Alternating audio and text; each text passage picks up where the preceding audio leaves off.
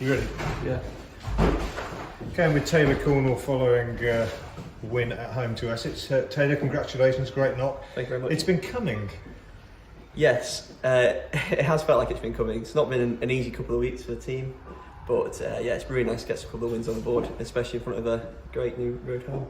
From your own point of view, it's been coming as well. You've gradually been developing. 250s on the trot, agonisingly short of three figures, but you've still got something to aim for, haven't you? Yeah, it's obviously very gutting to fall so short, but yeah, it felt like I've learnt a lot from the coaches and everyone, and this exposure to first team cricket really helped me. How hard has it been to develop as a first team player? There's definitely challenges, but I think the environment as well makes it really easy to learn and grow. It's a fantastic dressing room. Everyone's such a lovely bloke, and yeah, so that makes it a lot easier, but definitely challenging. Having said that the dressing room's a good place, it's been tested, hasn't it, by the run of defeats? It has, but we're a strong group and we've stuck together throughout, and that's what's been so fortunate really, that we stuck together and we've got through. On to today's game specifically, off to a good start obviously with Polly, but when he was out, what was the mindset between you and Gareth? Just sort of small targets? Yeah, well, first of all, Polly played really, really well. He gets off to a flyer, and with Gareth, it was just small targets. Keep it very simple. Keep rotating the stride with the left hand and the right hand, and it makes it a lot easier. And do you think we're beginning to see Gareth as the cricketer that we all knew he was, really, because he's struggled as well, hasn't he? 100%. Gareth is an incredible cricketer, and he's helped me a lot this first year. He's been a little bit unlucky as well, but yeah, he's definitely more to come from Gareth, and it's definitely coming out. Tell us about the pitch. Didn't really appear to be that much in it. The odd one maybe just nipping a bit?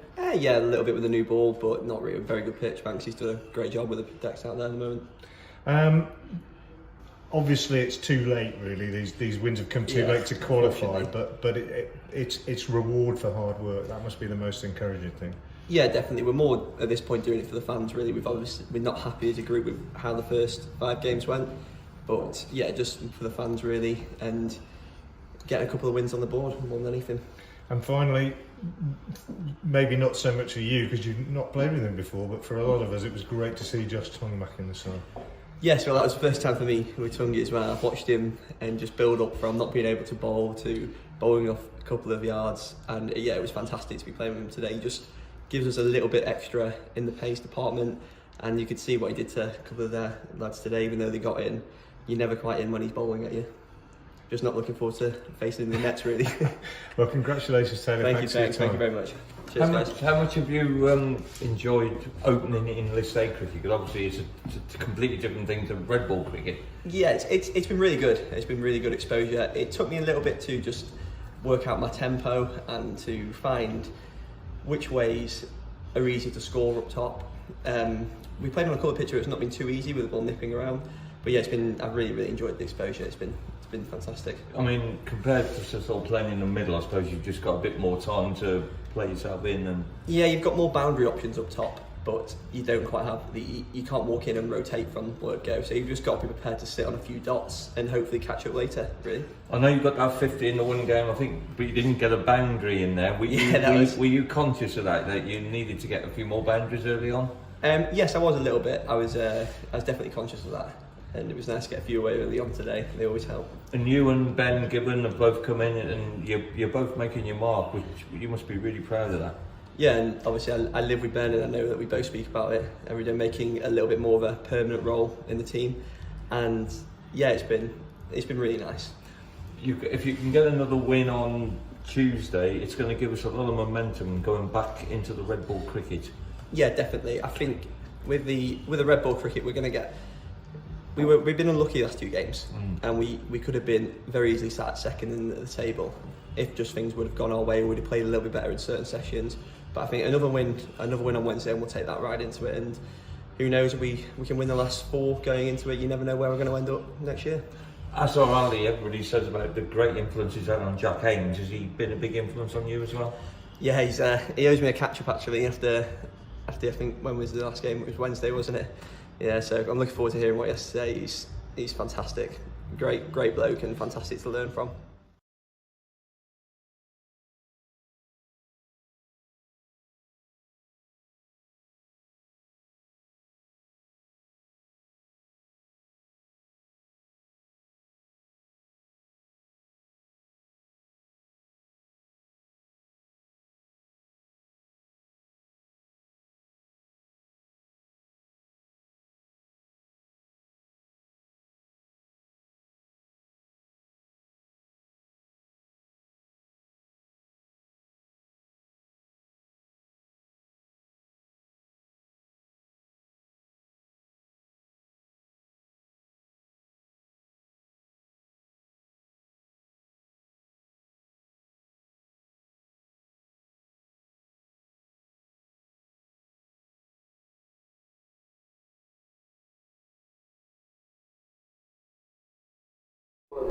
Dave James Wales, Andrew Gordon, Fred Sisodia, Sam Northeast, and the Worcestershire lineup: Taylor Cornwell, Ed Pollock, Gareth Roderick, Jake Dibby, Ed Barnard, Ben Cox, Joe Leach, Dylan Pennington, Adam Finch, Ollie Davidson, and Josh Tom.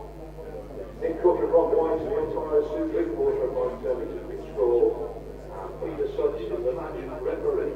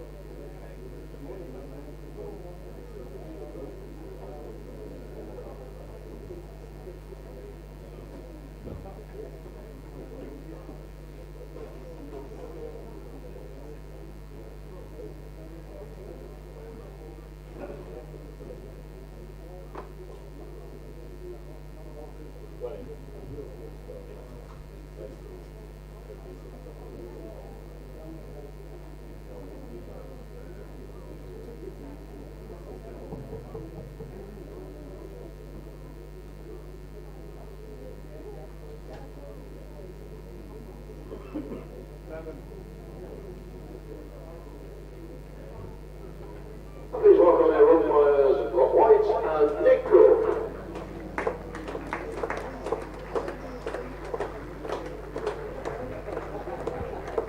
Treasury leading the Worcestershire Rapids onto the field.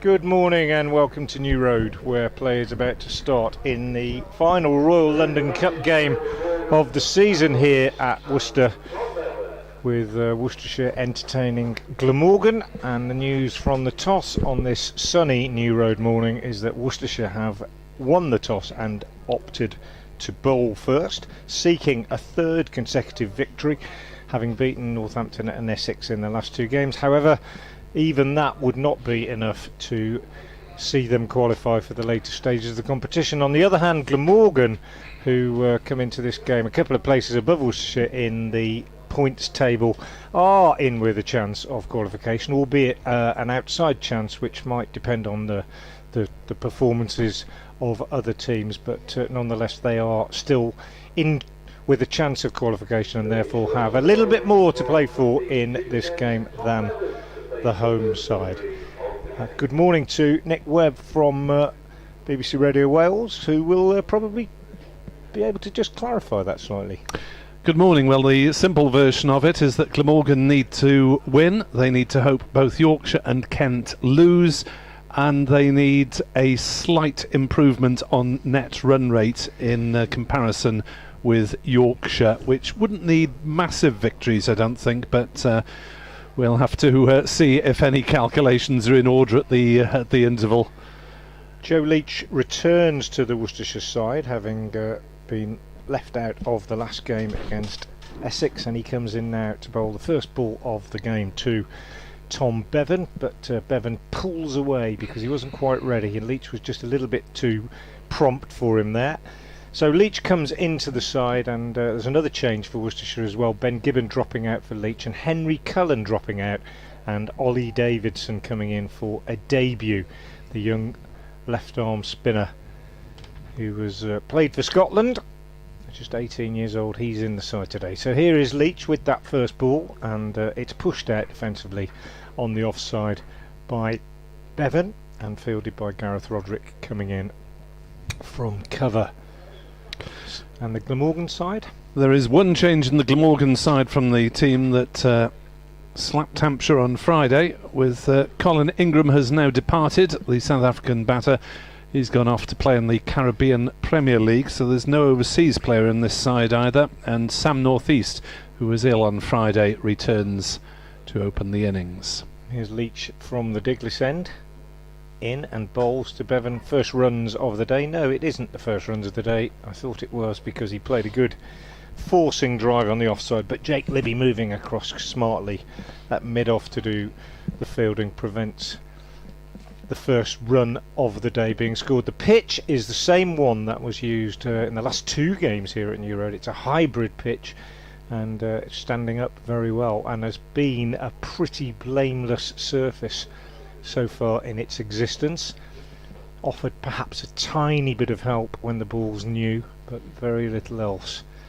Here's Leach in bowls, and Bevan is forward steering this down into the gully where Barnard is the fielder, and there is no run. So Ingram off to the Caribbean Premier League, several other players leaving to go to play in that competition, leaving the 100, leaving other counties. It's pretty difficult to keep on top of the franchises around the world and the demands they make on players. Just a quick update for BBC Air from Worcester coming.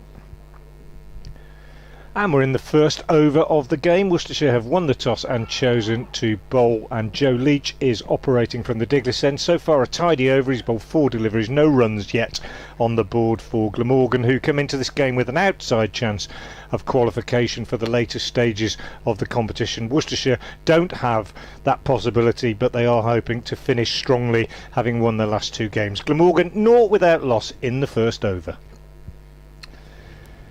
Yeah, it's hard to keep track, isn't it, of the international franchises, and I mean some players must wake up and just have to have a little think before they realise which country they're in, you'd think. Some of the cricketers that are going around the world at the moment. First runs this time for sure, as Bevan beautifully drives a wide half volley from Leach through extra cover for 4. As good a shot as we'll probably see all day, and a great feeling for an opening batsman to get one away like that in the first over. 4 without loss. Lovely shot, and lovely day here at New Road. We had a good crowd the other day against Essex. It was pretty perfect weather conditions for watching cricket then. A little bit warmer today, but nonetheless very pleasant, and I expect we'll see the ground fill up somewhat as the day progresses. Leach to finish the first over. He's in now, and he bowls to Bevan, who drives loosely at this one, probably a little bit energised by that shot the ball before, and this one a flat-footed swish outside the off stump, and he's fortunate to miss it. End of the over, 1 over gone, and Glamorgan with Bevan on 4. Northeast yet to face a delivery are 4 without loss. Yes, it's interesting to see Bevan's development into the first team after a flood of runs for the seconds. Didn't really do anything in his first couple of games in the T20, nor in first couple of games in 50 over cricket, but really made a hit on Friday with a spectacular innings of 134 off just 103 balls against Hampshire at Neath to announce himself into the first team. It'll be Dylan Pennington then to bowl the first ball to Sam Northeast, who was a bit under the weather on Friday, said to be suffering from flu, but is back in action in place of Colin Ingram and faces up now to Pennington, and Northeast chops that down onto his pad, runs out into the gully, and there's no run. I think the crunch point is going to come around January, isn't it, in terms of these international short form competitions, because we've got the big bash, which seems to be sprawling a little these days, from December through till the start of February, I believe, together with the South African efforts to set up a new franchise T20 league. All their franchises are owned by the Indian owners. As Pennington is in and bowls, and Northeast has nothing to do that with an outside off stump. And also this tournament in the Middle East, which has somehow snuck through despite the fact that there'll be precious little development of local cricket in that area, but has somehow been approved by the ICC to clash with everything else in the Southern Hemisphere. Yeah, it's a worry from my point of view, that there'll just be too much of that kind of cricket. It'll just, everybody will lose interest, I think. As North East flicks it slightly aerially but deliberately down to third man and takes a single to get off the mark. Glamorgan 5 without loss. If it's on every time you switch the television on and you kind of lose track of even where it's coming from, I think it just ceases to be of interest, doesn't it, really? That's the danger anyway, I think, for me. Yes, well, Welsh Fire need to start winning. Both their franchise teams, men's and women's, lost yesterday to Southern Brave on a rather drizzly day in Cardiff. As Pennington is into bowl to Bevan, who is dropped at slip. I was about to say caught at slip, but that really should have been taken, as Bevan flicked rather carelessly at that outside off stump. So Bevan gets a life on 4 and gets a single to take Glamorgan to 6 without loss in this second over. Doesn't look like we're going to see a replay, unfortunately. Straightforward on the video catch, stream. I think. Yep. Pennington is into bowl, and North East defends on the leg side. No run. He's usually a pretty good catcher at first slip, Ed Pollock. He's picked up some good ones this year, but standing there looking at his hands now, as you do when you can't quite believe that the ball didn't stick. Yes, I was about to utter the word caught. Yeah, slightly to his left. Got 2 hands to it, nice height, and he'll be disappointed, and he'll hope that it won't be too expensive. Well, if Bevan hangs around, it may be. Yeah. Pennington is into bowl to North East, who's hit on the thigh pad. Ball bounces out into the slips. There is no run. 2 runs ensued off that over. It should be 5 for 1 and 6 for naught. Yep. Disappointment for Dylan Pennington. He doesn't always get the new ball in these games, so he'll be keen to make the most of it, and that would have been the ideal start for him. He's trudging down towards us now. He'll be fielding down at third man, down in front of our commentary position here at a sort of wide third man when the bowling is from the Diglis end, which is where Leach is going to continue from now, and he'll be bowling to that man Tom Bevan, who was put down in the previous over. Here comes Leach, and he bowls, and Bevan on the back foot bangs this away through square for 4 on the offside. Lovely shot, nicely timed.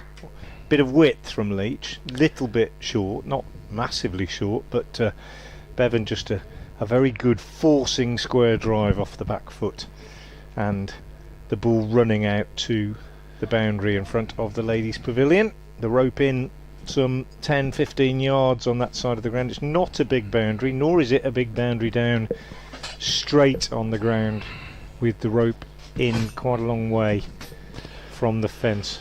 Never used to have the rope in this far at New Road, but these days it's commonplace in the white ball game. Here's Leach in again, bowls, and Bevan gets a bit lucky this time as he attempts to force off the back foot and gets an inside edge, and it runs behind square on the leg side, and Finch is the fielder just inside the circle. 10 without loss. It is strange, this rope, isn't it? It's a good 5 metres inside the boards. I mean, I know there's extra advertising hoardings straight, but there's health and safety you issues. Wouldn't have thought have it right by the fence. Yeah, you wouldn't have thought it needed to be that far away from the boards, to be honest. A couple of metres, I can understand. That's probably 5 metres. Yeah, absolutely.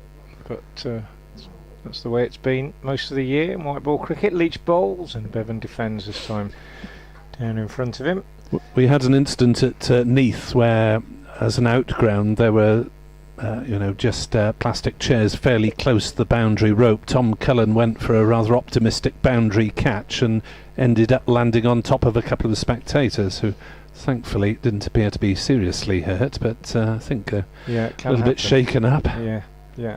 You've got to be careful. I can remember some grounds where they used to play right up to a wall, and in the old days, but no longer the case. Leach in, bowls. Bevan is beaten genuinely this time as he pushed at that one outside the off stump. Probably the first proper moral victory of the day for Leach. He did pass the bat earlier in the day in his first over, but that was more of a batsman error. This time was a genuine piece of skillful bowling from Leach, but no edge. 10 without loss it remains. Wasn't there a player injured at Old Trafford crashing into some sort of concrete stanchion a season or two back, sliding in the field, I believe? Yeah, may well have been. So I think they're very careful now, aren't they? Leach in again. Bowls. Bevan beaten, and he's out this time. Bevan. No, he's not. Well, goodness me. There was a push at it. It was taken by Cox, and just what looked like a routine celebration from the Worcestershire fielders. Leach following through, joining the celebration, a big gathering, and Bevan turned away, not interested, and nor indeed was the umpire Rob White. So no, must have just flicked the thigh pad or flicked the pad on the way through. Looked that way on the video replay, going between bat and pad, and the umpire deciding it was pad it touched. Last ball of the over from Leach. He's into Bevan, and Bevan drives very nicely, but Gareth Roderick at extra cover is quick, moves to his right, gets 2 hands down and makes the save. So no addition. An interesting over. Leach beat the bat twice. Big shout for caught behind, not given. At the end of it, Bevan has 9, North East has 1, and Glamorgan, having been put into bat, are 10 without loss of 3 overs. Very good morning to Neil on Twitter, who on my posting of an office view replied with his own, which is about 180 degrees opposite us, diagonally opposite us on the Diglis end of the ground. As Pennington bowls and North East pushes through the offside, and will just pick up a single to the scampering cover fielder. So Glamorgan in with this outside chance of going through, which frankly I was absolutely astounded to work out on Friday night, once, because Glamorgan's game finished quite early on Friday, before 5 o'clock, and once the other results came through, I was gobsmacked to see that they still had a chance of qualifying, because frankly we'd been writing it off. As Pennington steams in and bowls, and Bevan deflects on the leg side, but a scrambling stop by Roderick at square leg this time, and there is no run. So Glamorgan have to hope that Yorkshire and Kent both lose. Yorkshire are playing at Scarborough against Hampshire, who have made a slow start. They're 3 without loss after 3 overs. But the good thing for Glamorgan is both their rivals have opponents with something to play for. Kent, though, have taken an early wicket against Lancashire at Canterbury, as Pennington is in to bowl, and Bevan just drops that one down to third man. Angled bat, no real impetus of the bat, just angled it away for a single. 12 without loss. So Glamorgan need Kent to lose as well, but Lancashire are 3 for 1 in the third over against Kent. Just win and hope, I think. It may be a question of trying to get a better run rate, but I suppose it's just how the game unfolds as North East defends out on the offside, and there's no run. There isn't that much to make up on Yorkshire if Yorkshire were to lose.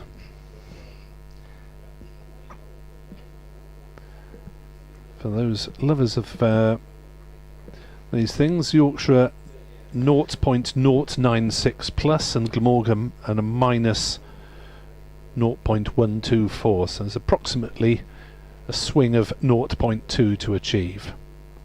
Pennington is in, bowls, and that hits North East on the pad, and again Roderick is a busy boy on that side of the field, scampering round in front of the umpire. Roderick, of course, been quite often behind the stumps during the course of his career with Gloucestershire and Worcestershire, but former Gloucestershire captain, but Ben Cox firmly in possession here at the moment.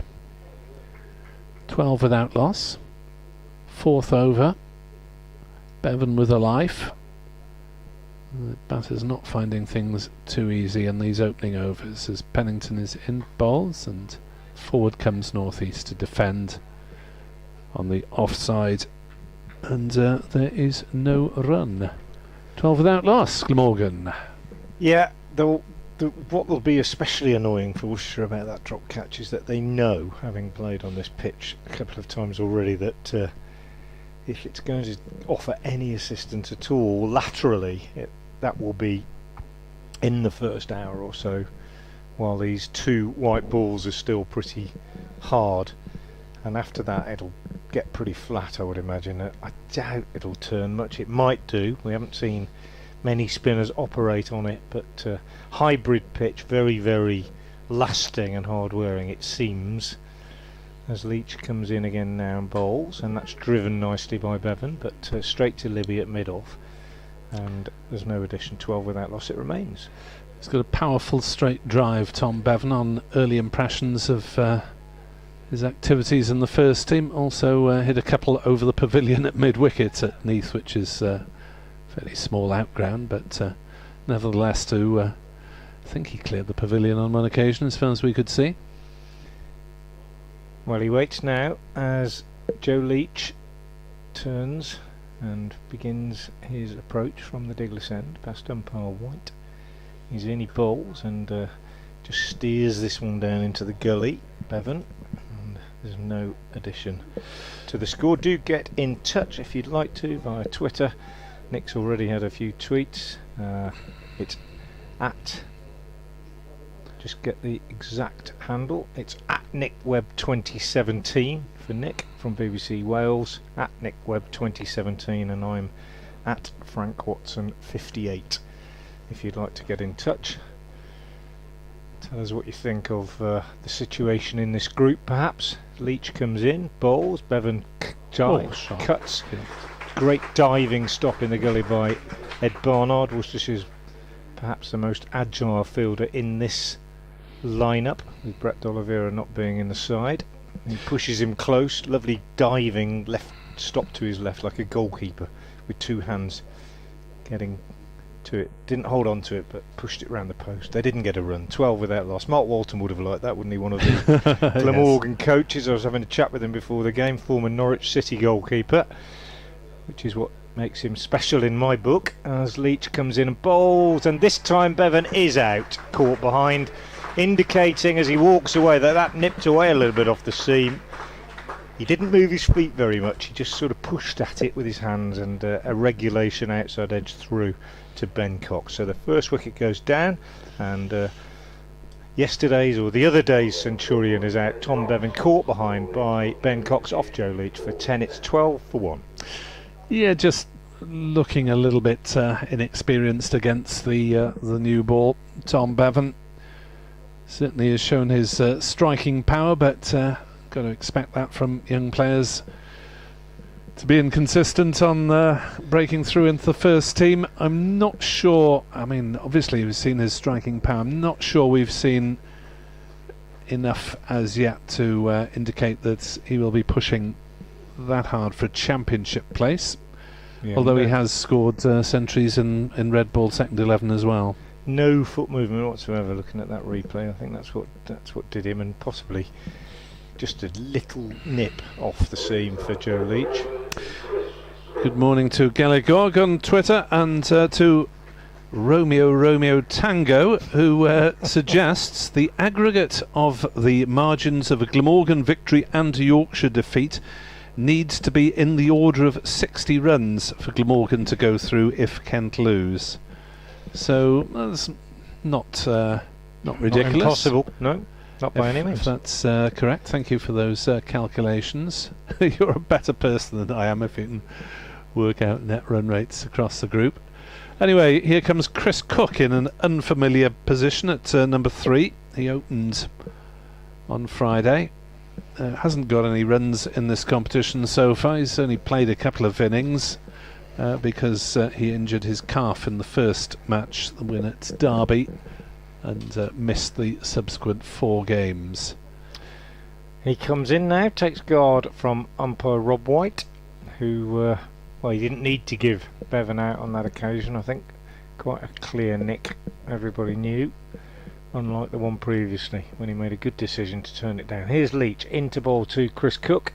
He's in, he bowls, and Cook is very well forward to that pushing out on the offside. Always think you see a batsman move his feet quite as positively as that to his first ball, that he's I know you just said he hasn't got many runs, but he looks in good shape today. He must have had a good net this morning, because really good positive foot movement to that first ball, got right forward to it. Always like to see that.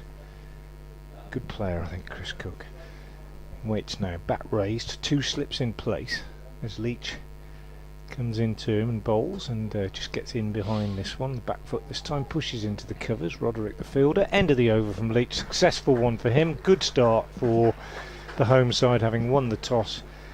12 for 1 Glamorgan after 5.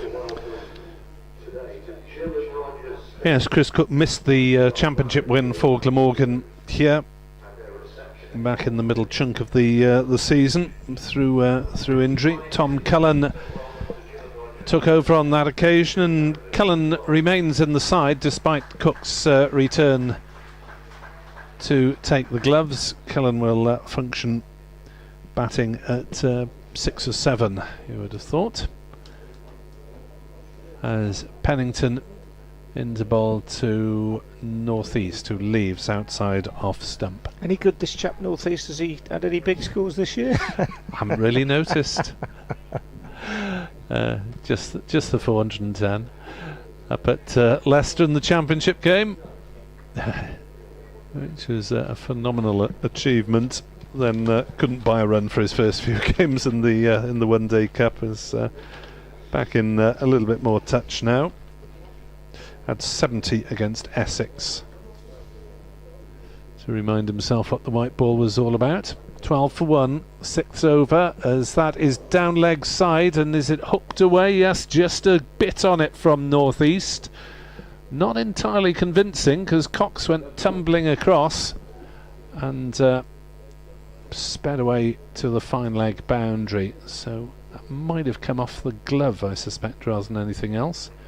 Didn't certainly look like a clean contact with the bat with the naked eye, but it is 4 to Northeast, who moves on to 6, I believe. The scoreboard, with the sun as it is, 16. Yeah. Oh, sorry. Yes. Yes. Yeah, it's not very clear. Pennington in bowls and beats Northeast's defensive prod. 16 the total. I think Northeast's got 6 of them. Yeah. It does struggle when the sun is directly on it, that scoreboard, I'm afraid. And the other one is out of our view slightly. Especially with the blinds down in the press box. Fussy lot. I have to tell them to roast so we can see the scoreboard. 16 for 1 then, Glamorgan. Rather tentative start, and Tom Bevan already back in the pavilion, caught behind off Leach for 10. Here's Pennington in, still with 2 slips, and Northeast leaving that. Nice bit of carry there. Bounce through outside off stump, taken above waist high by Cox on this fairly fine morning. Just watch the replay of that boundary. It was glove, and it was a foot or so from Cox's left hand when he dived full length. Well, the catching chance, but yeah, could have on another day. Mr. Tickle would have caught it. As comes Pennington, bowls, and there's a quarter of an appeal for LBW as Northeast pushes forward. It's handed this morning by David Battersby, a little brochure called The Australians in South Wales, 1902, 1905 and 1909. It's a limited, it's described as a monograph, privately published. David Battersby is on Twitter, should you wish to contact him. And look forward to reading that. Some illustrations from over 100 years ago reproduced. Pennington bowls, and that's allowed to go through. No shot played by Northeast. 16 for 1 after 6 overs here on BBC Sport Online. Yeah, good start from Dylan Pennington. Had a catch dropped, of course, in his first over, and he's been pretty tidy. That one ball down the leg side, producing 4 in that over, but that was a shot that wasn't really controlled by North East, and he's got a fair bit of pace, Pennington. Leach, however, is the bowler who has struck, and he will continue now from the Diglis end, bowling his 4th over, and he's bowling to Chris Cook, who's yet to get off the mark. He's in now and he bowls, and Cook pushes fairly tentatively up to mid-on, and Josh Tongue is the fielder. Good to see Josh Tongue back in the Worcestershire side from a home fan's point of view.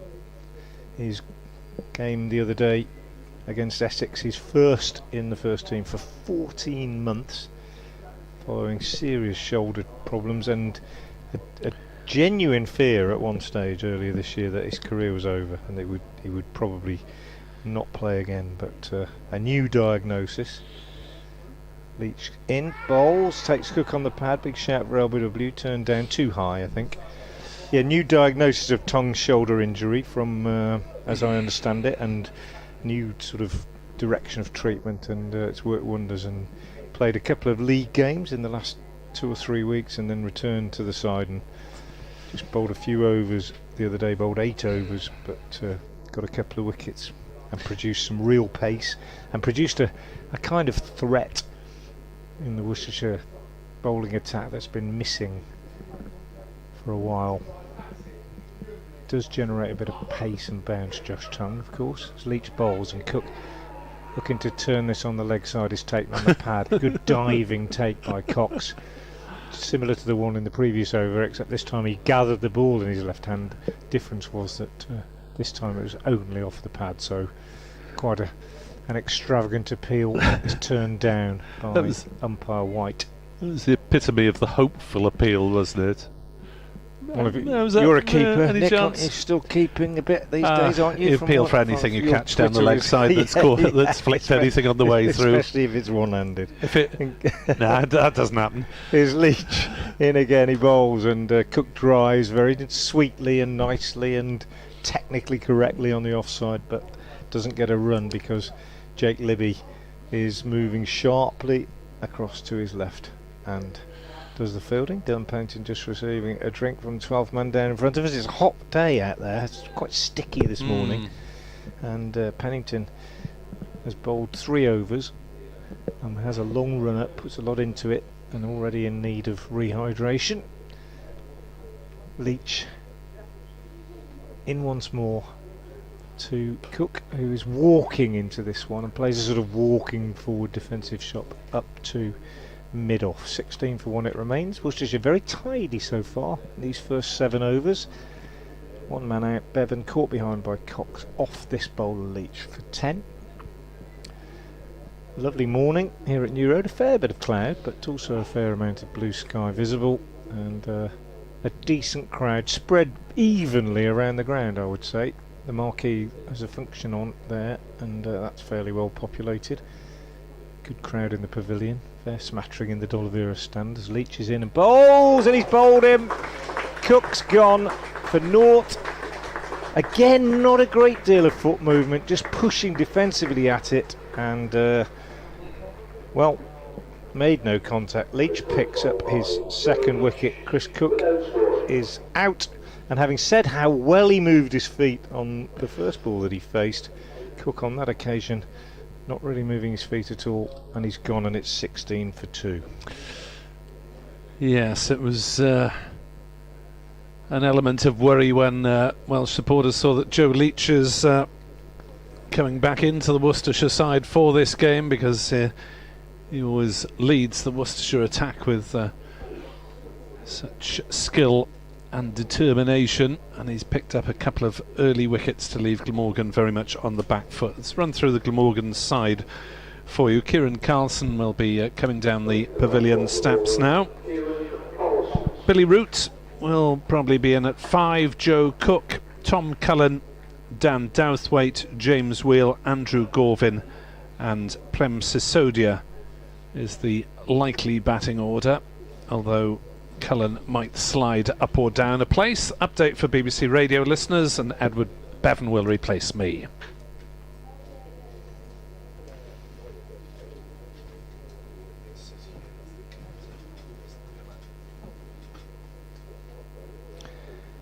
And a very good start by the home side, having won the toss and chosen to bowl. The new ball has been shared by Joe Leach and Dylan Pennington, and it's Joe Leach who was struck twice in the first half hour here. First of all, having Tom Bevan caught behind by Ben Cox for 10, and then just a moment ago bowling Glamorgan wicketkeeper Chris Cook without scoring. 16 for 2 then, Glamorgan having been invited to bat. We've had 7 overs here at New Road, and Worcestershire at the moment on top in a game in which they can't, even if they win, they can't qualify for the latter stages.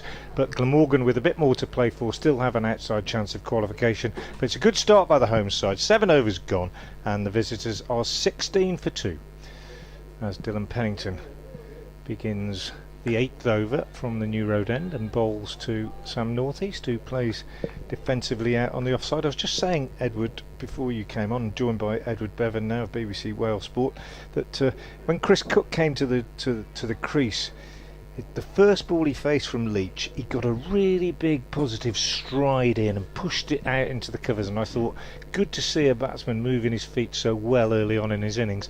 And then on the one that he was out on, he didn't move his feet at all. He's played very little cricket, Frank, in the last couple of months. Yeah. Is Pennington in, bowls to Northeast, who turns this on the leg side, and there's no run. Yeah, good toss to win, I think. Yeah, I think you're right. It's a hybrid pitch, Edward. They've played on it a couple of times before. If it does anything, it'll be in this first hour. So you're right, and it's quite muggy, isn't it, as well? It's quite sticky out there. The captain these days at this competition seems to be putting sides in, and Glamorgan have won their 3 games, inserting the opposition, and vice versa. Yeah, likewise with Worcestershire. Actually, their 2 wins have come back in second. Is Pennington in again, bowls, and Northeast steers this square on the offside, and the ever alert Ed Barnard is in the gully to do the fielding.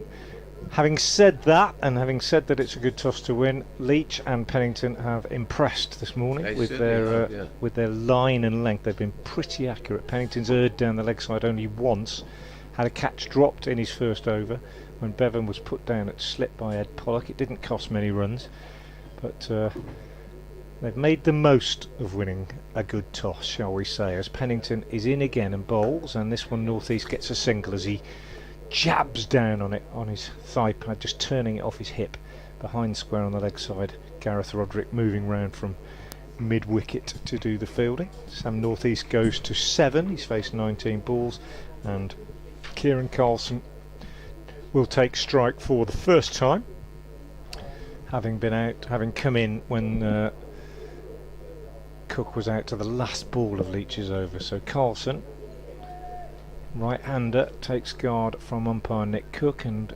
prepares to face Dylan Pennington. Tall, blonde-haired, moves away from us now and bowls to Carlson, who is taken on the pad, and there's a big shout for LBW, and it looked a good shout, but perhaps a little bit too high, I think, if anything. Might have been running down the leg side. I'm not sure if we're going to see a replay.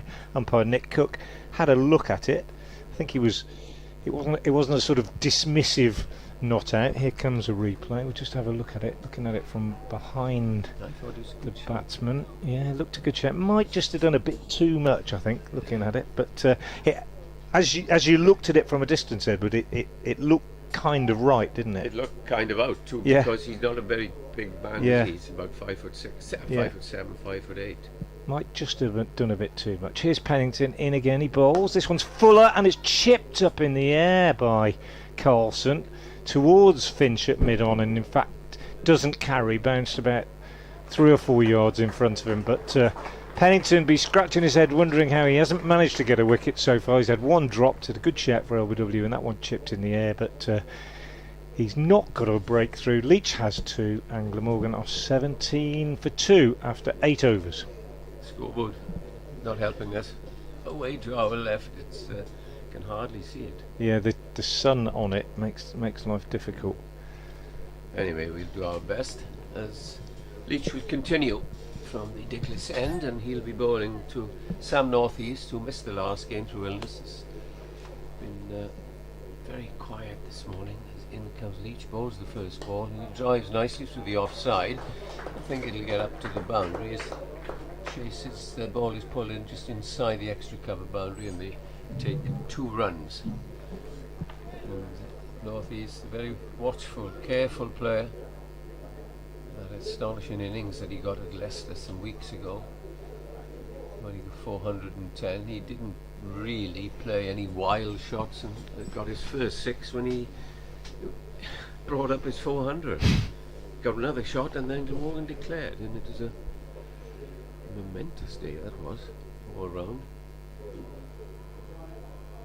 2 slips, keeper standing back, as in comes Leach and bowls, and this is another good looking shot. This time I think it will go for 4. On driven, nice shot, got his feet in the right position, and a bit of respite for Glamorgan, as I can't.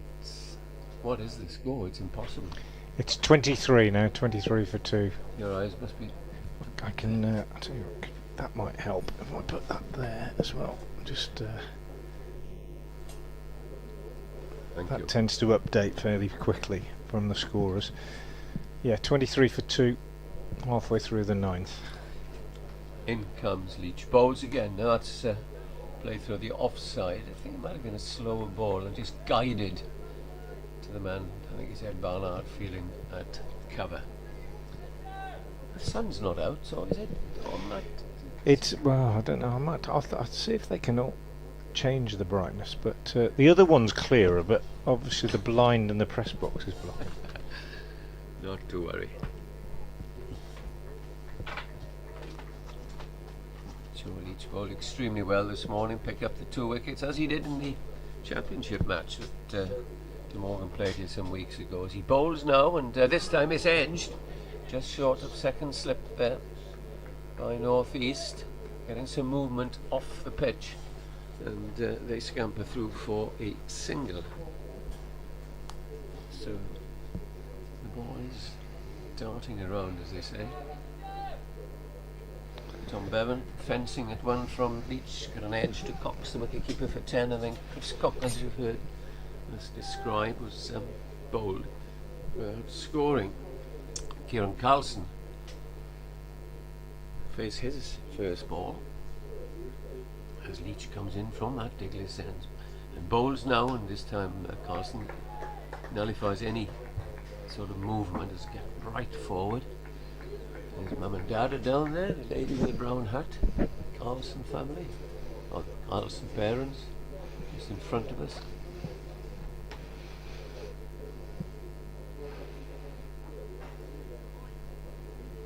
And he's leading the side, isn't he? So He did last year. Yeah. Yes.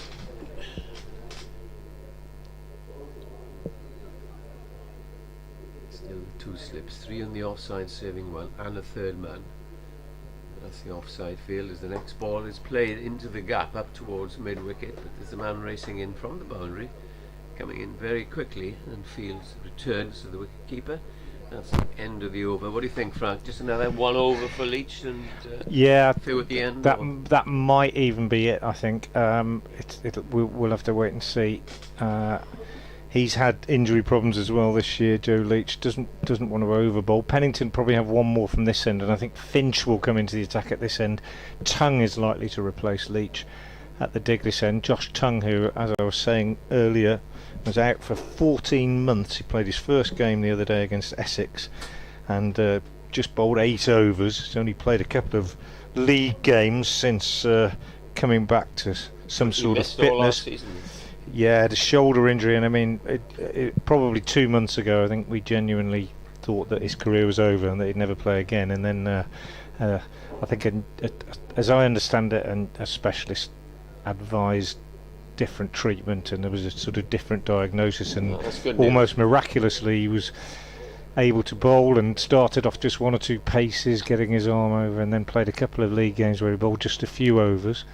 Pennington is in and bowls, and Carlson taken on the pad by this one as he looks to turn it on the leg side, and they go through for a single. In fact, he must have got a bit of bat on it. Did he? No, umpire Nick Cook with a belated leg by signal. So 1 more onto the score, 26 for 2. And so a real bonus, really.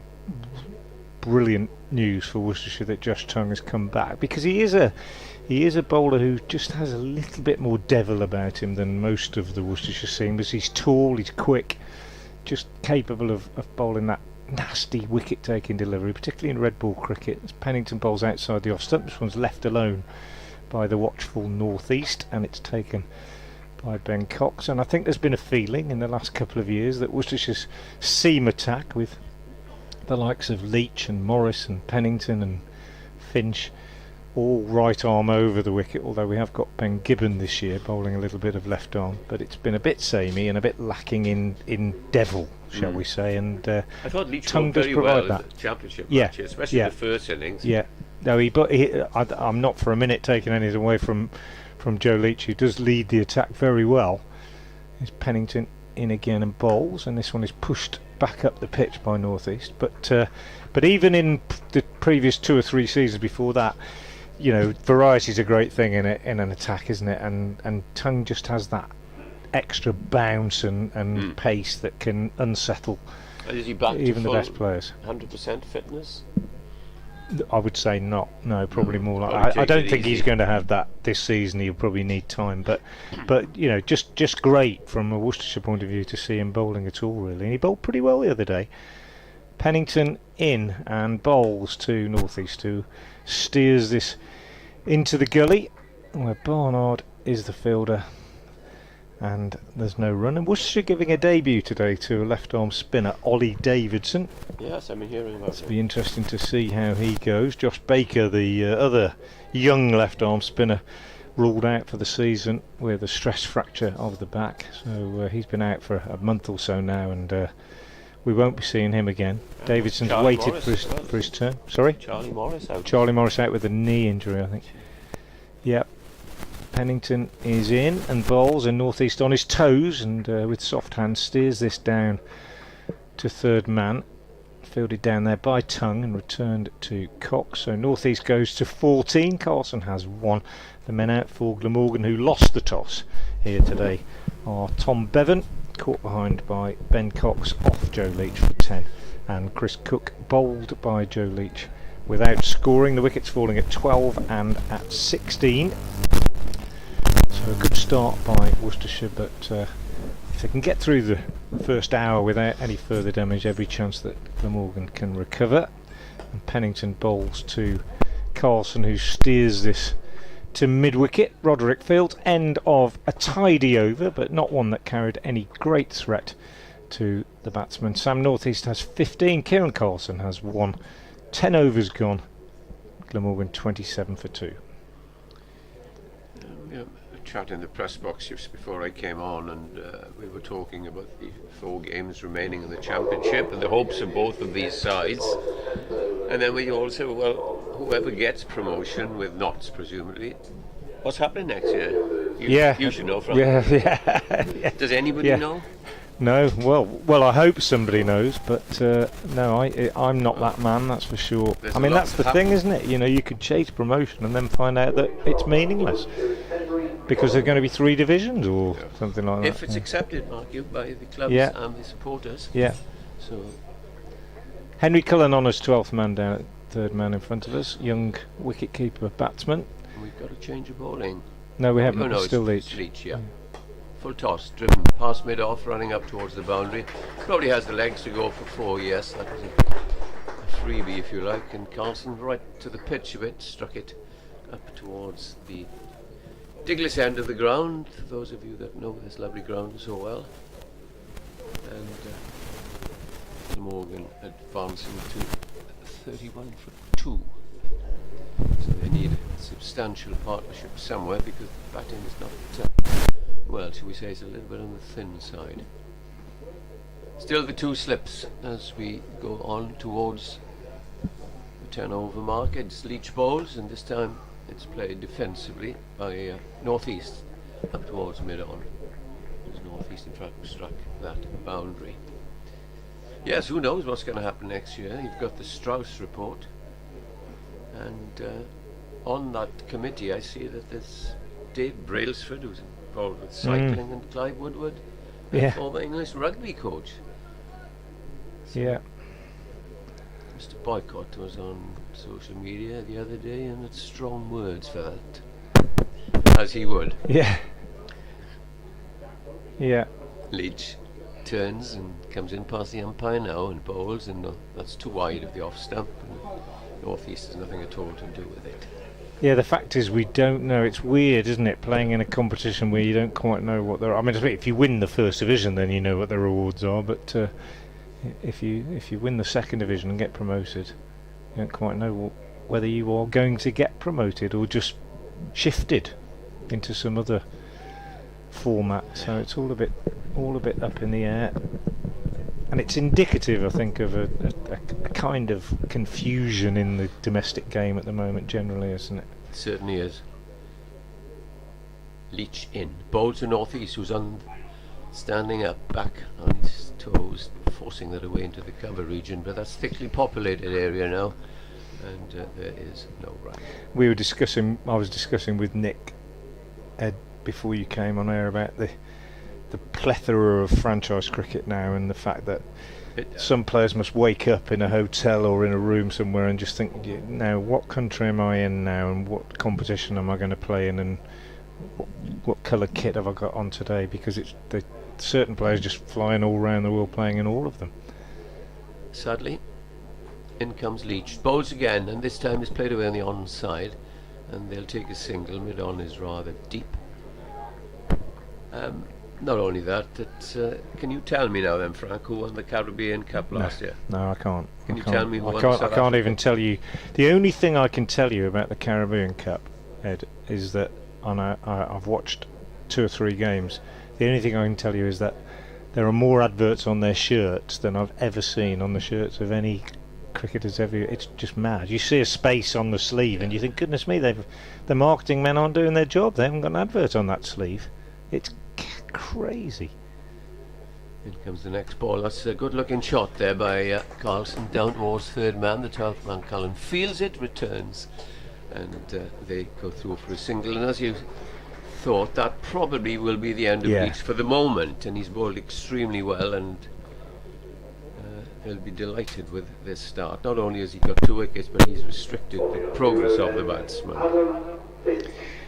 Yeah, I think that probably will be the end of Leach, and we'll just say his figures are very tidy. 6 overs, 2 maidens, 2 for 22. Pennington's bowled well too. 5 overs, no maidens, no wicket for 10 for Pennington.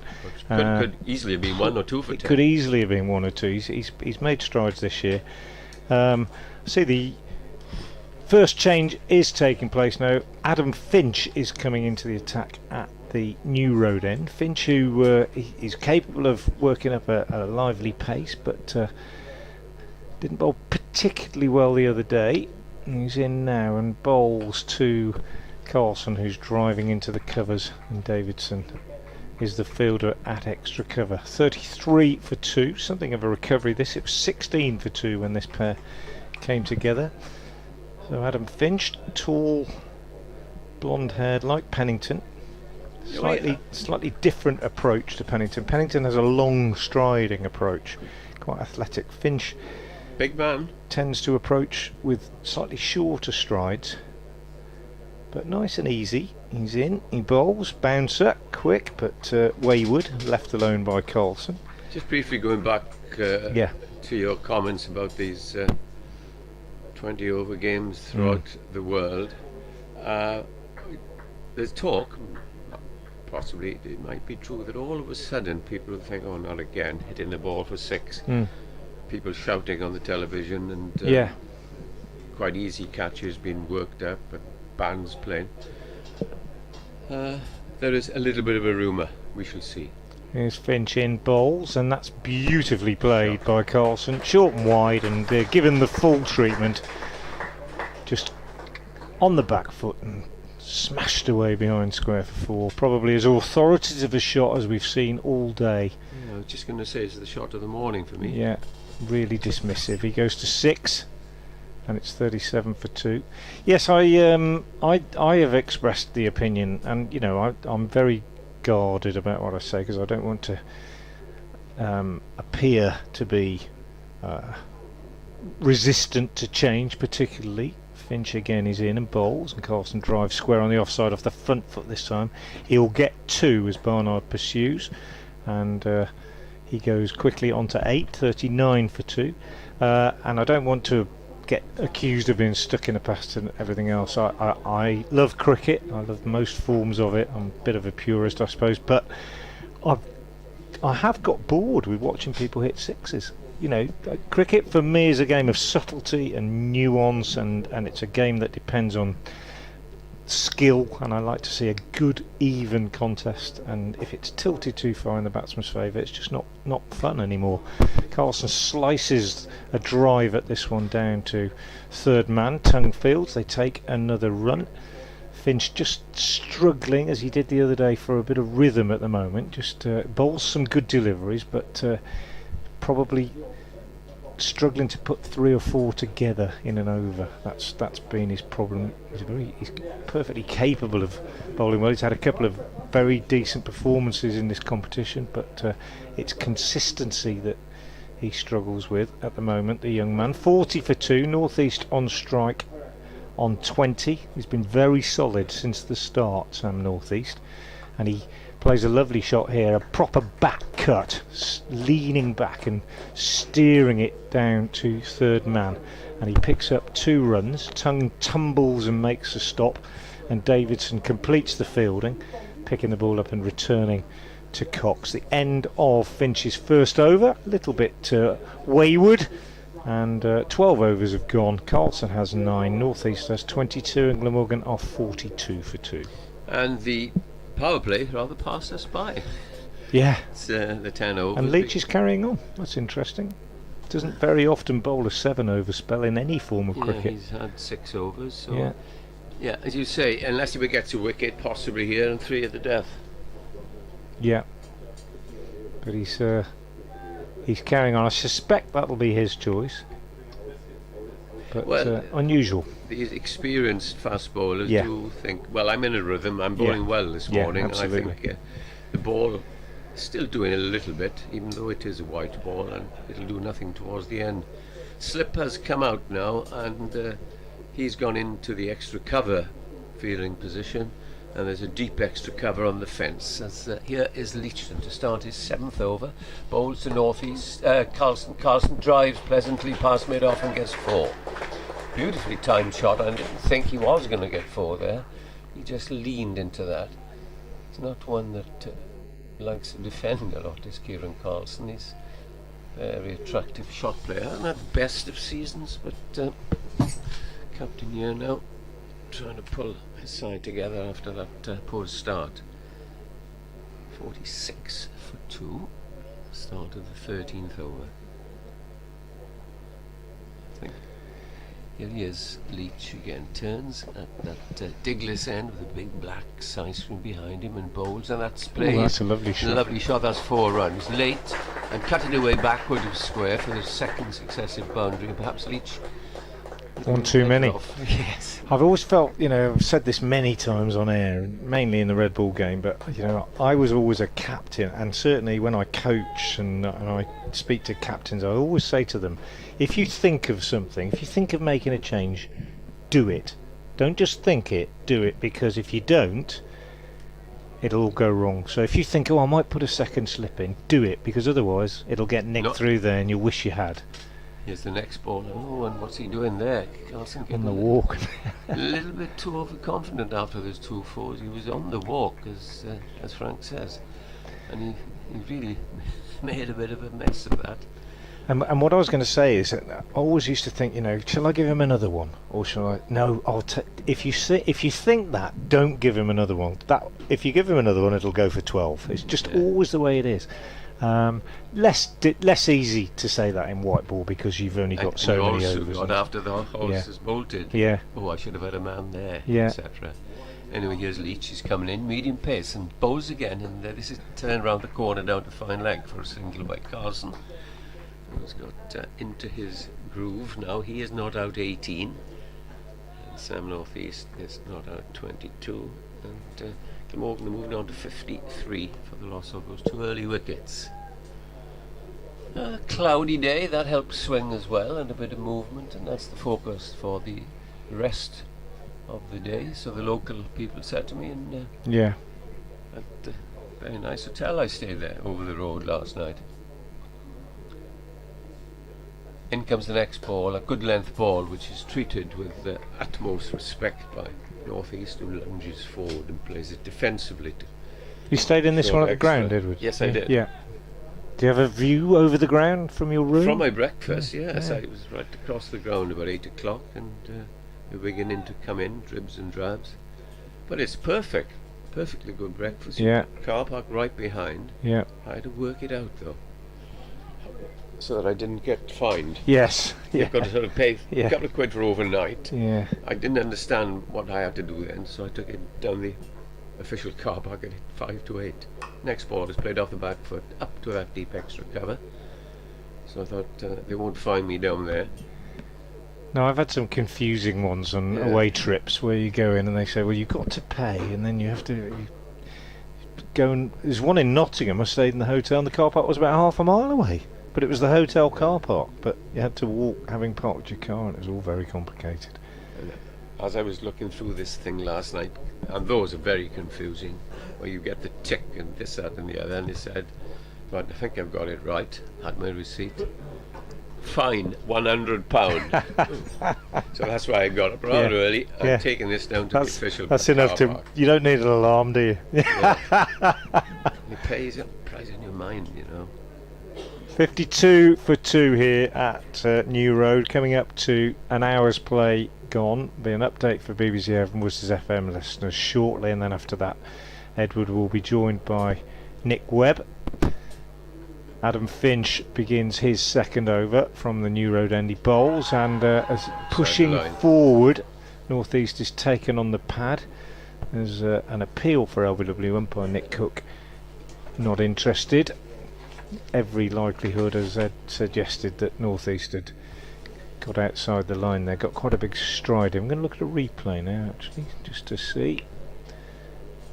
Looking from behind the stumps, yeah, just outside the line. It was probably would have hit the stumps, but just outside the line. Not a huge amount. Encouraging for Finch, but this is it now. He started the over well. Can he get 2 or 3 in the right place without relieving the pressure with a loose delivery? Bowls, and that's not too bad, just short of a length outside off stump, and North East on his toes, as he has done several times. I thought Taylor Steers it to third man for a single. Cornwell had extra cover with that. He leapt up in the air for an LBW, and I thought, Yeah, now then, young man, calm down. Yeah, how can you see? yeah, And he'd well, probably you see say, it all well, the I was time, just don't trying to give him Yeah. yeah, some support. yeah. But I know what you mean. I mean, certainly used to. He's certainly not the only You one. get it in league cricket and school cricket, and players are appealing for all over the place. Here's Finch in, and he bowls short to Cullen, Carlson, I beg your pardon, who steers that down to third man. It was close to him, and he went to cut it. Bit uncomfortable, but he just rode the bounce and got on top of it and helped it down to tongue. He's a busy player, as you say, Edward. He likes to score. He's 19 off 17. He's come in, he's been very positive. A bit reckless on that one occasion against Leach, but he's certainly given the innings the impetus that he needed, and they've built a good recovery here.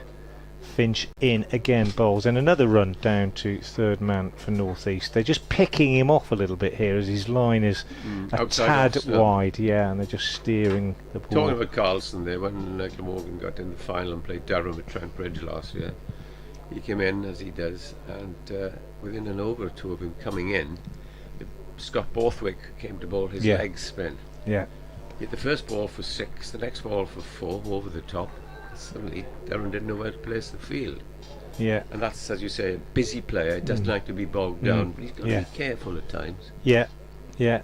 Adrenaline can be your enemy as Yeah. well as your friend, can't it? As Well, Finch bowls, that's a half volley outside off stump, but it's beautifully driven by Carlson. He's only got a single because That should be Davidson is two, out on the really. boundary, but it was a very pleasing shot on the eye, proper cricket shot. Yeah, proper cricket shot. Often hear that term used sometimes when I'm watching cricket on television, and I think well, it's not the proper cricket that I'm used to, but that on that occasion, leaning into it, high left elbow, proper good stride in, front knee bent, everything right about that shot from Carlson. He goes to 20, and Finch is in again and bowls, and this one is driven by northeast up to mid-on, where Pennington, who's now back on the field, does the fielding. I think, and there's no run. I might have to interrupt you in this over for this update, Edward, but 56-2 at the end of the over. Certainly, and I was just going to tell you, I think any movement has now disappeared of the white ball. We know it doesn't last for long. So just raise your hand in anger, Frank. Yeah. Well, you'll hear it in your in your headphones. Yeah, it'll be in a couple of minutes.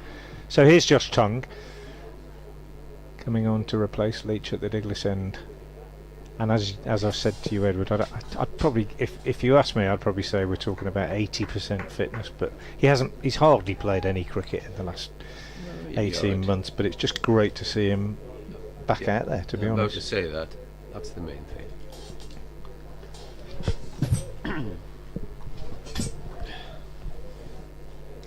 Tongue then from the Diglis end for his first ball, and comes in, bowls to northeast, and it is played nicely up toward wide of mid-on, and a sprawling dive there. Is that Pennington up there at... Oh, here comes that update, so just cut you off now.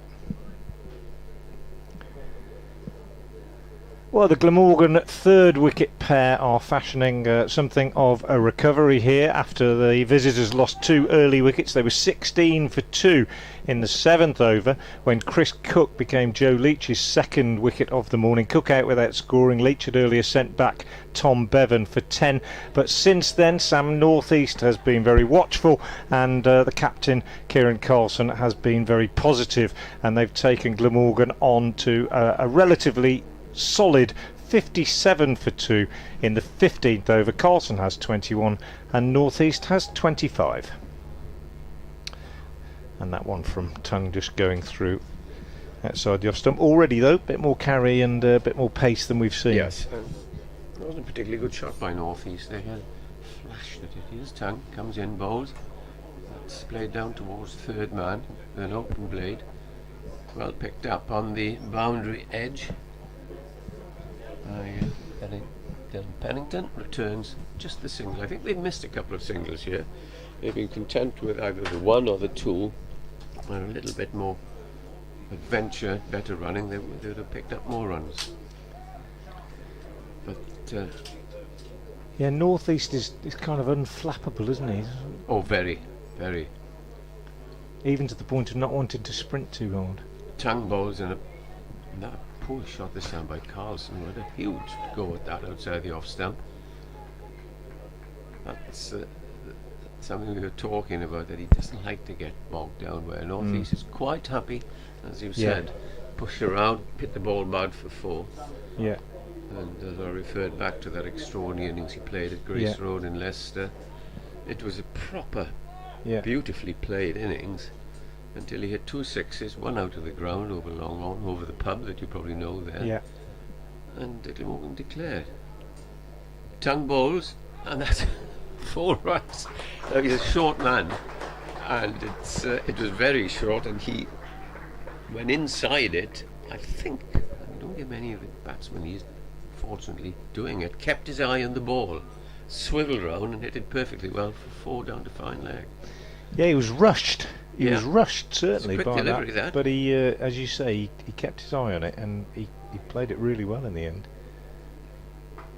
If he just got his feet wrong, it was one of those that might have just gone straight up in the air, I think. In comes Tongue. That's a flash outside the off stuff and gets 4 more. 2 successive 4s, as he did to Leach in a few overs. So Glamorgan clawing themselves back. Now the score has moved on, and I don't think on our little monitor that you gave me, 62 for 2 is 66 for 2. 66 for 2. So that's the 50 partnership up then. Yeah, Carlson, I think, has made his mind up. Yes. They know each other, of course, these guys. So he thinks, right, Tongue's going to come on. He's going to be a bit more. There'll be a bit more pace and a bit more bounce. And if I'm given any width, I'm going to give it everything. And he did that there So busy from the Glamorgan captain, 29 off 22 to him, 66 for 2, 16th over about to begin, and Eddie Bevan going to be joined by Nick Webb. Finch starts a new over, bowls off the back foot up towards extra cover, and a single. As Worcestershire listeners hope they'll excuse us, it's the Welsh Mafia with you now as Frank takes a break after his opening first hour. Nick Webb joins me, and Glamorgan needed this recovery, Nick, after that poor start. Yes, it's been a decent effort from these two. North East his usual anchor role, and Carlson skittish going for his shots. Certainly is. It's, Adam Finch now from the New Road End is coming in past umpire Nick Cook. Bowls, that's very high. What's he going to give for that? Nothing more than that's your first for the over, old boy. Yeah, Carlson had a little look at umpire Cook, saying, sure that wasn't a wide or a no ball over shoulder height? Not given. We all know Nick Cook likes to talk to everybody on the field. And now he's having a little chat with Sam North East because there's nobody else in earshot. One of the top umpires is Cookie. Here's the next ball, nicely played off his legs, this time by Carlson, and he goes through for a single. It was almost a comedy routine out at the toss when he was addressing the two captains, or some sort of lecture. So 25 to 11. Look, come on, Nick. He asked them what they thought that he ought to be saying, so they trotted out the usual stuff about discipline and respect and not throwing in on the bounce too often. Says, do you want my opinion? No, let's have the toss. Let's finish this time. Prepares to bowl to Sam North East, and he comes. Bowls to him, and he plays defensively forward up to mid-off. North East, as he does, has anchored the innings. He's 27, and yeah, that's a nice adjective, skittish, as Kieran Carlson. He has hit 5 boundaries in his 30. As mentioned earlier on, his parents sitting about 15 yards in front of us, absorbing every ball. I think we could do the umpires' routines by now, the amount of times you hear it in the season. Yeah. Adam Finch is in over the wicket again, and bowls to North East, who plays forward with a good length ball. And it's pushed down the pitch. There's also always something about throwing in. The umpires don't like players banging the ball into the surface to rough the ball up, and bit about timing and a bit about gauges of the bat checks that the Derbyshire player McKiernan fell victim to the other day and lost his side 2 points because he'd put too much tape on his bat. Accidentally.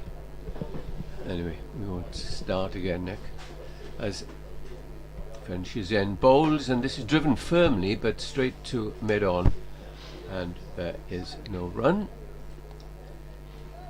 Just a couple of runs off that over, and that is the end of it. And Glamorgan happy to just go along as they are. They're 68 for 2 after being 16 for 2. Bevan out for 10. Chris Cook out without scoring, and they will hope that these two and the others can get them a respectable total.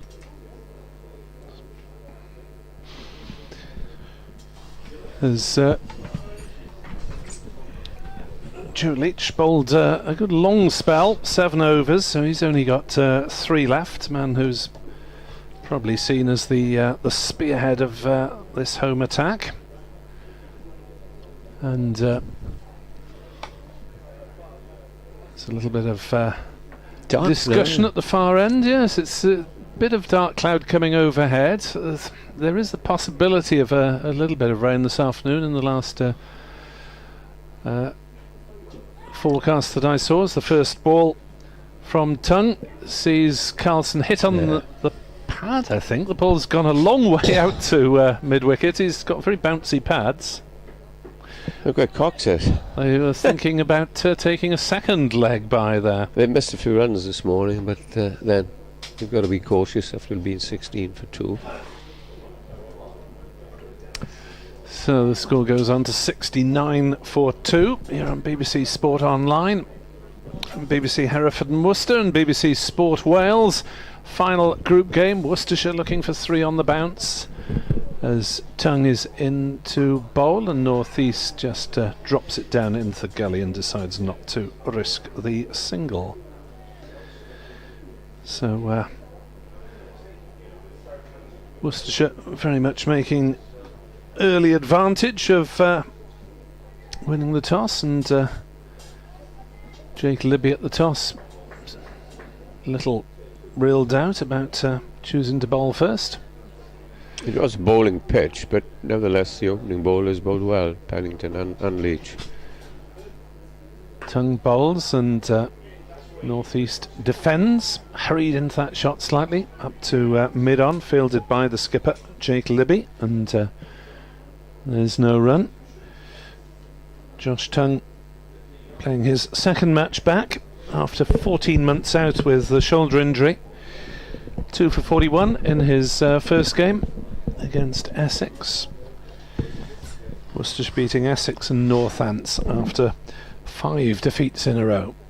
Tongue bowls, and North East again hurried slightly into his shot, has dropped it down towards backward square. They may come back for a second, and for once it's the senior man of the two, North East, who calls for a quick second run, and Kieran Carlson gives him a thumbs up as if to say, well, that's alright by me. I'm quite happy to sprint singles. Glamorgan's last game before a couple of weeks rest, and then comes the climax to a very exciting championship season, and Frank and I were discussing whoever goes up, but probably not, won't know where they're playing next year. As North East drives into the offside, they'll take a single out towards deep cover, and Glamorgan tick onwards to 71 for 2. Yeah, just to remind you that the same opposition, i.e. Worcester, will be playing at Cardiff September the 5th, and then that huge game at Lord's where Glamorgan up to play against Middlesex, who are in second place, leading Glamorgan by just 2 points, but Glamorgan have a game in hand. Worcestershire with ambitions of their own, slightly further down the table. A short ball, and it's hooked by Carlson. Interesting shot. He's dealt with that really well. Smashed it away down into the ground through mid-wicket for 4. And Tongue is generating a fair bit of pace here, isn't he? But Carlson played an unusual sort of hook shot, because it was very firmly hit down into the ground at mid-wicket. And it'd be interesting to ask Frank, because Frank reckoned that he'd be not quite at full, probably at 3/4 pace, but I think he's given it everything. And it'll be interesting to hear Frank's views. It's coming down pretty quick, that's for sure.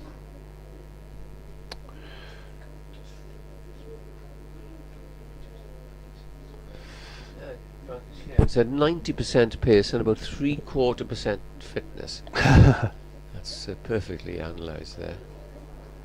Finch then is to start another over from the New Road end as the clouds roll in, and comes up now and bowls tickle down the leg side. Or might have just come off the pad, but it stopped there by Cox, who moves sharply to his left down that leg side. Yeah, it's one of those days where you have to keep an eye on the forecasts. Yeah, it's a good toss to win, because Glamorgan have to try and work out how to get a better average than how are those games than Yorkshire or Kent. Going with Lancashire batting, I know Kent put them in. As Finch now turns in past umpire Cook to bowl to the right-handed North East, who defends up to mid-off. So in the other relevant games, Kent against Lancashire, which Glamorgan would need Lancashire to win. They're recovering slightly, 73 for 3 in the 18th. And Yorkshire against Hampshire, which Glamorgan need Hampshire to win. Hampshire 87 without loss after 18, so that one is going in Glamorgan's favour, as it were, at the moment. Glamorgan have to win this game as well. Indeed, and get a bit of a turnaround. Here's Finch then into his stride and bowls, and that's cut away, and that'll be 4 runs. Beautiful shot off the back foot, and that was the perfect way to play a rising ball about shoulder high and cut it away for 4 as the score moves on to 74 for 2. One of our correspondents reckoned that the margins needed to be about 60 runs combined of a any Glamorgan win and a Yorkshire defeat, which is a moderate win. I suppose margins in both games. 80 for 2, Glamorgan now, as Finch comes in. Bowls, and this is driven up towards mid-on, not timed, and North East knows it as he looks at his bat and goes for an angry little stroll towards square leg. Yeah, not sure North East does much angry on the field. He always looks to have a good air of calm about him, which hopefully will rub off on others. He's moved on to 34, his partner is also on 34, Kieran Carlson. In comes the next ball, and that's a lovely shot, but it goes straight to mid-off. One would say that was probably the best shot of the morning. It was gun barrel straight, hit extremely hard, but to the captain, Jake Libby, a yard either side, it would have been 4, nobody would have moved. So there we are. You do well to get your field placed where you want it. Yeah, Libby going well in this competition, averaging 68, including an unbeaten century against Derbyshire. As Finch comes in, bowls down the leg side, clipped away, it'll bisect deep mid-wicket and fine leg, and it will go for 4. Second boundary of the over, so as Nick was saying, he is now finding the pace of the pitch, everything coming. He hasn't played a false shot as that over ends, and Glamorgan moving on quite nicely to 84 for 2, having been 76 for 2 on this pitch, playing quite nicely. The last game apparently there were 2 300s in it. Yes, need that a minimum of. No real influence from the pitch so far. Be interesting to see at what point Worcestershire introduce their debutant teenage spinner Oliver Davidson, a Scottish international. Played just the one game for them at senior level and has been given a rookie contract, making his first team debut. So 84 for 2 off 18, and it will be tongue to continue from the cloud-covered Diglis End, getting rather dark there, as first ball is edged by Carlson for 4. There was no slip, so I suppose it was a safe-ish shot. Dangerous. But I don't think he was looking to play it that fine by any means. Runs coming quite quickly now, Nick. It's the third 4 in 5 balls. Well, it's pace onto the bat and pace off it. It's one of those wickets at the moment. Pitch, I think. 88 for 2. Both men on 38 as Carlson drives into the offside. Will just pick up a single, not perfectly timed, as there's a tumbling stop by the man on the edge of the circle. 89 for 2 Glamorgan, having been inserted by Jake Libby this morning. I don't think that the context of the game as well is that Kieran Carlson's not going to defend a lot in this innings now, because he's going along extremely well. And Tongue bowls, North East drives. That is a handsome shot through the offside. That races away up towards the hospitality guests and the remaining tree away to our right. Cannons against the boundary boards. Lovely shot from North East, beautifully timed. Tongue just offering him a little bit of half volley width there. yes, that's 9 off the first 3 balls. 7 boundaries in his 39, Kieran Carlson, and that was Sam North East's 6th.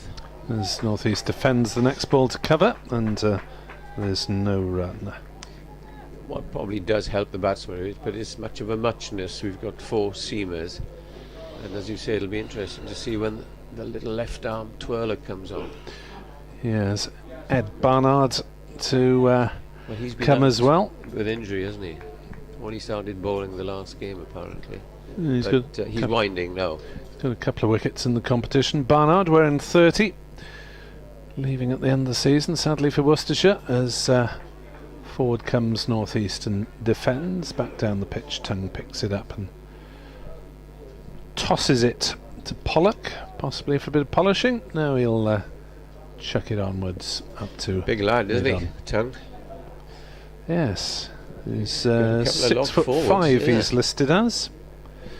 They've all been. I don't suppose he's well built. Is Leach, but he's got the height of the other threes: Pennington, Finch, and now Ton. Yes, Leach more broad across the shoulders as Ton bowls, and North East pulls it through mid-wicket, not with any great force, and goes through for the single. So Glamorgan ticking along nicely at 4.5 runs and over. They are through 19 overs here on BBC Sport Online, and it's 94 for 2. And here is the 5th right arm seamer to be used. Yes, Worcester, very sad story here from the locals to lose, or disappointed would be the right word, to lose Barnard. He's a very good all-rounder, and he will be moving not far up the road, about half an hour to Edgbaston. Yes, the perennial Bears and Pears rivalry. And then you've got Yorkshire snapping up Shan Masood, the Derby, a prolific Pakistan player. You cannot help but feel sorry, can you? For Derbyshire in that case, yeah. Who picked him They've out, brought great chances, and there we are. Money talks. Here's Ed Barnard's first ball, bowls short, forced away through cover and extra, down towards deep extra cover, in front of the beautiful cathedral to our left, which we've been accustomed to coming here all these years. Must be one of the most famous views in English, if not world cricket. Our vantage point across the ground with the cathedral opposite us. In comes Ed Barnard and bowls to Kieran Carlson down the leg side. Excellent take there, but a wide signal, of course, by the umpire. I just pulled the curtains about 10 o'clock last night in my room, and it was floodlit, and it was a wonderful sight. Have you been to a service then, Ed? No, I haven't. Must try and do Very so. impressive. Then comes Barnard, bowls half volley-ish, and that's driven away up to deep extra cover. Now, you would have thought, wouldn't you, that they could have easily taken a second there. I did manage to get to a service at Canterbury Cathedral a couple of years back. Done that. But You've got to get there early. But it was in one of the many smaller bits. Yeah. I'm not sure. I can't remember what the technical term is. Wasn't in the main area. Barnard bowls and played up to mid-on, where there is no run.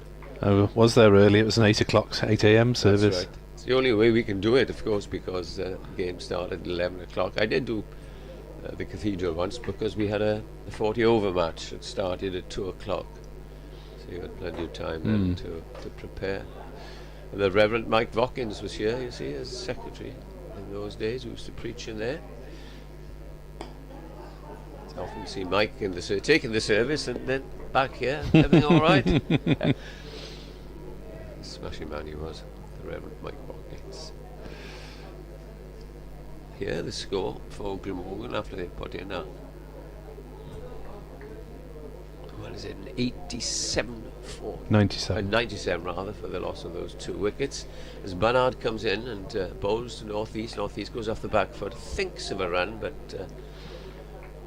the fielder there says, no, you're not getting a run there because I'm left-handed. It's coming to my left hand, Ed Pollock. So Barnard on the spot immediately. See, can you see the scoreboard? You've got your glasses on, I haven't. Just about. It's quite faint today. Here's Barnard, comes in, bowls, and that's played away onto the offside.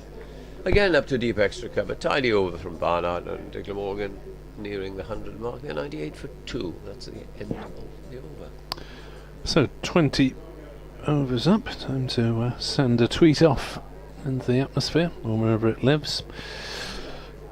North East 45 not out. Carlson is 40 not out, and that after Glamorgan lost the early wickets of Tom Bevan for 10. Chris Cook without scoring, both to Joe Leach.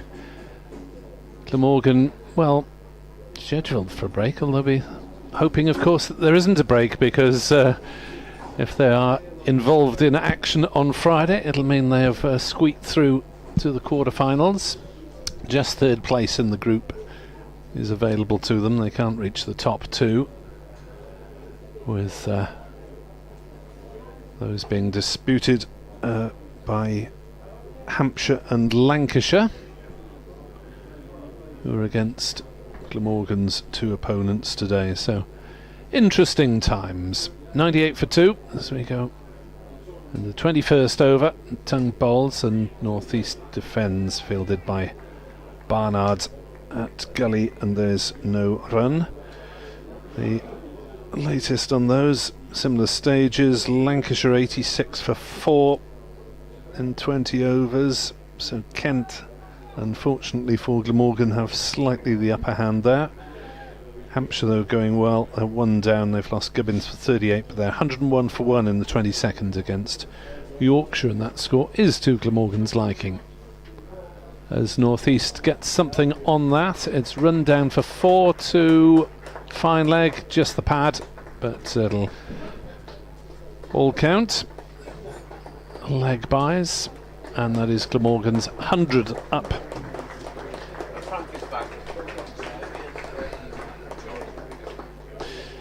Frank Watson takes over from Edward Bevan here on BBC Sport Online. 102 for 2. Update for Hereford, BBC Hereford and Worcester listeners coming, who knows, within the next couple of minutes. At some point. I'll break off when we get a blast of radio output in our ears as Tongue is in to bowl, and that's uppercut. Oh, just over a diving Barnard for 4 runs by Sam North East. Well, he just about got away with that one. It was what he intended, but it wasn't perfectly executed, and Barnard almost got a fingertip on it. Just up in the circle, and it raced away for 4. It's not the biggest of boundaries today, with the rope well in from the advertising hoardings. 106 for 2. Tongue in, bowls down leg side, wide called. 107 for 2. North East remains on 49 not out. Carlson's 40 have come off just 29 deliveries, and Tongue is in his 4th over and he's 0 for 32. Well, he's probably been the paciest of the home attack. In comes Tongue again. Bowls to North East, who drives again. Will get a couple of runs, I think, down to backward point. No, they've been slightly conservative with the running at times, but it does bring up Sam North East 50, and has come off 68 deliveries. Thank you, Mr. Bradley, Dave Bradley. Quick on the uptake on the PA. 7 fours and 68 deliveries. Carlson on strike then as Tongue bowls, and Carlson tries to cut, gets a bottom edge on it, and it runs down to third man, fielded by Pennington, just the single taken. 108 for 2. Thankfully, looking at the Met Office forecast, they don't appear to have the chance of rain as any more of 10% at any given juncture today, which is a relief, given the darkness of the clouds. Yeah, it does look threatening, but I don't think we'll get any rain. Next delivery played by North East through the offside. This time they are running the first one quickly, but good work by Roderick to pick up and get his throw heading vaguely in the right direction pretty quickly to prevent the second. 110 for 2 with North East 51 and Carlson on 41. Yes, I'm an allotment here Nick, so I keep my eye on the weather forecast, and particularly the rain forecast, because I've spent more than enough time watering this summer so far, and sadly I don't think we're going to get much in the way of precipitation. Might get a bit tonight, I think. Here at New Road, the ground looking pretty green actually, given the weather that we've had in the last 6 weeks or so, as Ed Barnard starts the new over from the New Road end. This one pushed up to mid-on by northeast, and there's no run, but I understand that the ground has been sprayed with a special sort of water retention spray which keeps the moisture in, and it's looked a lot greener than people have expected, a lot greener than a lot of cricket grounds. Yes. We did have a real downpour in the middle of last week, but yeah, it doesn't look too bad at all as Barnard moves away from us now and bowls to northeast, to just eases that one off the back foot through the covers for a single. Fielded out on the boundary by Henry Cullen, who's on as a substitute. 111 for 2. Northeast goes to 52.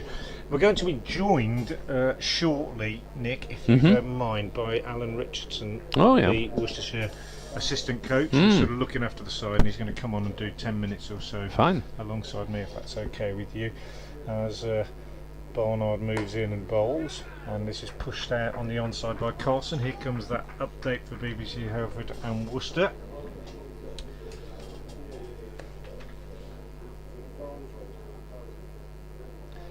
Well, Worcestershire won the toss and chose to field. They made a good start when Joe Leach sent back the first 2 Glamorgan wickets in the space of about half an hour or so. Bevan out for 10 and Cook without scoring. But since then, an excellent recovery has been fashioned by the 3rd wicket pair of Carlson and Northeast. Sam Northeast, 52 not out, very solid so far. Kieran Carlson, more enterprising, 41 off 31 balls for him, the Glamorgan captain. And this pair so far have added 95 for this 3rd wicket. Worcestershire need a wicket. We are in the 22nd over, 28 left after this, and Glamorgan going along nicely, 111 for 2. Barnard is in again and bowls, and as I speak a wicket falls because Carlson just having a little nibble at this one outside the off stump, and he presents Cox with a very, very straightforward catch behind the stumps. So just as I was doing that update and praising Kieran Carlson, his innings comes to a close. It has been enterprising though. He injected pace and energy into this Glamorgan innings, and he has gone for 41, having faced just 33 balls. Sam Northeast, the glue that's holding everything together, is still there, and it's 111 for 3. Just when you don't expect it, Nick, you get a wicket. Yes, Carlson has been prone to that advance down the wicket. He's obviously looking to dominate the bowling, but does just let him down a little bit once or twice. But certainly entertaining to watch while he is at the wicket. 7 fours in his 41 off 33 deliveries. Steve West saying, which Glamorgan batsman will carry the team today? We need at least 3. That's being a bit optimistic, Steve. But yeah, you do need at least a couple of big innings to make a substantial total. Neil is enjoying himself with his Welsh cakes on the far side of the ground here.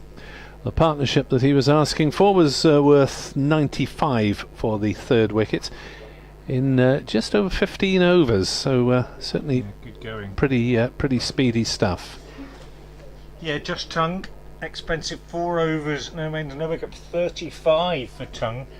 Returning to the side the other day, he's playing only his 2nd game in the last 2 years, and he's generated a fair bit of pace, but Carlson decided to kind of use that pace to his advantage, took him on really, didn't he, and he was quite expensive, certainly threw his hands at anything wide, knowing that if he got a bat on it, it would fly away and be hard to hold on to. Billy Root is the new batsman, fresh from that excellent innings that he played here in the Red Bull game. It's a different context, but players have favourite grounds, and I'm sure he's gone out there with a fairly good feeling at the moment, having made that 99 here just a few weeks ago. Yeah, he's been a bit short of runs. Well, he has been short of runs in this competition, to be honest. He hasn't got a score so far. This is his 4th innings, and yet to provide anything substantial. So he'll look to, well, plenty of time, 22nd over, ages to bat, ages to construct an innings and get Glamorgan something to defend. Well, he's on strike against Ed Barnard. Slip's gone back in. That's Ed Pollock. Taylor Cornwell's come into short extra cover as well. And here is Barnard bowling to Root, who leaves that one lone outside the off stump, and it's taken by Cox behind the stumps. End of the over from Barnard, and Glamorgan 111 for 3. Yeah, the game interestingly poised at the moment. Round about even Stevens, I think, I would suggest. While North East is still there, Glamorgan have got someone to build around, the batting to come. Joe Cook, Tom Cullen, Dan Douthwaite, James Wheel, Andy Gorvin and Prem Sisodia. Glamorgan's bowling attack is somewhat depleted from where it was in the championship, certainly, for that victory here.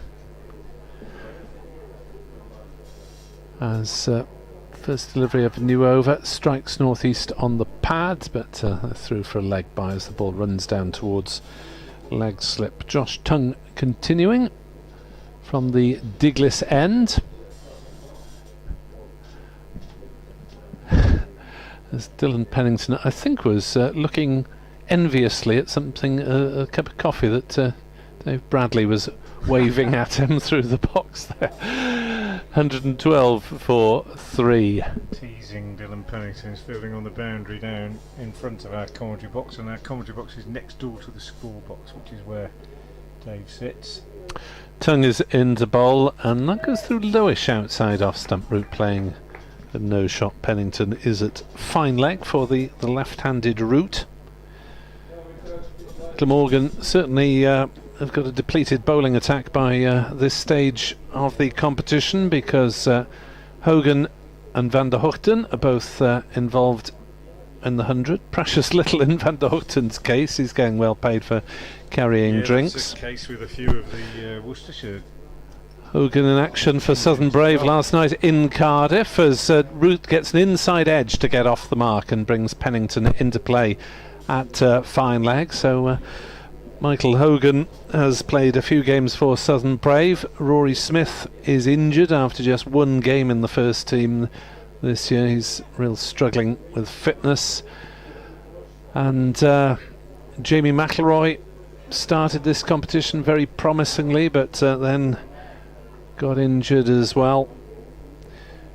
David Lloyd normally bowls seam, is being rested at the moment, as that is noodled away on the leg side by North East for a single down towards square leg. 114 for 3 Glamorgan in the 23rd over. Yeah, one of correspondents, Thomas over in Ireland, was asking about David Lloyd. Well, he's being rested for 3 games because of his heavy workload through the season, is the official version on that, and get him freshened up for action in September, when Glamorgan and Worcestershire meet again in the 4-day format on September the 5th. Glamorgan still clinging to the hope of having extra one-day stuff between then and now, as Root is forward defending to mid-off, and there is no run. See a Worcestershire t-shirt in the background. Yeah, is this your man? Alan Richardson is here, so at the end of the over, yeah, I'll beckon him in. Yeah, that's brilliant. It's always good to get some insight from the dressing room, as opposed to our view from the outside, as it were. That's metaphorically rather than literally, because we are inside, as Root glances one down towards backward square and goes through for the single. 115 for 3, and that is the end of 23 overs, so approaching the halfway mark of the innings. One auspicious stand for Glamorgan, 95 for the 3rd wicket. Carlson's out for 41, North East is 53. It's 115 for 3 in 23. Thanks very much, Nick, for the moment. Alan Richardson moving in alongside me now, the Worcestershire assistant coach, and it'll be interesting to get his views as we go through this next few overs. And the first of those is going to be bowled now by Ed Barnard. 2 overs, no maidens, 1 for 5 his figures so far, and he comes in now and bowls to Billy Root, who pushes out on the onside, and there's no run. Good afternoon, Alan, nice to have you here. Afternoon, Frank. And first of all, I've just been saying what a joy it is to see Josh Tongue bowling again, even though he's struggled a little bit today in the sense that he's been quite expensive, but just great to see him back out there, isn't it? Yeah, absolutely fabulous. Just very popular member of the squad, and yeah, just the boys have really enjoyed having him around. In comes Barnard, bowls again. Root drives nicely through the offside and picks up a single. And although he's been expensive, he's actually bowled pretty quickly, isn't he, on this hybrid pitch? Yeah, it's something that he's very capable of. I think he probably won't be so happy with his figures at the moment, but I think he's created a few opportunities. We had a couple of player misses and he roughed Carlson up a little bit early on, so I think that's the nature of the beast really. Probably hasn't quite clicked today so far. Barnard in again, bowls, and North East turns this nicely on the onside for another single. He's been pretty phlegmatic out there throughout this innings, North East, just steadily accumulated. Lost 2 partners early on, and then in that partnership of 95 for the 3rd wicket, he allowed his captain Kieran Carlson to take the lead in terms of risk taking and run scoring, and just kept things moving at the other end. He's played very well. Barnard bowls to Billy Root, who pushes up to mid off, and there's no run. How's it been overall, maybe over the next over or two, Alan? We could just sort of pick your brains a little bit about this competition. It's obviously been fairly disappointing for Worcestershire, but in terms of the way that the bowlers have worked as a unit, you've lost Josh Baker obviously to injury. Maybe you could just sort of fill us in as we go through in between deliveries about how you feel the rest of them have gone. Here's Barnard again, bowls, Root pushing out on the onside, gets a single, 118 for 3. Let's start with Ed Barnard. He's returned to form a little bit with the ball, hasn't he? Although he did miss a few games where he couldn't bowl because of an injury. Yeah, I think so. I think Ed's probably, we've watched him over the last probably year to 18 months. His batting's really come on, and I think his bowling has probably just not quite had the same rise. But he, I think he established himself in the side as a bowler first most. So. Comes in again now and bowls down the leg side to North East, taken by Cox, wide signalled by umpire Nick Cook. So the score moves on to 119 for 3. But yeah, he's been I think just a little bit more back to his best this season, I think, after a couple of years where perhaps he wasn't bowling with the same consistency. Would that be fair? I think my first couple of years here, he got very close to 50 wickets both seasons. Bowls again, North East defence, no run. And so I think his expectation of that was always that would be the case, and I think there was, those figures that he was getting were fantastic, especially for someone who was bowling second change. He was probably the 4th seamer out of the 4, probably getting the worst end, bowling at the worst times, and so I think his expectations had gone up quite a lot. And then we had COVID year where it was sort of in and out, and then in 2021 he probably didn't quite get the just rewards that he had been before, and we played on some really flat wickets here, and I think for him it was quite a challenge, I think, really. But he's worked incredibly hard on his game, and his batting has certainly come on, and he's taken those opportunities. I still think he's a hugely important part of a 4-seam attack, and bowls really well, as he's done today. Takes important wickets, gives us really good control. But I think probably last year more so than ever, he got really frustrated that he wasn't picking up the wickets that he had done in 2018 and 19, and thus probably searched for it a little bit at times. And so, probably didn't quite get, or certainly stats-wise, it wasn't a reflection of how he bowled, or certainly wasn't to the success that he'd had in 2018 and 19. Interesting bowling change now. Ollie Davidson coming into the attack, young left-arm spinner. has played for Scotland, debut for Worcestershire today. 18 years old, I think. Just turned 18 just a couple of weeks 18. ago. Big day for him. He's going to bowl over the wicket from the Diglis end to the left-handed Billy Root. Comes in now and bowls, and starts with a good one. Gets taken for 4 runs, but via an outside edge that Billy Root had no control over at all, and just indicating to North East that he felt that one ran on with the arm a little bit. So 4 runs, but an encouraging start for Ollie Davidson. 123 for 3. First time I've seen him bowl.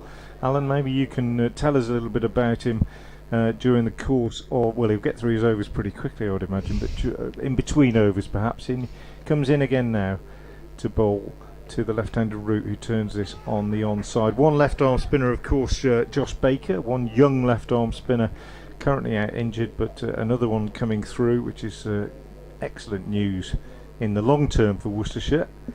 Davidson is in once again and bowls, and this one turned out on the onside by Billy Root. Plays for Harborne, I think. That's your home village, isn't it? Can we call it a village? Yeah, they do call it a village. Yeah, but it's about 2 miles from Birmingham City Centre. So yeah. Played a bit of cricket there as a kid myself. Here's Davidson again. He's in, he bowls, and Root is watchfully forward. Good start by Davidson. He's landed all 4 of the deliveries he's bowled so far, and he's obviously got a good temperament. Seems to have overcome any early nerves. He's in again now. Just a nice gentle approach. This one a little bit wide and a bit full, and Root just sort of slaps it away on the offside for a single, fielded by Adam Finch on the offside boundary. So he's come through the academy, Alan, Ollie Davidson. I gather he went to school at Bromsgrove, but he was born in Edinburgh, so he's the Scottish cricket authorities have taken the opportunity to get him signed up, and he's actually played at one ODI, I think, and a List A game for Scotland. But in terms of county cricket, this is his baptism. He's going to finish his first over now, coming round the wicket to the right-handed Sam North East, who's on 54 off 75 deliveries. The men out so far for Glamorgan: Bevan for 10 and Cook without scoring. That was 16 for 2, but then a partnership of 95 for the third wicket between Carlson, who made 41, and North East, who is on strike now as Davidson comes in to bowl the last ball of his first over, and he gets a repeat of the first ball of his first over, because it's edged by North East down to third man for 4. Probably would have been a catch for first slip. There is no slip, so that's a pretty good over, I think, for Ollie Davidson. At the end of it, he's gone for 9, 128 for 3. Yeah, so Ollie's been on our radar for a little while. Born in Scotland, so Scottish accent, which is always nice to hear, and has just impressed quite a bit in terms of his temperament. I think the white ball game suits him at the moment in terms of how he goes about his business. He's very watchful of the batters and has a real solid game plan for someone so young in terms of the white ball game. So when we lost Brett Dolliver and Josh Baker on the same day through any number of reasons, so there was an opportunity to get someone in. Ed Barnard in, bowls to Root, who drives. Pennington does a good tumbling stop at mid-off, and there's no addition. Yeah, and you've got to look forward, haven't you, all the time as a coach? I think you've got to look forward, and if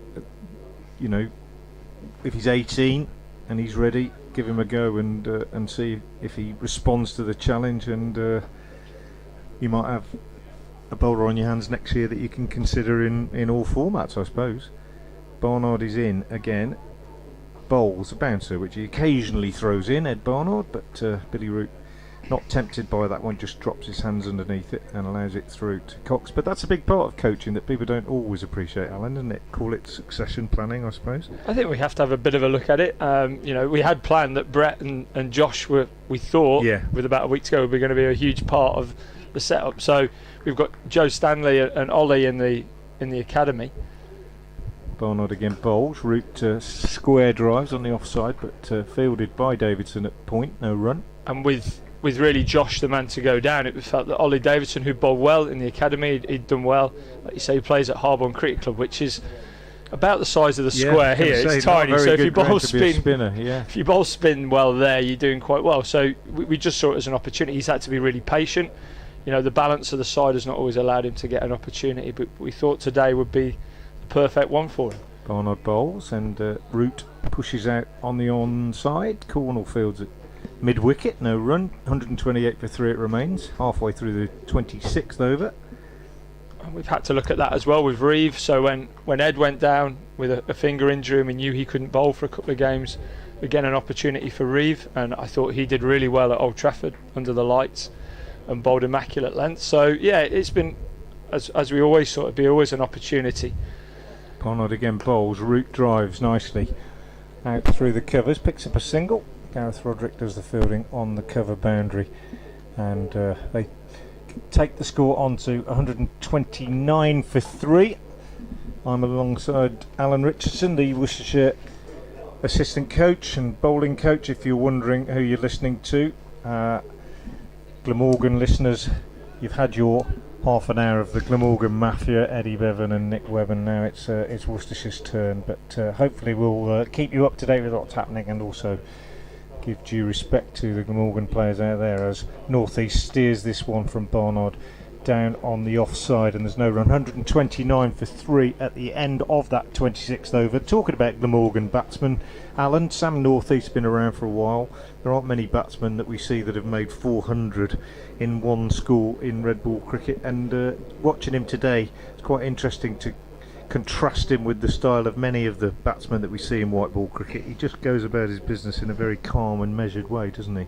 He does. You know, he's obviously a class act, has been around for a long time, and just to watch him, the tempo that he's played at, I think it's been very much probably unchanged. The fact they lost 2 early wickets hasn't probably changed his game a great deal, possibly been a little bit more watchful, but he's just accumulated, like you say, along the way, and he's trying to build a platform for his team. Davidson starts his second over, bowling to Billy Root. Quite a quick delivery this one, pushed through, and Root just drops it down on the onside. Do you think spinners these days have got to bowl a bit quicker, Alan, in a white ball game to avoid real punishment? Davidson in again, bowls, and again that was pushed through quite quickly, and Root just flicks it down the leg side and he'll get 4. In fact, it might be leg buys, it is leg buys. He was trying to turn it, but that kind of illustrates my point. Just flicks the pad and races away to the boundary for 4. 133 for 3. I think it's I imagine that the speeds would have gone up. I think as soon as it goes above the eye line now, there is a chance that you're going to get hit. And in the 50 over game, as you can see here, we got mid on and mid off up because we're only allowed 4 out, and we're trying to be as proactive as possible with that. So I think the idea of pushing it through a bit quicker. Davidson, this one a little bit wider and driven by Root through extra cover. He'll pick up 2. They haven't run particularly aggressively in this innings. Finch Fields, 2 more to Billy Root, goes to 12, 135 for 3. But I think you've got to be a very brave or a very experienced spinner to bowl pretty slowly in white ball cricket these days, it seems to me. And Davidson in, and again he bowls this one at a fair old rate, and it's clipped up to mid on by Jake Libby. Something Josh Baker said to me too, that he felt that he'd had to just bowl a little bit quicker coming into the senior game than he did in league cricket as well, to prevent getting punished. Davidson in, bowls, and Root pushes out on the onside. But yeah, I think if you look at any of that, even the wrist spinners now, particularly like Rashid Khan, they bowl at a rate of knots, should we say. So I think for the modern day spinner, especially in white ball cricket, you've got to be very adaptable and be able to do that. Davidson bowls, again tidy, pushed out on the onside by Root. End of the over, certainly a tidy start for Ollie Davidson, and at the end of that over, 27 gone, it's 136 for 3. Yeah, it's you have to go to the part-timers like Jake Libby, don't you, if you want to see somebody bowl really slowly these days. And with no revolutions on the ball as well. It literally comes down like a seamer with very little and goes the other way, which I think if batters don't work that out for a while, that's what gives Jake get away with a couple of overs. Yeah. I think talking around that the traps, really, there's been a lot of part-time spin had to be bowled in this competition, because a lot of the spinners, we don't have many in the game anyway, have been picked up in the hundreds, so it's been an opportunity for those guys. Here's Ed Barnard continuing from the new road, and bowls to Billy Root, pushes back up the pitch to the bowler, and there's no run. If you're just joining us, Glamorgan were put into bat. They lost an early wicket when Tom Bevan was caught behind by Ben Cox off Joe Leach for 10. That was 12 for 1 in the 5th over. It became 16 for 2 in Leach's next over when he sent back Chris Cook. Bowled, he was out without scoring, but then an excellent partnership of 95 for the 3rd wicket between Kieran Carlson and Sam North East. Break off as Barnard bowls and Root drives up to mid-off and there's no run. Northeast still there on 58 off 77 deliveries. Carlson went caught behind by Cox off Barnard for an enterprising 41 made off 33 balls with 7 fours, and it was that really changed the tempo of the innings. Billy Root has come out and joined Sam Northeast since the fall of Carlson's wicket, and so far 25 added for this 4th wicket, make that 26 as Root cuts a shortish wide delivery out to backward point. In fact 27, he comes back for 2 because there was a misfield on the cover boundary, just a slight fumble by Davidson, and allowed them to come back for a second, which takes Billy Root on to 15, and it's 138 for 3. And Ed Barnard, who's bowled pretty tidily so far, comes in again from the New Road end and bowls, and Billy Root pushes back to him. Just looking a bit more broadly, Alan, as we've got another 3 or 4 minutes together, going back to red ball after this game, albeit after a break of a week or 10 days or so. Quite excited by that. Still, I mean, with the best win in the world, can't qualify in this competition. There's lots of reasons to play well, but there's nothing like the incentive of a possible promotion to focus the mind, is there? As Barnard is driven through extra cover by Root, and another couple of runs taken as Davidson fields 140 for 3. A little bit more motivation, presumably, going back to the red ball. Yeah, I think so. I think, we've got 4 games still to go, and if we get some positive results in that, we can put some pressure on and move ourselves up the table. So yeah, we do get a bit of a break, which is disappointing in some respects. It would have been nice to have been part of the qualification part of this, but we've got a second team game away at Gloucester next week, so quite a few of the boys will be involved in that and try and get ourselves back up to some sort of red ball tempo. Barnard in again, bowls, and this is turned on the leg side by Billy Root, and he takes a single. End of the over from Ed Barnard. 141 for 3. Barnard 5 overs, no maidens, 1 for 15 now. Billy Root on 17 and Sam Northeast on 58.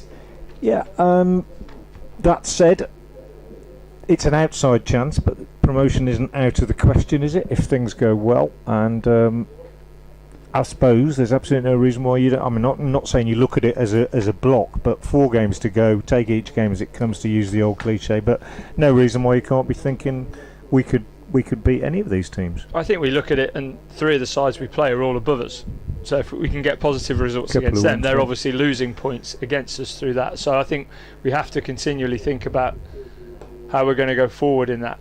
Davidson to Root, pushes through the covers and takes a single. The last thing I'd like to ask you, I should have asked this before really, but this pitch, hybrid pitch, 3rd time it's been used. Ball's nibbled around a little bit when it's been new, but generally speaking, it hasn't offered a great deal of assistance to the bowlers, but it has got a bit of pace and carry in it, so it's quite good to bat on. So, is this the way forward?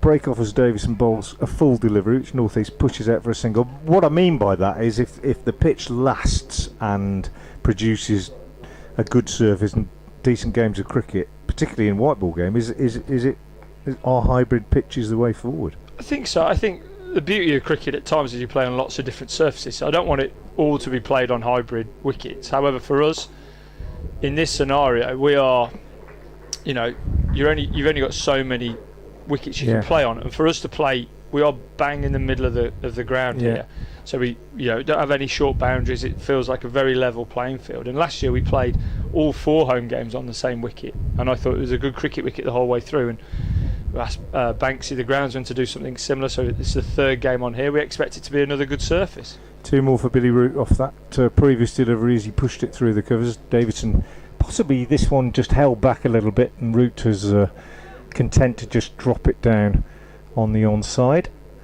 2 balls left in the 29th. Davidson, certainly like Josh Baker, gets through his overs pretty quickly. Only got a 3 or 4 pace run up. This one is driven again by Root through extra cover, 2 full on this occasion, and it beats Finch on the boundary this time, so goes all the way. So Billy Root, who's not been in good form in this competition but has made a good start here, moves on to 25, and Davidson tidy, but as yet, well, I suppose a bit unfair to say not threatening, because he has found the edge of both batsmen's bats, but no slip in place. Difficult for a young spinner to come on against experienced players on a pitch like this in these circumstances, but I think he's bowled a fairly tidy line of length so far. And at the end of that over, he's bowled his 3 overs. They've cost 20, but you could say 8 of those came off the edge, Alan. It's not been too bad a start. I think it's been a really good start. I think, Billy Root is a good player of spin. He's quite inventive. He hasn't done, he's a big reverse sweeper of the ball. He hasn't done that yet. He's had to manipulate it quite well. And I think, like you said, there's been 2 edges for 4, which has been very unfortunate. So, like I said, I think, I always believe, watching Ollie, that white ball cricket he's pretty good at already. He watches the batters. He's got a real good game plan so far. So to watch him settle in has been, it's been really positive for us. Ed Barnard starts a new over, and North East just tucks him away off his hip for a single, brings up the 150 for Glamorgan, which represents a pretty good recovery from 16 for 2. And North East been there from the start. He's 60 off 79 balls. Quite an old-fashioned sort of one-day innings, really, isn't it? Just sort of somebody just holding things together, hoping to maybe accelerate towards the end. Barnard is in and bowls, and Root is forward, pushing it back up the pitch. It used to be the kind of every team had somebody who tried to do this sort of thing, didn't they? Yeah, I still think there's obviously a place for that. I think the tempo of it is slightly changed, so the expectations are now that you've got to be scoring at a run of ball at least, and Sam's a little bit behind that, but he'll be planning to catch that up, and also it gives everyone else coming in for Glamorgan the opportunity. He's give them a base. They're not trying to constantly defend not getting out. Barnard bowls again, and Root turns this on the onside. Yeah, when you see a really an innings fall apart in a T20 game, or the 100 or whatever, which you do occasionally, don't you, when they lose 3 quick wickets and or the power play, they're 4 down or something. It's generally the absence of somebody just saying, well, actually, I will just hold this together for an over or 2, even in the very, very short form of the game, isn't it? But you can do it in 50 overs. It's an easier thing to do. You're not jeopardising the team's chances of getting a good score. Single for Billy Root as he pushes this one out on the offside. But I often think it must be one of the hardest things for a batsman in T20. If he goes in at 4 when you've just lost 2 quick wickets, does he go in and think, well, I'll just push it round for an over or 2, or does he go in and think, well, we're still in the power play, I've got to play some shots? I think don't suppose really from personal experience. His Barnard is in and bowls, and North East pushes out on the offside, and they take another single, 152 for 3. But seriously, that is a real problem, isn't it? I think it's a challenge for them. I think hopefully you create something where they feel like they have the freedom to go and play still. And I think I'd rather be on the other side of the positive and just be like, we keep going as much as we can. The challenge is for what exactly does that tempo look like. So Sam North East lost 2 early wickets. He's happy to go along at this, but you've got to constantly still look to score all the time. Barnard in to Root, who pushes out on the offside, and there's no run. End of the over. There'll be an update coming for BBC Everton Worcestershire FM listeners into the news programme imminently, but I'd just say thank you to Alan for his contributions in the last few minutes. Alan Richardson, the Worcestershire assistant coach, been alongside me. Always great to get an insight into the dressing room and the thinking behind the planning and the putting together of these programmes for Worcestershire bowlers. And here comes that update. Well, Glamorgan are going along very nicely, 152 for 3 after 30 overs having been put into bat. At one stage they were 16 for 2 and in a bit of trouble with Joe Leach making an early double strike, but then a partnership of 95 for the 3rd wicket before Kieran Carlson was out for 41. Sam North East has been there since the start. He's the glue holding the innings together. 61 not out for him, 26 for Billy Root, and Glamorgan have laid the platform for a big score. 30 overs gone, 152 for 3 as Davidson continues. Thanks again to Alan Richardson, who leaves us now, and Nick Webb will come in alongside me very shortly. North East picking up another single as this one is driven out through the covers, and North East goes on to 63.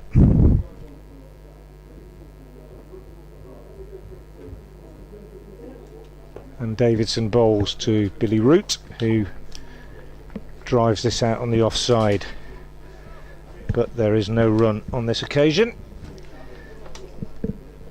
And the score remains 153 for 3. I'd have to say that I think North East has laid the platform here for a very good score indeed, as Billy Root takes another single. And Billy Root, who, as Nick was telling us when he came to the crease, hasn't had any real form in this competition, has actually played very fluently so far for his 27th.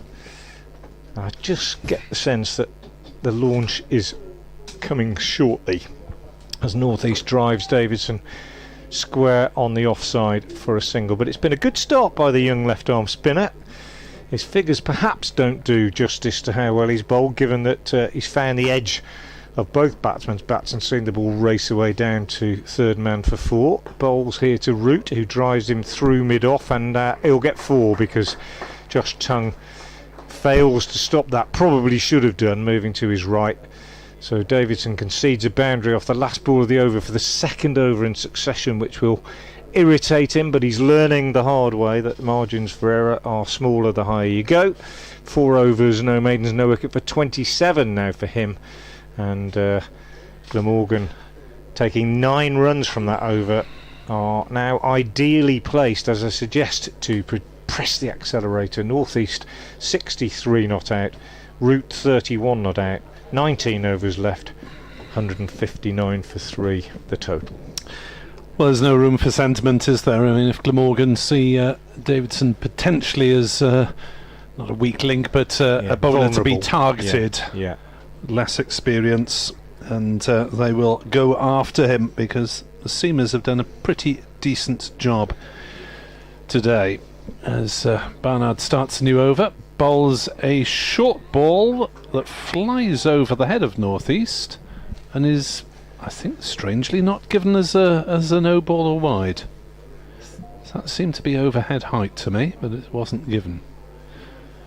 159 for 3, Glamorgan. He does occasionally throw in the bouncer. Maybe it was between head and shoulder. Don't know. He's not the tallest, is he, Barnard? Bowls again, and North East defends this one on the offside, and there is no run. Pennington is warming up at mid-on as if he's got the word for that, or he thinks he ought to be back in the attack soon. And but if you're going to play Davidson, you probably need to give him a couple more overs, you would have thought. Yeah, he's the number 1 spinner in the side, as it were. Barnard into bowl. North East cuts and will get just a single. Root might have had to put the burners on there had that one been fielded cleanly, but it wasn't. 160 for 3. 32nd over. So Glamorgan can have ambitions possibly of getting towards 300. I would have thought. Yeah, I would have thought so. 250 should be competitive. They'll want more. Barnard to left-handed Root, and he plays that one to mid-wicket, and there is no run. But I mean, in the last game here, Worcestershire chased down 280. So 280 is, I would say 275 is about par on this pitch, but I would imagine they'll be disappointed if they didn't get 300 now, wouldn't they? Probably. 7 wickets in hand. Yes, but a relatively inexperienced side below. As down the wicket comes Root, and then plays a square drive when he gets there, and he wants a second run and will hasten back and get home.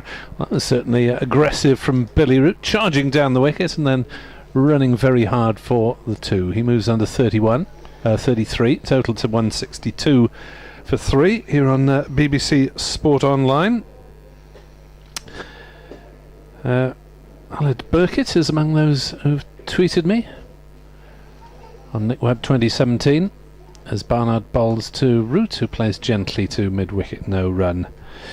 Aled Burkett says, Pranamdar, doing mwyn highest cricket. I'm enjoying the cricket, thank you. A big weekend incoming. Ah, yes. He is from Us Cricket Club, and their second team is 1 point behind Machan first 11 on the final day of the season in the battle for the Division 4 title. Final day of the season already, is it? Last day of the South East Wales League season, at least for our two teams, is next Saturday. Sadly, not available this weekend because I play in the second team. They're due to be travelling up to Llanarth, which is meant to be a very pretty venue. But I shan't be there, so be following their progress from afar as the club WhatsApp group gets very busy on a Saturday afternoon with over-by-over updates. Dylan Pennington is being reintroduced into the attack at the Diglis end. Bowled really well earlier today, I thought. 5 overs, no mains, no wicket for 10, his figures with the new ball, and he had a catch dropped as well. But different kettle of fish now with a partnership underway, and the ball, 16 overs old, the ball at that end, and 16 overs old, the ball at this end. Yeah, it's a 50 partnership. I omitted to mention that last over. Came up pretty quickly too. Here's Pennington from the Diglis end, and he bowls, and a little bit of width. Northeast throws his hands through it, slices it away to backward point, and would have settled for one had Gareth Roderick not fumbled slightly. And they come back for 2 as a result. Roderick has fielded pretty well actually out there for a keeper. He's a very good fielder, and he made good ground to that, and was a tad unlucky that that they came back for 2. Pennington again in and bowls, and this one is driven by Northeast for a single, straight to Roderick this time. Northeast absolutely solid throughout this innings, has taken very few risks and playing with a very even tempo, and as I was just suggesting to Alan Richardson, quite an old-fashioned sort of one-day innings really. Think Tim Curtis if you're a Worcestershire fan of a certain era. Sort of innings he would have played in a one-day game back in the day. It's Pennington bowls, and this one takes root on the pad as he looks to turn it on the leg side. They go through for a leg bye. In fact, there's no signal from the umpire, so he maybe got a glove on it, or just possibly it was off the splice, but he dropped it down on the onside anyway, and they went through for a single. So Billy Root continuing his enjoyment of playing here at New Road. He made 99 recently in the championship game, and struggling a bit for form, we understand, in this competition, but come out and played very fluently so far for his 34. 166 for 3 as Pennington is in and bowls, and Northeast just angles his bat, runs this down to third man where Leach fields, and he takes a single. Easy as you like. He's pretty unflappable, Sam Northeast, by the look of it. Just very, very comfortable in his work at the moment, and confident that he's laying the platform for Glamorgan to put together a pretty solid score here. Billy Root 34 off 47, and he's on strike now, left-hander waiting for Pennington, who's over the wicket to him from the Diglis end, and he just steers this down on the offside, and it's fielded by Barnard at cover point. The bowling figures in full for Worcestershire. Leach 7 overs 2 maidens, 2 for 32. Finch 4 overs no maidens no wicket for 23. Tongue 5 overs no maidens no wicket for 38. Barnard 7 overs no maidens 1 wicket for 21, very tidy. And Ollie Davidson 4 overs no maidens no wicket for 27. As Pennington is in and bowls, and Root plays and misses at this one outside the off stump, and that's the end of the over. 167 for 3 and 33 overs gone. So Glamorgan building, and maybe Joe Cook will be the man to come in and try and lay about him. If we get a few more from this partnership, Dan Douthwaite can potentially hit a long ball. Remember 3 sixes here in the final T20 blast of the year, a couple of years back, to win a game in the last over. As Barnard steams in and bowls, and North East drives, bowler gets a hand to it in the follow through, and there's no run. So Glamorgan's side looking a little depleted by the time we've reached this last group game, with Colin Ingram departing, David Lloyd rested, Michael Neser departed back to Australia, Van der Hoogten and Hogan in the 100, Smith and McIlroy injured, as that's noodled down to third man by North East for a single. Just wonder whether Worcestershire might have put a little bit more pressure on North East at times, because he's been allowed just to knock it around and pick up singles very easily indeed. Perhaps Worcestershire are happy with him doing that. Root on strike, 34 off 49 balls at 168 for 3 in the 33rd. Barnard runs away from us at the New Road end, and Root comes down the wicket and then is forced to play straight to short mid-wicket. Tucked up rather. Yes, it's sad really that league cricket ends at the end of August. I suppose it is because a number of teams share council run facilities with football or rugby sides. Barnard in bowl, nice square drive by Root, that'll pick up 4 runs. A despairing attempt. It was a decent effort from Gareth Roderick, to be fair, who flung himself full length in front of the hospitality suites and the remaining tree, but couldn't prevent the ball cannoning over the ropes for 4. Root moves to 38 not out, 172 for 3. Glamorgan need to add at least another 100, you would have thought, as Barnard bowls to Root, who defends, no run. League cricket round this part of the world, does it go on into September, Frank? Yeah, it does. All of it, I think, goes on until September. The Birmingham League, the Premier League, which is the main one, they play a sort of, the first 6 games are 50 overs, and then the next 12 are 55, and you can draw, and then the last 6 are straight win and lose again. So quite an interesting table at the moment. As that's defended out on the offside by Root, no run. And quite a few of the Warwickshire and the Worcestershire players play in the league. Joe on Twitter is querying the qualification. It is just the top 3 in each group who go through to the knockout stages. The top side, as Glamorgan were last year, goes straight to the semi-final, where they will host the winner of a playoff or quarter-final between second hosting third. Glamorgan can do no better than third as things stand. Well, at all as things stand. Pennington bowls, and North East pushes out on the offside. I'm aware that we've had one or two people have messaged me to say that they've struggled to hear on that microphone on your headset over there, Nick. I've turned it right up now, and I hope it's better, but it may be slightly faulty, and if so, well, apologies if anybody's had difficulty hearing us. We're doing our best. We're not sound engineers. In comes Pennington and bowls, and a big heave on the leg side by North East. Unusual shot for him given this innings, but I think he felt that was drifting down, and he went to pick it up over the leg side, missed it, taken on the pad, no appeal, must have been running down the leg side.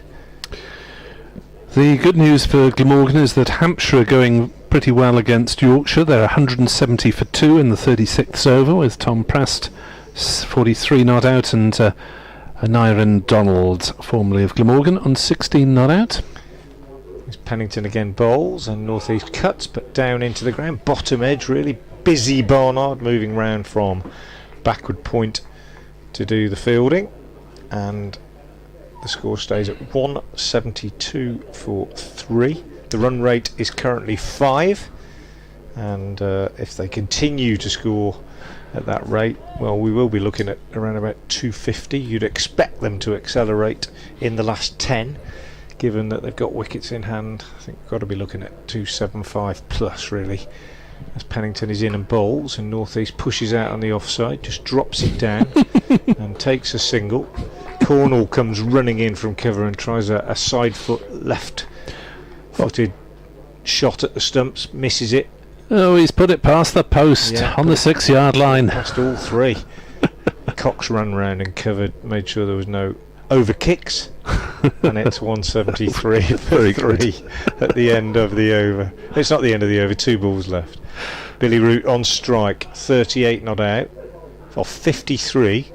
So he's been busy, but not particularly dominant, but he gets 4 here, I think, as he steers it down to third man. He doesn't, he only gets 1 because he's deliberately steered it very fine down to third man. I think he expected to get 4, but Adam Finch running around at third man made a very good sliding stop, just inches inside the rope, and they only got a single. So Root 39 off 54, North East 70 off 95, the quickest scoring batsman of the day, undoubtedly Kieran Carlson, who made 41 off just 33 balls and injected some real energy into that third wicket partnership.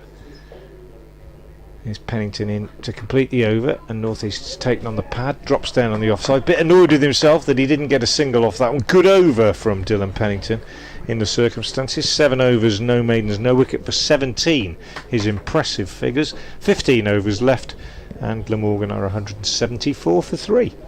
The other match that Glamorgan supporters need to keep an eye on is Kent against Lancashire at Canterbury. Well, Lancashire 163 for 5, having been 95 for 5, so it's a bit of a fight back from the Red Rose, with Josh Bohannon 67 not out and George Balderson 36 not out. So they have around about 15 overs to go there. Edward Bevan is lurking. 10 minutes since I was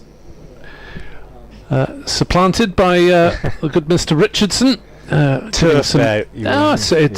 It's admirable that take every chance we get to get views from the dressing room on air.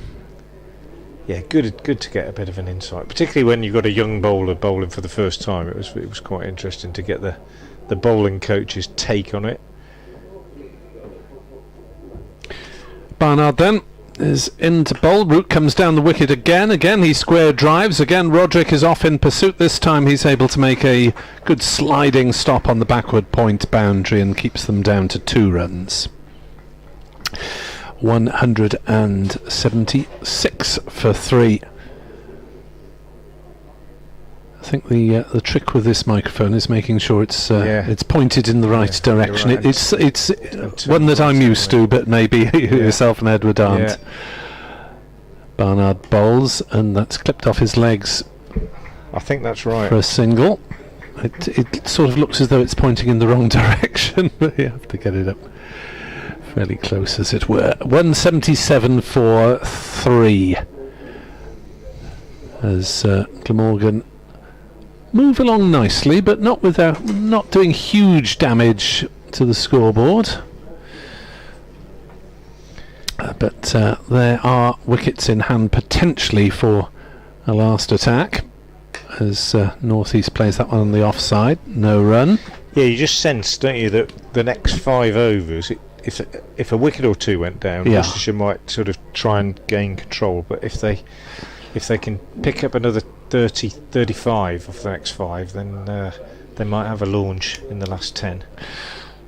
I think that's why he brought Pennington back, actually.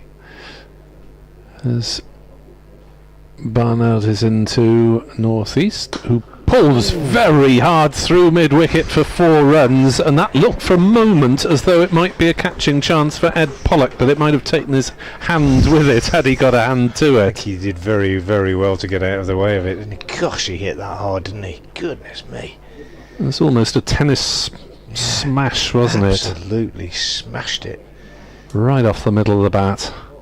went fizzing past Pollock, who is actually about halfway up inside the circle, isn't he? He's in a semi-catching position rather than on the edge of the circle, and he might be well advised, as he is doing at the moment, to retreat a few metres towards mid-wicket. Absolutely. 181 for 3, 36 over. Glamorgan having been inserted. North East moves on to 74 as he defends the next delivery. Quite selective is Sam North East about which balls to go after. This is now his highest score of the competition this season, beating his previous 70 against Essex at Chelmsford, which was as part of a mammoth chase where Glamorgan fell well short. North East had a couple of fireworks nights in the T20 Blast, a couple of very explosive innings, though he is capable, even though he doesn't bring them out as often as maybe some other players, as he cuts that one down to third man and goes through for a single. 182 for 3. I was told, no doubt, reason to doubt it, that in his innings of 410 at Leicester, he only actually hit the ball off the ground about half a dozen times, which shows you the quality of his batting. It's my kind of batting. Absolutely. Yeah, well, the Bradman didn't hit it in the air very often, I don't think, from what I've read. I'm certainly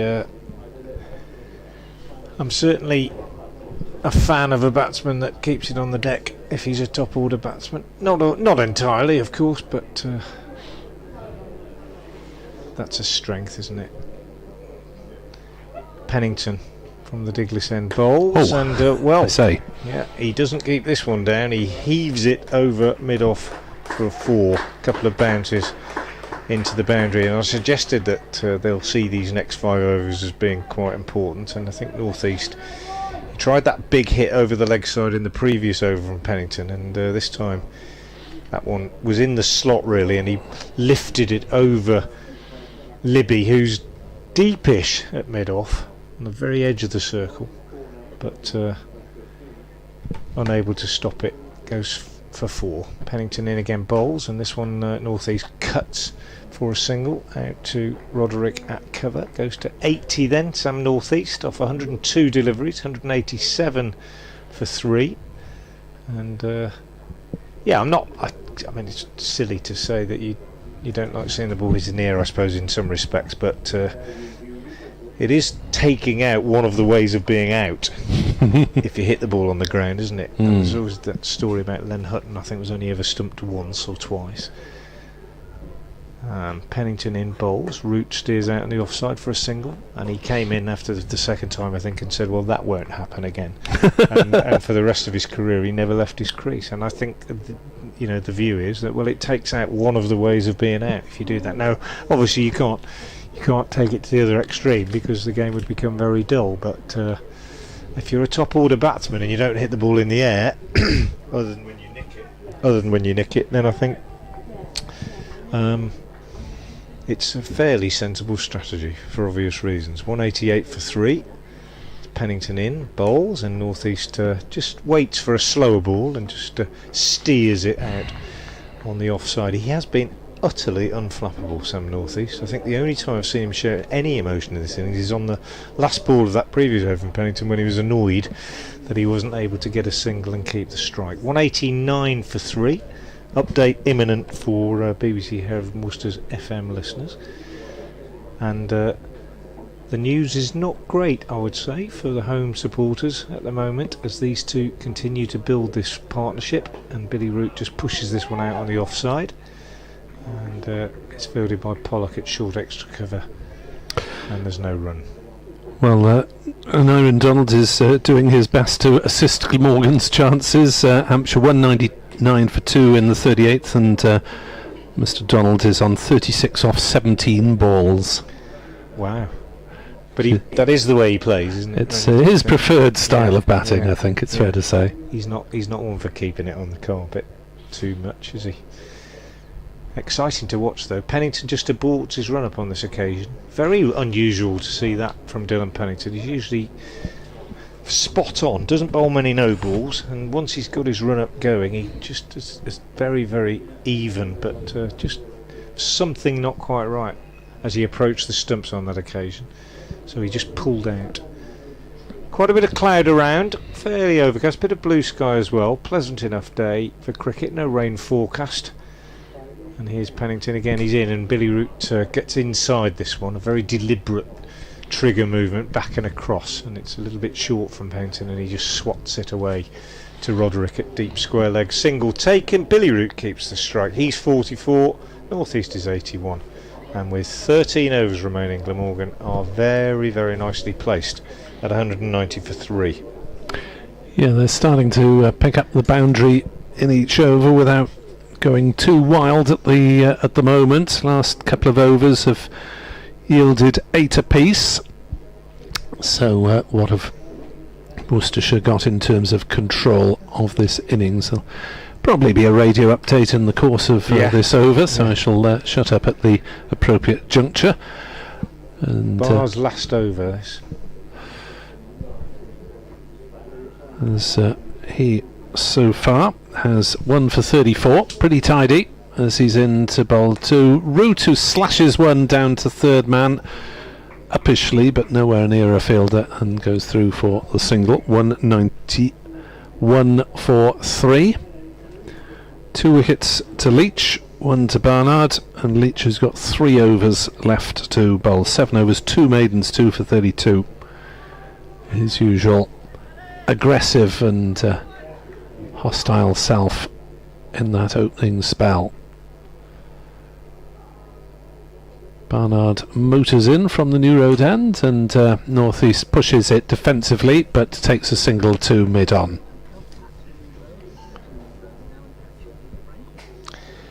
Well, Glamorgan are laying the platform for a late charge in the last 10 overs or so here, which might take them up somewhere near 300. Currently 192 for 3 with 12.5 overs left. The men out: Bevan 10, Cook without scoring, and Carlson for 41. But Sam North East, the Glamorgan opener, has been there since the start, and he's holding things together and scoring very, very nicely indeed, going at a very even tempo. He's 82 not out of 104 balls. Billy Root is 45 not out of 60 balls, and currently these two going along very nicely indeed. Glamorgan, with 3 balls gone in the 38th over, are 193 for 3. While Frank was doing that update, we saw an outrageous slower ball from Ed Barnard that was about half the speed of his previous delivery. Worth a try. 193 for 3. North East on strike on 82 not out, as he tries to force and has beaten point there. Will they come back for a second? Yes, North East will have to hurry. He does hurry. Cox whips the bails off just in case, but there's no serious appeal, and picks the bails up rather grumpily and has to fix them himself because umpire White is didn't need to do that. Is ignoring him from 30 metres away. 195 for 3. There's more than the bails come off when I do that. It's usually a complete shambles. As Barnard bowls and North East tries to smash that one into the pavilion and misses. And that was a bit of a hike from North East there, as he looks to up his scoring rate. We had one earlier in the season, I can't remember which game, and I was commentating, and whoever was wicket keeping took the ball and flattened all 3. Yeah. And I made the comment, you only need to take 1 bail off it. You do. Eddie Bevan going to come in and join you shortly. I'll okay. Slip away. Barnard in, bowls another slower ball that North East mistimes to point, and was just doing their bit to try and dry up these singles. 195 for 3. 12 overs of the innings remain. There were 5 off that over, and it's just about advantage Glamorgan, though they haven't been able to really cut loose. Maybe it is time. Well, North East is showing signs of starting to swing with purpose, as Worcestershire, well, I have to change the bowling at this end because Barnard has bowled out. He has taken 1 for 41 in his 10. And Finch will come back into the attack, 4 overs, 0 for 23.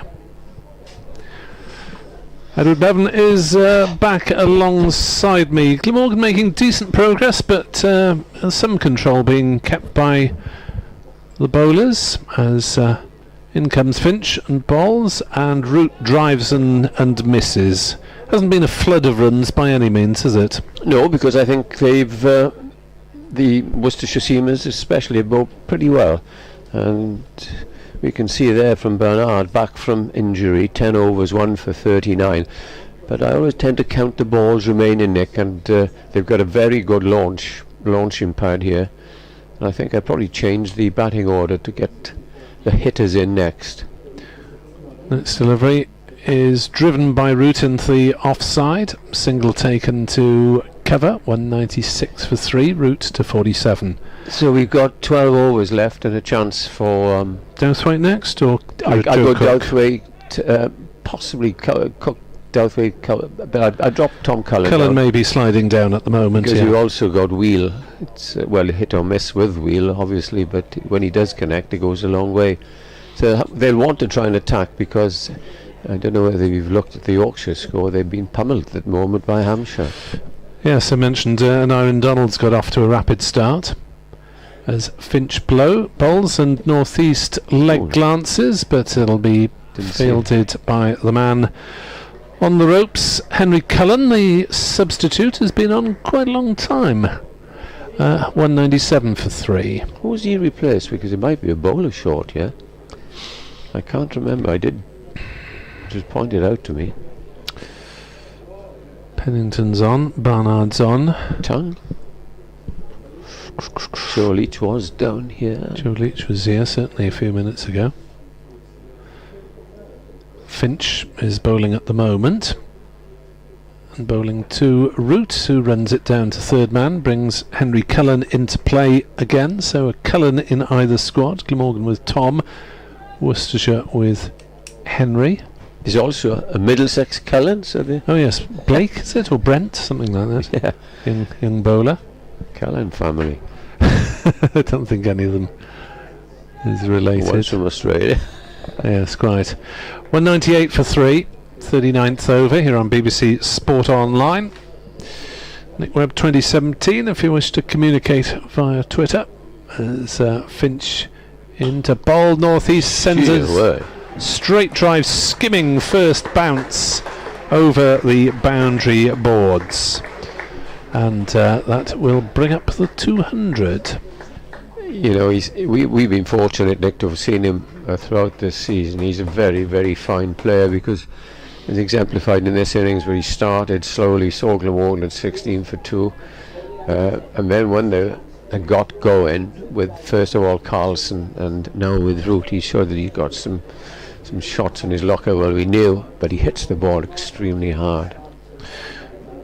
As that is chopped by northeast down, it bounces up over the fielder at backward points, and it's beaten Pennington running round from third man and races away for another boundary. So northeast is starting to accelerate, and Glamorgan are 206 for 3, and we've had 39 overs gone.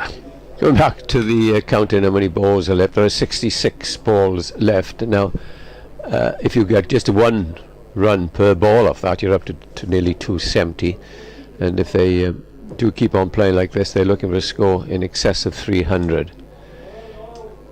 There's a mascot sticking his head in through the press box window away to our right. I'm not familiar with the mascot's name. We'll have to get that information from Frank later. Does he dress as a pair?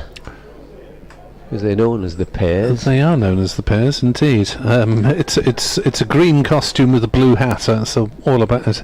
I can tell you at the moment. It's looking more dragon-like, actually. That looks more like a dragon to me.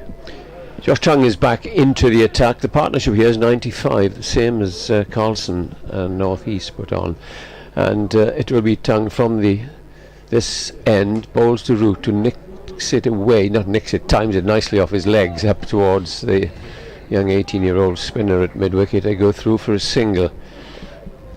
And the partnership now is now 96. And certainly Billy Root is, I was about to say Joe, Billy Root has certainly played his part. And the press boys were saying in there he likes batting against Worcester. But he did get a 99 to win the game, yeah. Got 100 here last year. The Tongue now prepares to bowl to Sam Northeast. Bowls to him now, and Northeast is pushing it. Well-timed shot. Nearly beats mid-on, but it's eventually saved. Just 4 boundaries for Root so far, so he's been busy, hasn't he? He's had to work hard for them. 208 for 3. We're in the 40th over when there will be another adjustment in the field for the final power play, of course, which will favour Glamorgan. Sam Northeast 94, but it's Root on 49. Waits now as Tongue goes in, bowls to him, and there's his 50. And good bit of, well, it was initially, but applause for a very, as you say, Nick, a busy 50 for Root, coming off 66 balls with those 4 fours. Oh, we have to get in quickly before Mr. Bradley on the public address system. Luckily we've got a monitor in front of us, which is a great help. The run rate is mounting 5.29.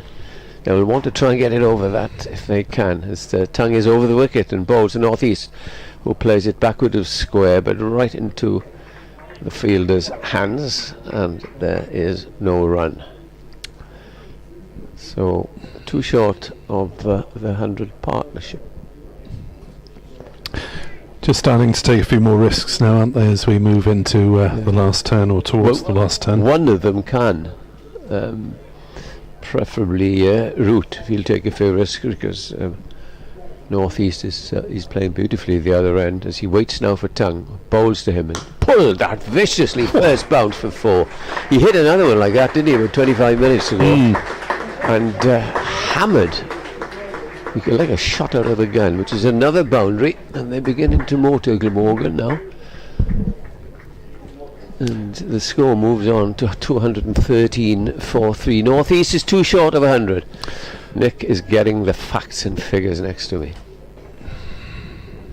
I can give you basically his 100 if he gets it, and then Nick will tell you of, I think, 100 in every competition.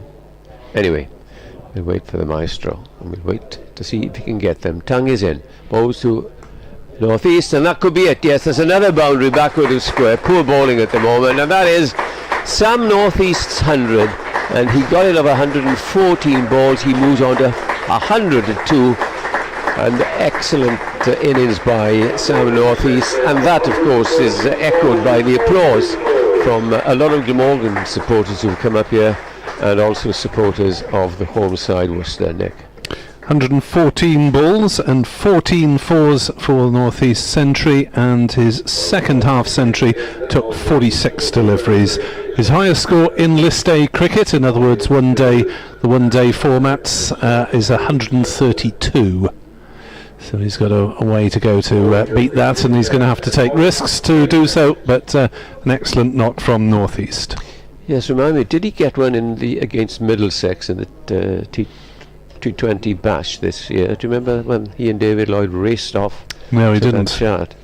He got 70 or 80, but Glamorgan. I'll look it up in your next over. I could look it up, but you carry on. So. No, there might be a few shots played here. They're bringing Davidson back into the attack. I think they have to. Yeah, if Tongue is off. Long off and long on. Davidson is in and bowls to Root, who cuts and just about beats short third man, who gets half a hand to it and takes some of the weight off the ball. That is Tongue, so he's on the field, and they've gone through for 2 runs. I think all the bowlers are still on. 219 for 3. Root moves to 52 not out.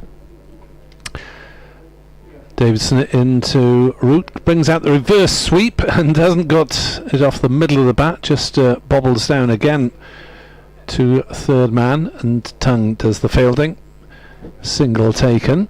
219 for 3 as Edward has been off trying to work out who is off the field. Do we have any consensus? We do. Ed Pollock, Oh, there we are.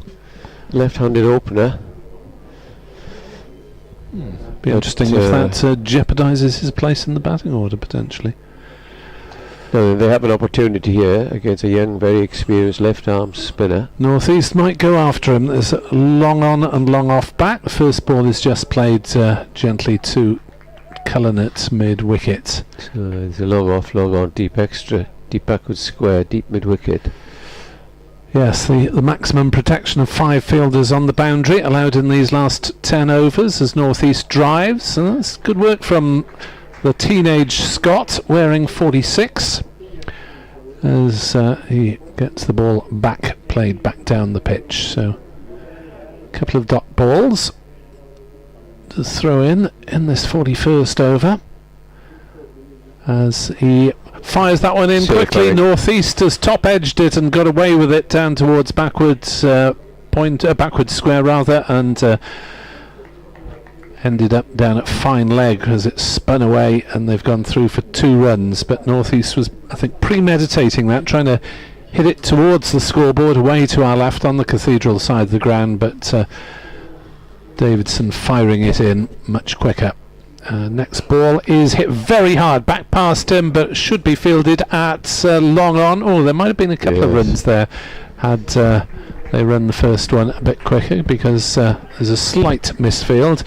Just a single, so good over from Davidson back into the attack. 223 for 3 Glamorgan with 9 overs left. I think there was a boundary or two in that over. Potentially. Yes, so just the 6 runs off it though. 223 for 3. 41 overs bowled, 9 remaining. North East 105 not out, and Root is on 53. And this partnership now 112. And going back to the tactics from here, so 54 balls left. I think one of them, and it looks, Nick, as if it's for North East, who is taking over the role of what do they call him, the pinch hitter in days gone by, at the top of the order, because it's he does hit the ball very, very hard and very long. Now, and he has an opportunity if they pitch it up here, because there is no mid-off back on the boundary, i.e. long off, and there's no long on. Though having said that, there's a man coming out at Cow Corner, so he'll have to be accurate here with tongue and try and hit leg stump. Otherwise, if he bowls straight, he's going to go back over his head straight. Hampshire have lost the 3rd wicket, 243 for 3 after 41 against Yorkshire, but young Mr Donald is 76 not out off 30.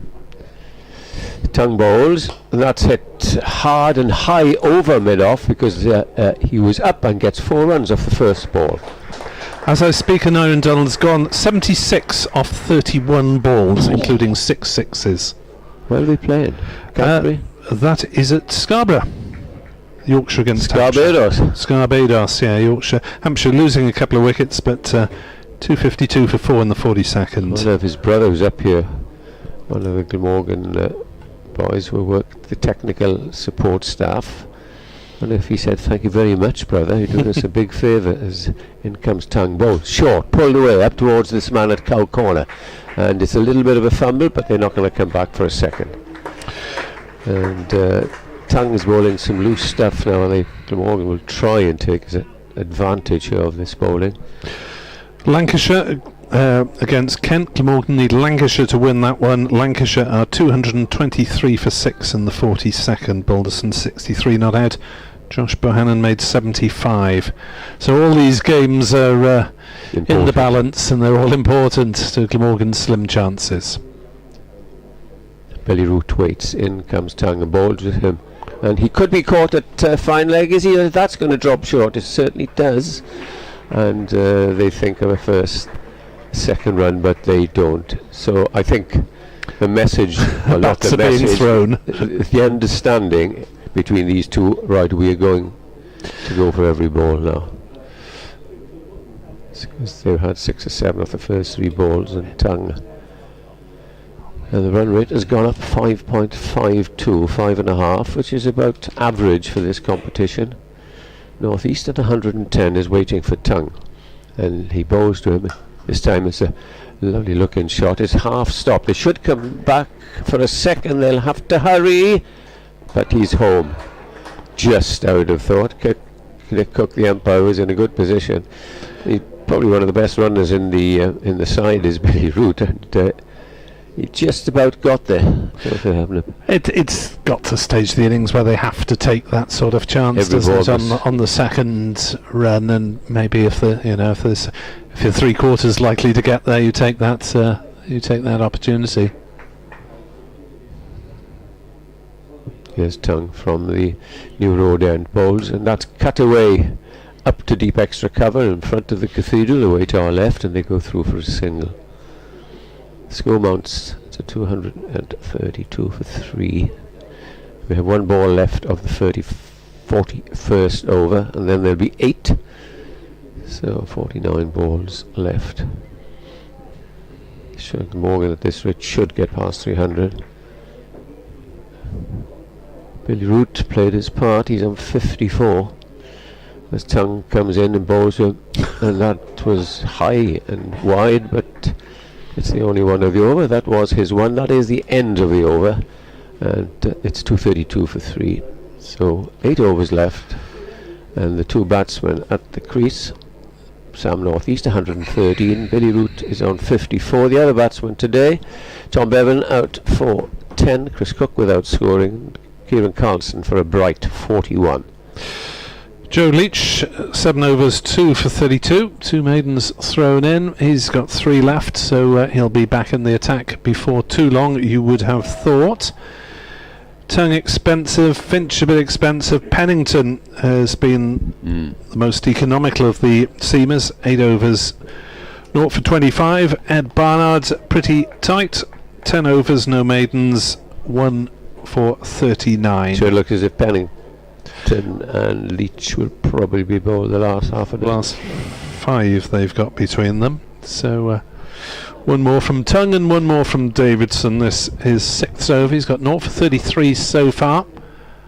And North East steps back and cuts and edges for 4. Slightly fortunate.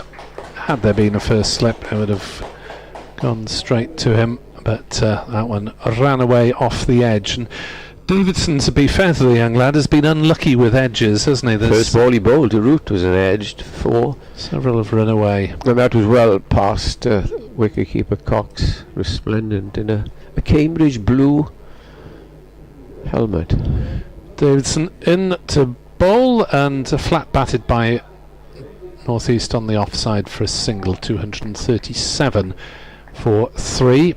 Yes, that matches the stripe down the middle of the Worcestershire shirt. Blue on a black background, and stripes down either side of the trousers as well. This field, Nick, for a reverse sweep from Root. Yes. Root tries some sort of noodle outside the off stump.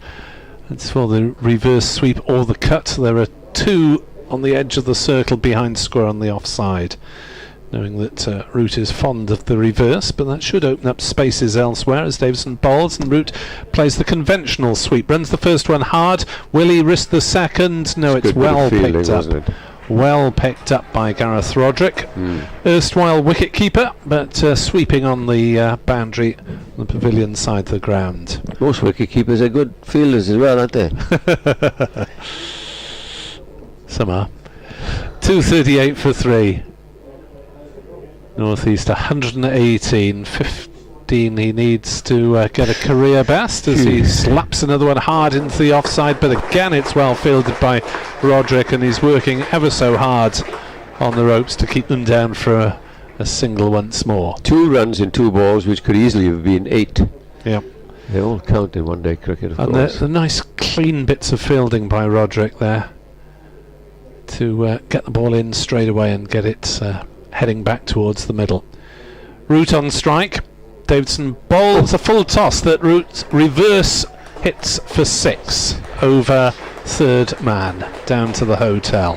245 for 3. Just came out wrong, which is probably not the best way for Davidson potentially to end his spell. 12 off the over.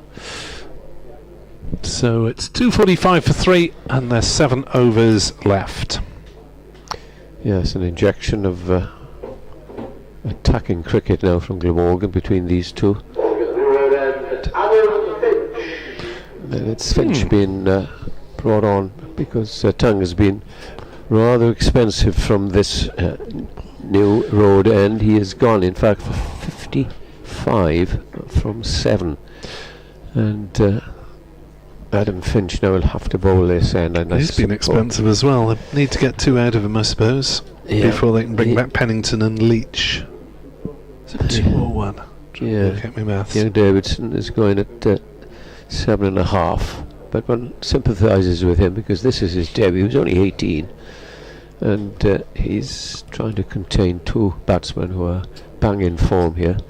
Slightly eccentric to give him those couple of overs in the charge rather than just bowl him for half a dozen in the middle. Bowl straight through in the middle. Yeah. Let's have a look for 12 off the last over. Finch then will continue. Will he be bowling in the northeast? Is 134 is the partnership, and northeast is 119. There's a big gap between long on and deep sort of cow corner. As Finch prepares to bowl, comes in out of the right-handed northeast. Slower ball, but northeast saw it in plenty of time as another good bit of fielding away to the offside boundary, and they go through for a single. They've saved a lot through aggressive fielding on the boundary, haven't they, the Helm side? Really working hard to get the ball quickly and get it in the air quickly and deter the batters from taking 2s. Just to remind you that Worcestershire won the toss, selected to bowl, had 2 early wickets. Glamorgan have recovered extremely well, thanks initially to the efforts of Sam North-East. Finch is again in, bowls, and he tries to paddle that away for 4 down the leg side, doesn't connect, and this is a big battle now between batsman and bowler, both trying to do unorthodox stuff. Slower balls from the back of the hand, and Root is well known for this sort of cricket when he's facing reverse sweeps, over the head, scoops, you name it. And this field is well scattered. 1, 2, 3, 4, 5 on the boundary, but nobody straight at the moment on the boundary as the next ball comes in, and again he misses it as a slower ball does come in. Just a single off the first 3 balls. Yeah, it's decent bowling, isn't it? Nice change of pace, and Root trying to use the pace of the ball to flick it away behind the wicket, and missing a couple. 2:46 for 3, 7.5 overs left.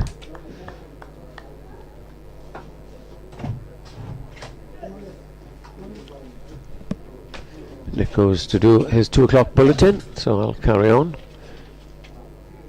Good over this so far from Finch. Here he is again, running away from us at this new road end. Bowls, that's hit square, backward of square, and they were running away for 4. And a 6 over cover, backward point. Well, that made up for just the single in the first 3 balls. That was an extraordinary shot. And Frank is back alongside me. Here we have the play. And, yeah, very short. He flat batted it for 6. And Glamorgan racing along at the moment now. 2:52 for 3, still 7 overs left after the next 2 balls. That's a long boundary down to the old tree that's been here for so many years.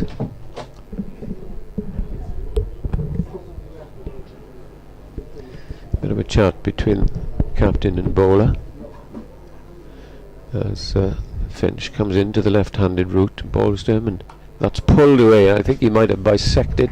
No, he hasn't. He's hit it down to fine leg, and they go through for a single, and Benny Root goes head over heels as he trips as he gets down to the non-striker's end. 1 ball left of the 44th over. 2:53 for 3. North East will have strike on 120, and Root has moved on to 68.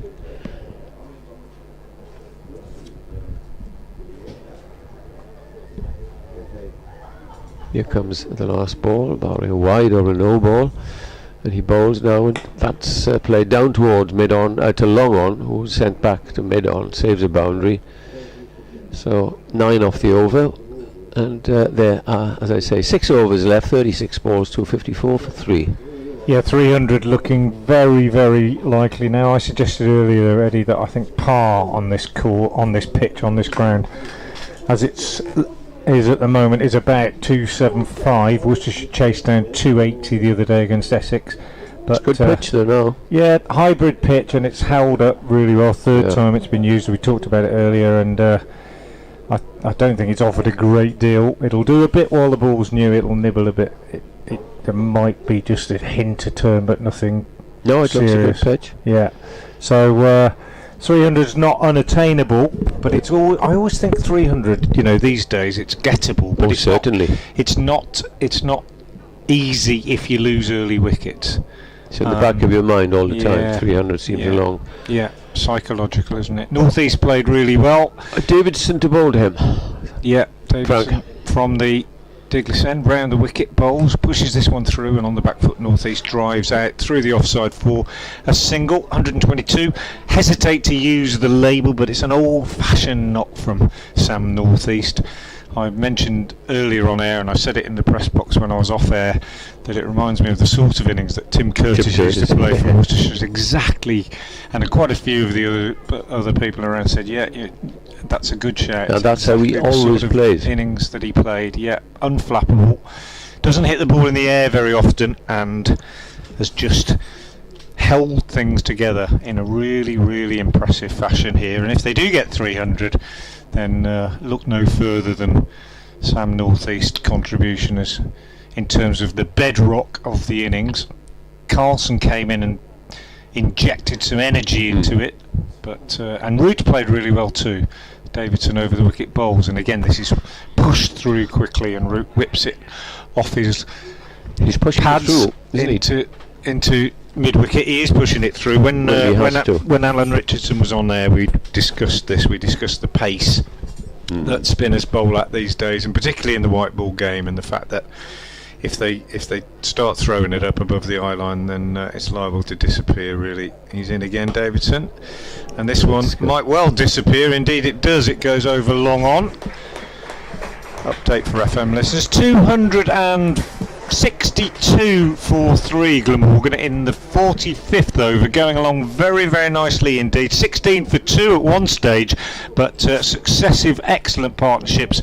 Carlson and North East adding 95 for the third wicket, and now Carlson and Billy Root have added 150 for this fourth wicket. Billy Root is 69 not out. North East been there since the start, 128 not out. He's just hit successive sixes off Worcestershire's Ollie Davidson, and Glamorgan threatening 300.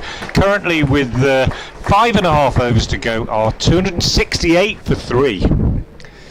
Another big one from North East, who I was just saying doesn't hit the ball in the air very often. Next 2 balls he smashed it straight down the ground for 6, but effortless, and he's bided his time. Well, the cricket brain that he has, he knew now is the time with plenty of wickets in hand for me to go. Yeah, perfect timing really. It's been a perfect innings of its type, a perfect innings, and he hasn't given a chance. And reminds me of his innings at Leicester. It's given Jake Libby a problem now, the Worcestershire captain, as Davidson is in again and bowls, and he goes for a reverse this time. North East hasn't done that very often, and he gets something on it, and it runs away down to fine third man for 4 more. So the onslaught is well and truly on 70 now. So far. 272 for 3. 1 ball left in this over from Davidson, whose figures have been dented, to say the least. He comes in now, bowls, and North East is down the pitch and hammers him straight down the ground. Only 1 this time as Finch runs round at long off to do the fielding, which means North East keeps the strike. It's the end of the over. Davidson's 7 overs have cost 65, and Glamorgan are 273 for 3. At the end of the over with 5 overs left, and it's definitely going to be 300. It might even be 320. Yes, you can only feel for the young man Davis, and that over cost I think 17 or 18, And when you're asked to bowl in your debut, bowling slow, then I think one can only sympathise with him. And it's a pity, really, that he might have bowled straight through. Yeah, and he, his first ball was nicked through slip for 4 by Billy Root, and later in that over, North East nicked him through slip. There were no slips, but it could have been so different. Sam North East highest list day score. This had previously beat his 132 for Kent against Somerset. So a good season for Sam North East. Did a wonderful best season. list day, best red ball score by some margin. Kent supporters used to say he's one of the best batsmen that never played for England. I haven't seen him for a year, Frank. I tend to agree with him. One of the new over starts at this end as in counter bowled. That's hit over cover and we'll go for 4 runs. It's a pity really that Livy hasn't changed fielding positions, because he's tiny, isn't he? About 5'6", 5'7", and a lot of other fast bigger man would have caught that. Yeah. So another 4, 143, 277. Still 5 overs, less 1 ball left. As Glamorgan want to accelerate if they want to try and scrape through, because of course Yorkshire have a superior run rate to them. In comes the next ball, and that's hammered out to deep extra cover. It'll be just the single as in comes the throw. So a good start of the over, 5 off the first 2.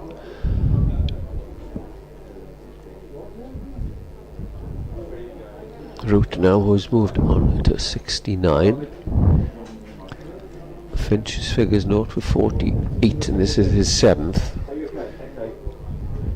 Well, one him or Davison has to bowl out, haven't they? Oh, yeah, absolutely. 16 for 2. I don't think many in this ground would have thought Glamorgan would be encroaching on 300 at the end of the innings, but they batted well, it must be said. Finch is in past the umpire now to the left-handed Root. Root pulls out towards mid-wicket. There'll be 1 there certainly. Davidson gets it, and good for him. There is no second run. So half a dozen runs off the first 3 balls. Remember, 4 overs left after this. 279 for 3. I suppose Leach could. Leach has got 3 left, hasn't he? Yeah. But Tongue, I don't think he will bowl again. Coming back from injury, I think it's probably a risk they don't need to take. And if you put the youngsters in, give them some responsibility, give them some experience of bowling at the end. In comes Finch, bowls short, 4 runs. He had to stretch for that. It was a very poor delivery, a half tracker, and he had to stretch for it, but he hammers it through extra cover. Slower ball attempted. Well, it was slower. He attempted to sort of run his hands across the seam, I think, and it came out horribly wrong, didn't it? Yeah, just have another look at it here, and extremely wide. The important thing to do from North East point of view was just to wait for that, wasn't it? It was so slow. Well, he knew, didn't he, that it was due. Yeah. You've got to pause. The bowler says, "Well, where the heck can I bowl at him?" He's on to 148. Remarkable innings, really. As in comes Finch again, bowls, hits him on the pad. There's no appeal, and they go through for a quick single, and that could well have been a run out down at the non-striker's end. Had that hit, it didn't, as Root called for a very quick single. 2 balls left of this over. 284 for 3. Yeah, I keep on giving you the run rate because it's so important for Glamorgan's hopes. 6.20 now, and if they can have a good 4 overs, we'll creep a little bit higher. This is Finch now comes in for the last ball of the over. He's bowling to Root, bowls to him, and Root drives through cover to the man sweeping down on the offside. They take a single. That's the end of the over. Glamorgan 285 for 3. A little Frank to describe the 47th over. 3 overs left. Finch 7 overs, no maidens, no wicket for 55 now. He's been expensive. He's struggled to get his consistency, Finch, as I've been saying throughout the day. Bowled some good deliveries, but rarely put into 3 or 4 good deliveries together in an over, and that's been the problem. Dylan Pennington, 8 overs, no maidens, no wicket for 25. Probably the pick of the Worcestershire bowlers for me. A little bit unlucky not to pick up a wicket early on when he had a catch dropped at slip, and he's been very tidy and consistent. It's going to be difficult for him, but he's probably going to bowl overs 47 and 49 from the Diglis end, and he's coming on at a time when these two have added 174 so far for this 4th wicket. I don't know about you, Frank. You and I played a lot of club cricket. I would rather face a medium pacer than a spin bowler, which brings me on, I'll tell you later. Yeah. Pennington in bowls, and Root plays a clever shot, just running it down to 3rd man. Having set himself to drive, he's looking to square drive it, and then it wasn't quite there. He just let it come and steered it down to 3rd man for a single, 286 for 3. And what I'm saying is much of a muchness this attack. Yeah. I thought Libby might have bowled a bit of off spin, into leg stump and a leg side field, just trying to bowl accurately, because these boys now know what to expect from these medium pacers. Yeah, Libby is but he could genuinely an occasional bowler, but you're right, a bit of variety is useful. They're missing Ben Gibbon today, the left arm seamer, as Pennington bowls again in northeast cuts, gets a single out to Roderick. That's his 150 off 137 balls. Splendid effort from Sam Northeast, 137 balls, 19 fours and 2 sixes. A proper innings this has been from Sam Northeast. Well put together, not a wham bam come out and slog it innings at all. He's built it beautifully. Pennington now to the left-handed Root, who sets himself in a wide sort of stance with a trigger movement, taking his back foot back and almost sets up like a baseball player, and clubs this one out to deep mid-wicket for a single. Goes to 73, 288 for 3. I keep harking back to that innings when he got 410 at Leicester. He was there at 11 for 2, and Glamorgan were in trouble. This is the way he played until he went up to his 410th run. Pennington in bowls, and he's gone big on the offside this time. Northeast not quite cleared the ropes at deep extra cover, but 4. Lost his balance and his shape a little bit there, as he almost was trying to hit it a bit straighter, but kind of lost his shape and it skewed away. But he hit it well enough, don't get me wrong, it was a decent shot and it landed only a yard or 2 inside the rope down at extra cover. He's really into boundary mode now, Northeast, and having been his score was about 20 runs behind the ball tally for most of his innings. He'd got 60 off 80 and that kind of thing. Now he's 154 off 138, and he heaves this one away on the leg side. He'll only get a single this time, 1 bounce out to Barnard at deep mid wicket. 155 now to Sam Northeast, 292 for 3, and Glamorgan closing in on that 300, and probably I would think with 3 overs and 1 ball left, hoping for something more like 325 at the moment, and every likelihood that they're going to get it as Pennington moves in once more and bowls, and this one's down the leg side, and that's 4 more. Slower ball but misdirected, and Root just helped it on its way down to final leg, and he's gone to 77. It might be just a bit too much of an ask for Billy Root to get 100, but he's played a brilliant innings here, his first big score of the competition, I understand, and he's 77 not out at the end of that over. And Glamorgan with 3 overs remaining, 297 for 3, and it's a record.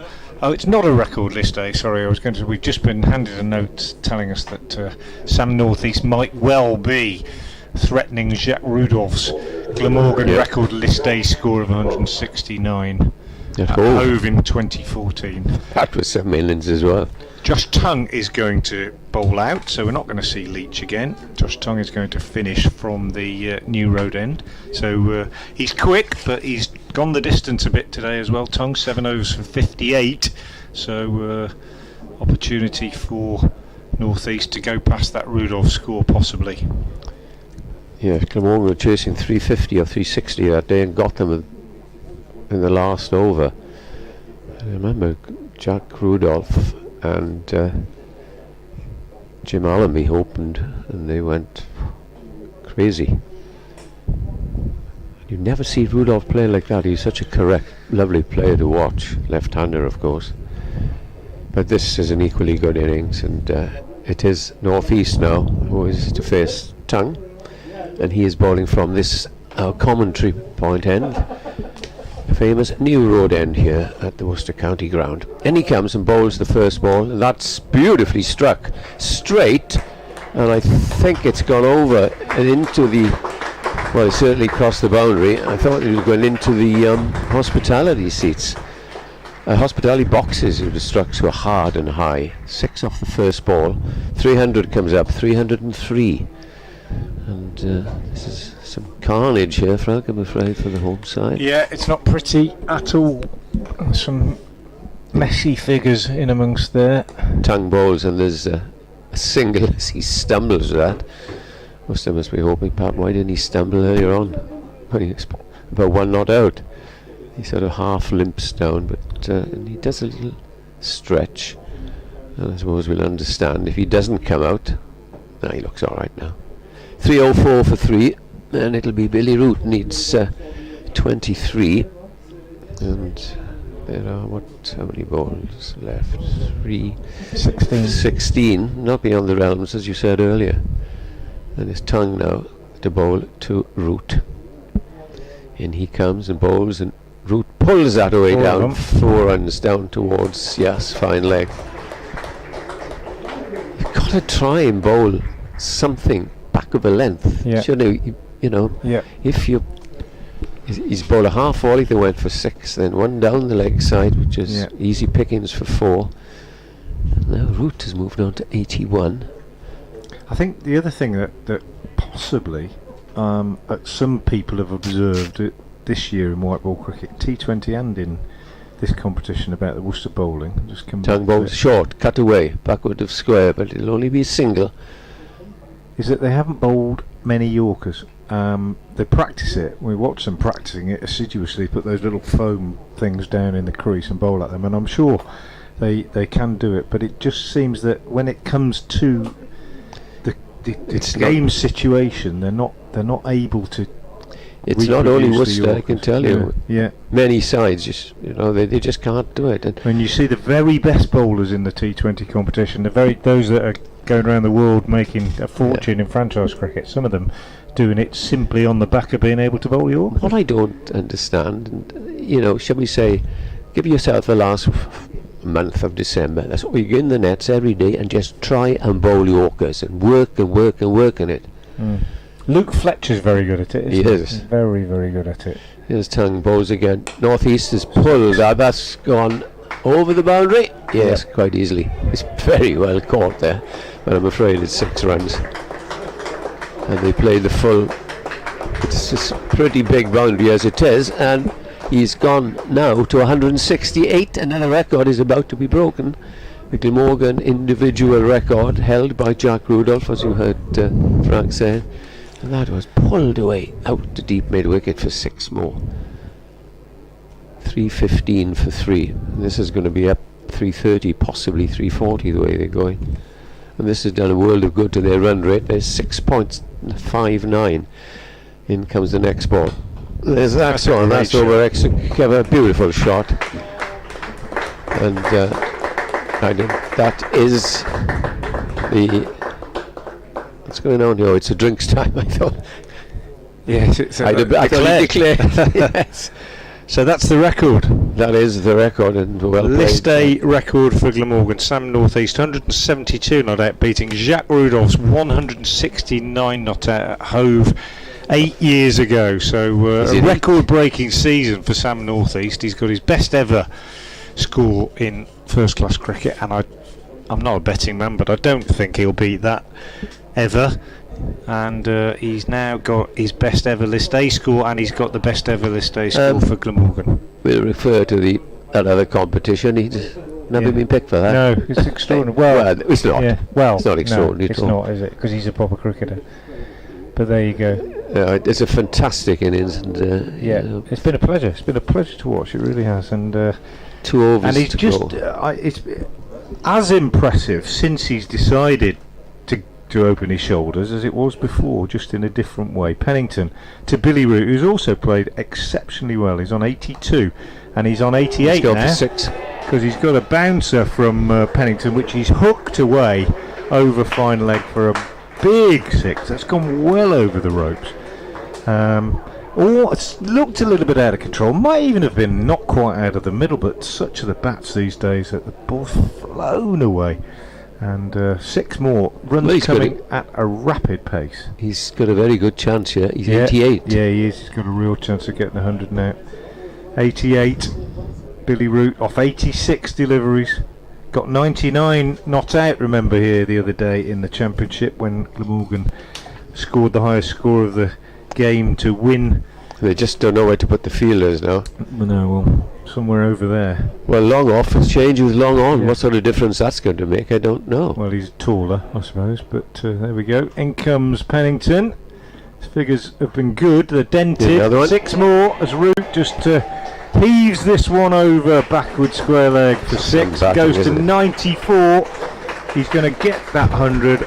Odds on now with another over left after this. 331 for 3. That was a good shot. He sets himself up when he does that route. He slides that left foot back in across the crease, and he does set himself up almost like a baseball striker. And what the bowler doesn't want to do is bowl it into that rib area, because that's exactly where it's set up to hit, and that's what Pennington did. Bowler Yorker comes in now. Bowl 6 more over the leg side. That is 600 for Billy Root.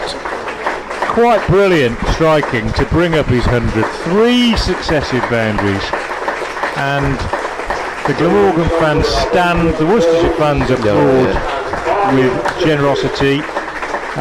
Billy Root 100 off 88 balls with 5 sixes now and 6 fours. A brilliant effort, just come at the right time, and this score races 350 on before long. 337 for 3. And Dylan Pennington's figures, which were so good earlier on, have been massively dented. He's halfway through his 10th over. He's gone for 55 now. There's a meeting, and well there might be. Get it in the block hole, but that just doesn't seem to be able to do that. And why doesn't he bowl this much, just a foot or so outside off stump? Go round the wicket, anything. Try something different. You're going to do a Gary Sobers on us here. 3 balls left. Yeah, 3 balls left, and he comes 18. Pennington. Last 3 have gone for 6. Bowls to Root, sets himself again, and he gets it fuller. And he beats him outside the off stump, because having taken up that position that I was describing earlier, when you get the ball full and outside off stump, you're in no position to play it, and therefore Root was beaten by that one. So Pennington stops the rot. But well, they couldn't have done more. If they have to get this run rate going, because they're going at 6.92. Yeah, 7 and over, we can say. Yeah. Might well get over that. Good That's effort. The last Good over. Effort. Pennington in again, bowls. Root again, goes back and goes for the reverse this time. Plays it brilliantly, and it's 6. 4 sixes. A reverse hit for 6 over third man. Absolutely perfectly executed by Billy Root. What were we saying? Oh yeah, they should get just over 300, and they're 340. Just the wheels have come off a little bit for Worcestershire. And Billy Root, middle stump that was, in fairness. Yeah, it was, and I mean, I don't know whether did he middle it, was it a top edge, I don't know, but he knew where the fielder was, and he knew if he cleared that fielder it was safe.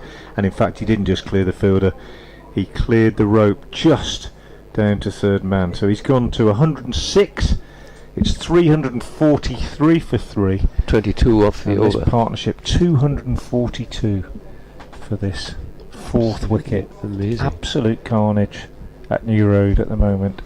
After being 16 for 2. As Pennington comes in and bowls to Root, and Well, that's there's another 6 more over backward square leg. So that over 28. from Pennington. I think it was 28. Well, 1 dot ball, 1 4 and 4 sixes. Yeah.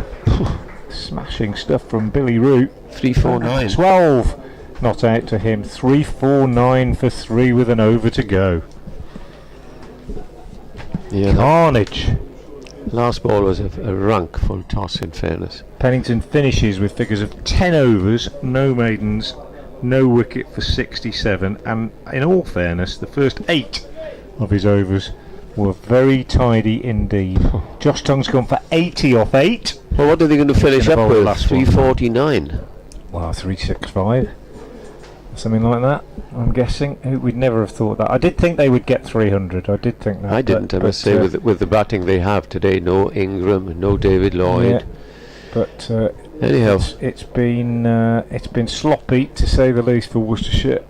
They've picked up in the last 2 games. They've won the last 2 games, and after a nightmare white ball season in the T20, they've won the last 2 games, and one felt that things were a little bit back on track, and they wanted to finish strongly before going back into red ball cricket. But this has been a step backwards to some extent.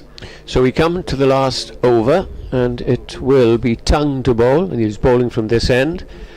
Long on is in attendance, and there are 2 men on the leg side boundary, and 1 at third man, and 1 at deep extra cover. Last over starts, and he comes, and that's very wide of the off stump, but it's well bowled, because he was taking a little bit of a risk not to get it inside the blue line, but he was safe enough.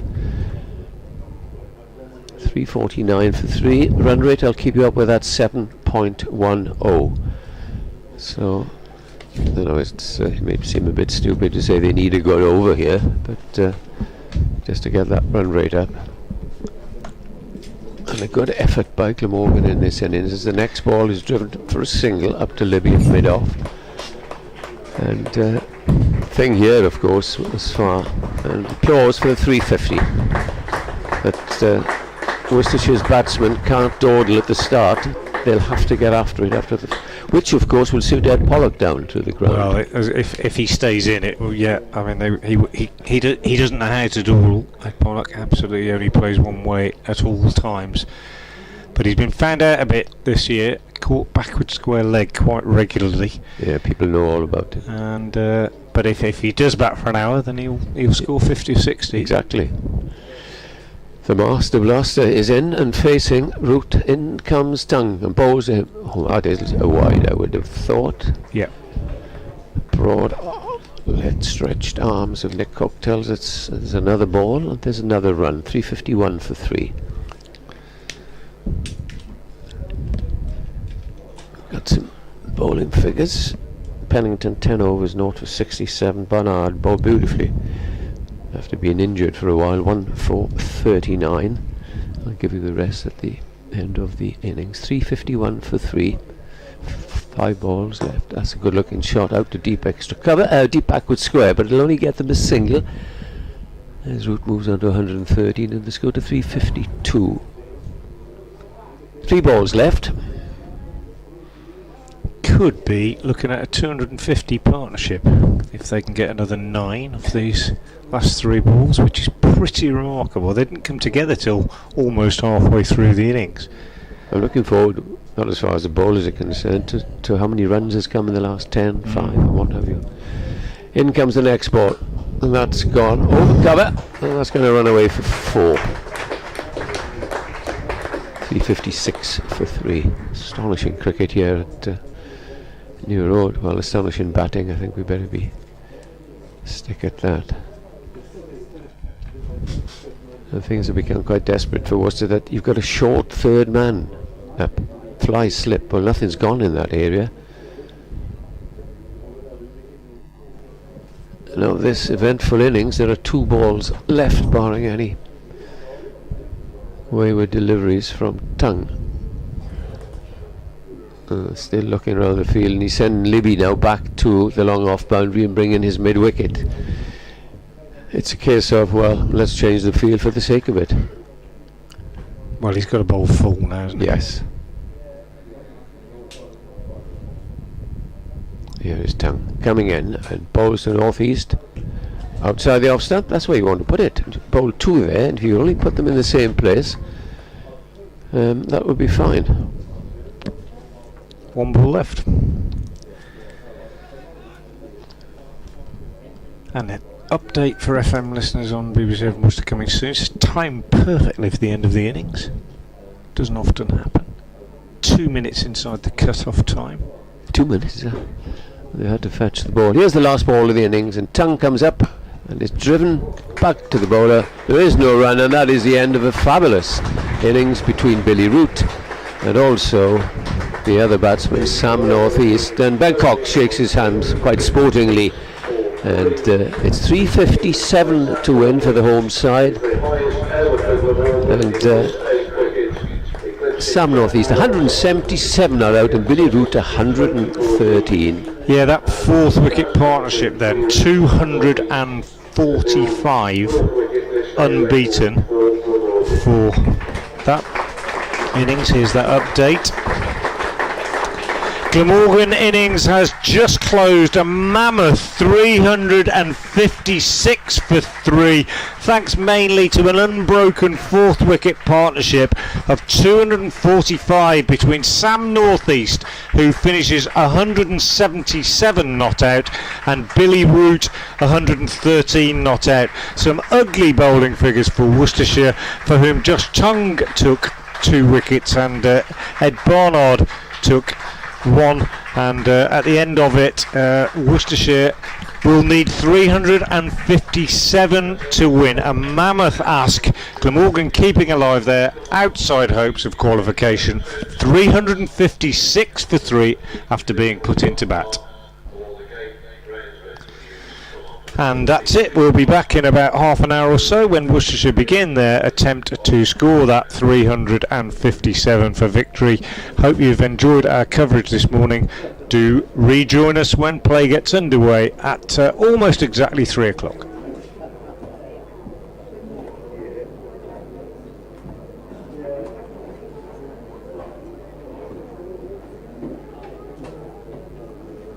Very good with it.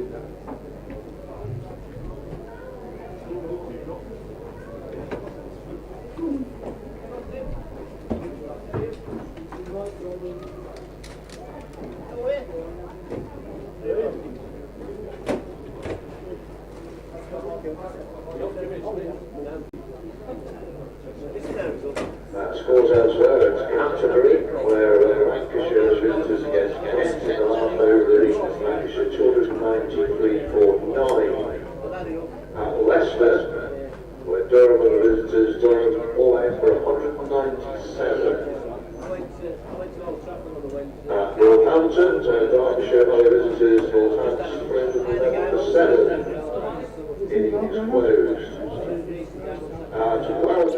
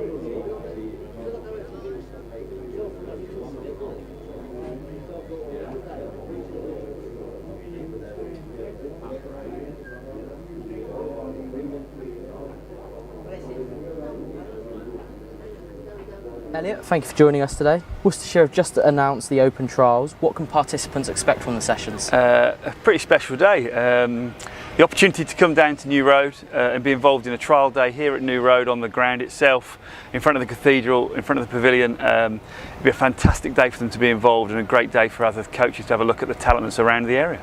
What is the aim of the sessions? A couple of things really. We have some guiding principles, which is about everything we do within so recruitment, pathway, academy, is about creating a positive image of the cricket club and a positive image of the game of cricket, and this is aimed at, again, trying to create a really positive image of the game of cricket, but also at the same time, if we can unearth some talent that might be able to play academy cricket, that might be able to play second team cricket, or even help with training here, that would be fantastic. How important is it that counties run these sessions so that it might catch people that have dropped under the radar for the traditional methods? I think counties, as you mentioned, run lots of trials, especially in age group cricket, and they do a really good job of it, but by no means do we think it's perfect. So running these days where people who might not naturally engage with that process do engage with that process, and it helps us to unearth talent that we've maybe missed or do miss, is really helpful to everybody. We've not just got men's trials here at New Road, we've got some women's trials as well. How good is it that both men and women can take part?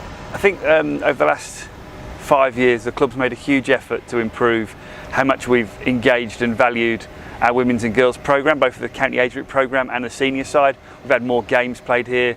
They're playing in good kit, as in the same kit as the first team with the same brand, same sponsors. And to have both women's and girls open trials at the club is going to be quite exciting for all of us. If you've got a message for anyone wanting to apply or anyone coming along to any of the sessions, what would it be? Come and enjoy a very special day at a very special venue here at New Road. Brilliant, thank you Elliot, and all the best for the sessions. Thank you.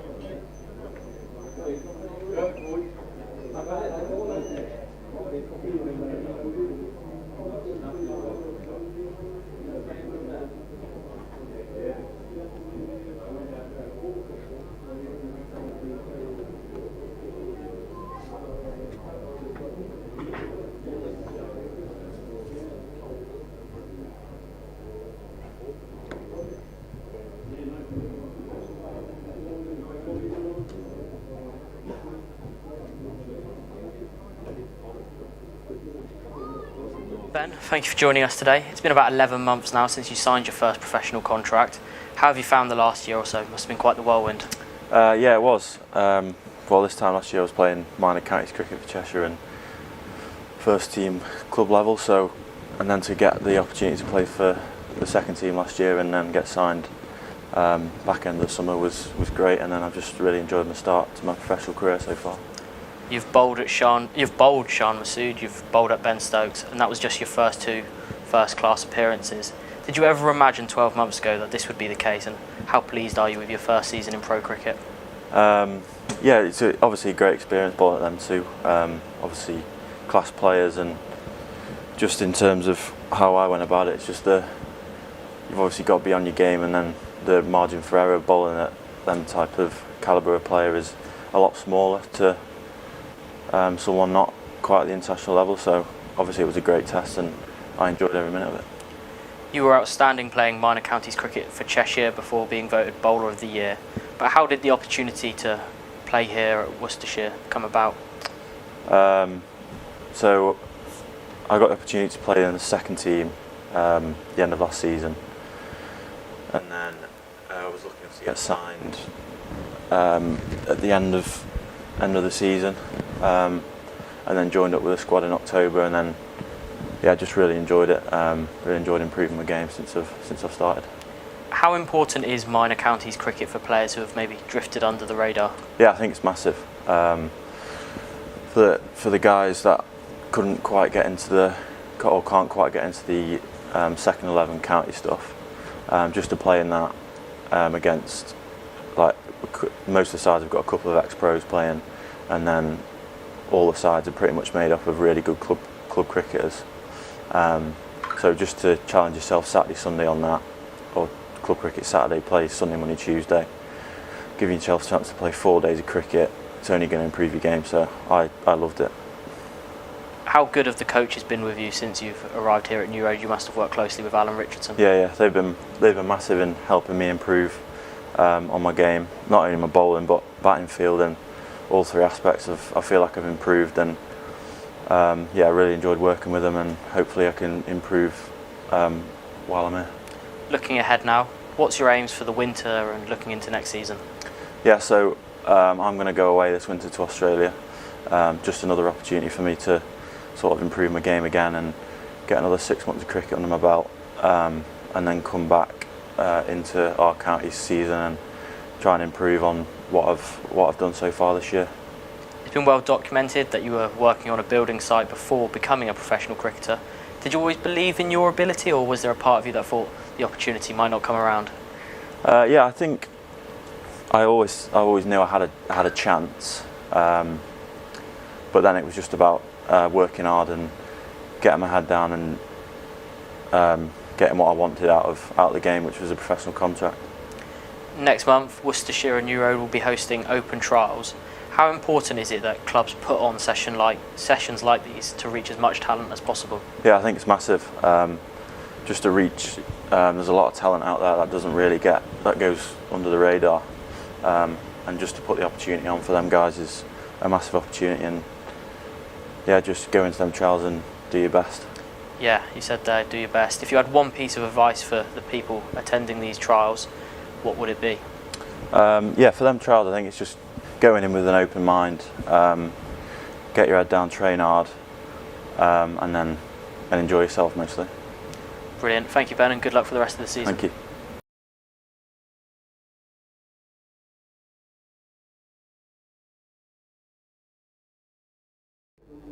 The worst you can be is 12.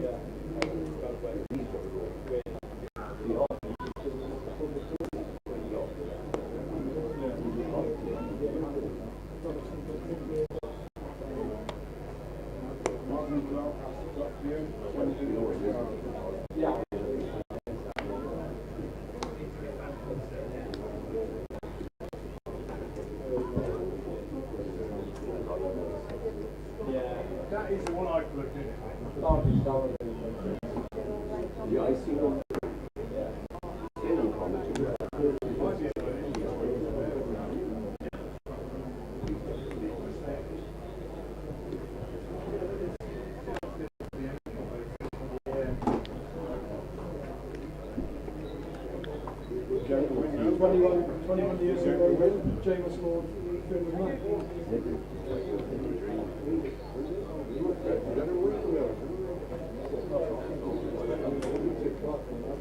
Hey, Gav, always count on the Don to do us a favour. Always, mate. Always count on the Don to do us a favour. Never in doubt. He's a great player at heart. Come on. We just love the ball.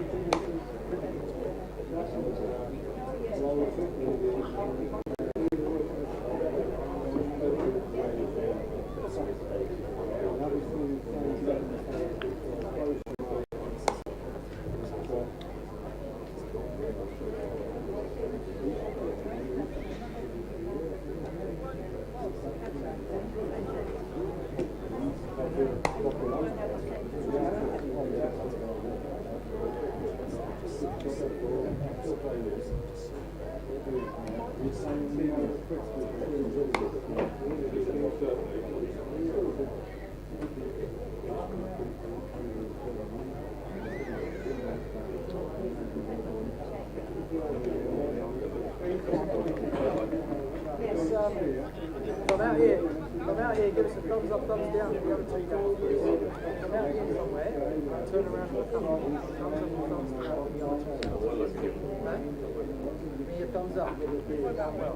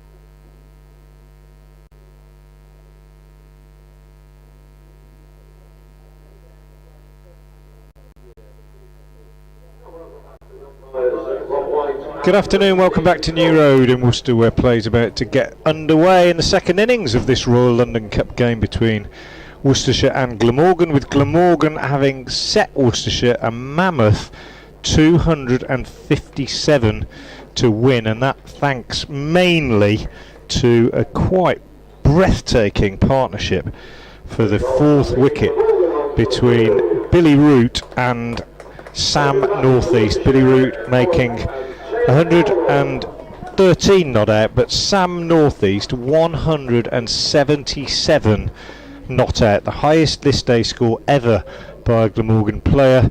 And they had a partnership, as I say, 245 unbroken for the fourth wicket in just 29 overs, and they scored 140 off the last 10 overs to take Glamorgan to that total, that daunting total of 356 for 3. And that after Worcestershire had bowled quite well early on. Remember, at one stage Glamorgan 16 for 2, and then 111 for 3 when Carlson was out for 41. But Root and Northeast putting together that partnership. Northeast very solid to start with, very watchful for his first 80, 90 runs or so, and then absolutely cutting loose towards the end as 140 came off the last 10 overs, which would be a massive scoring rate even in T20 cricket.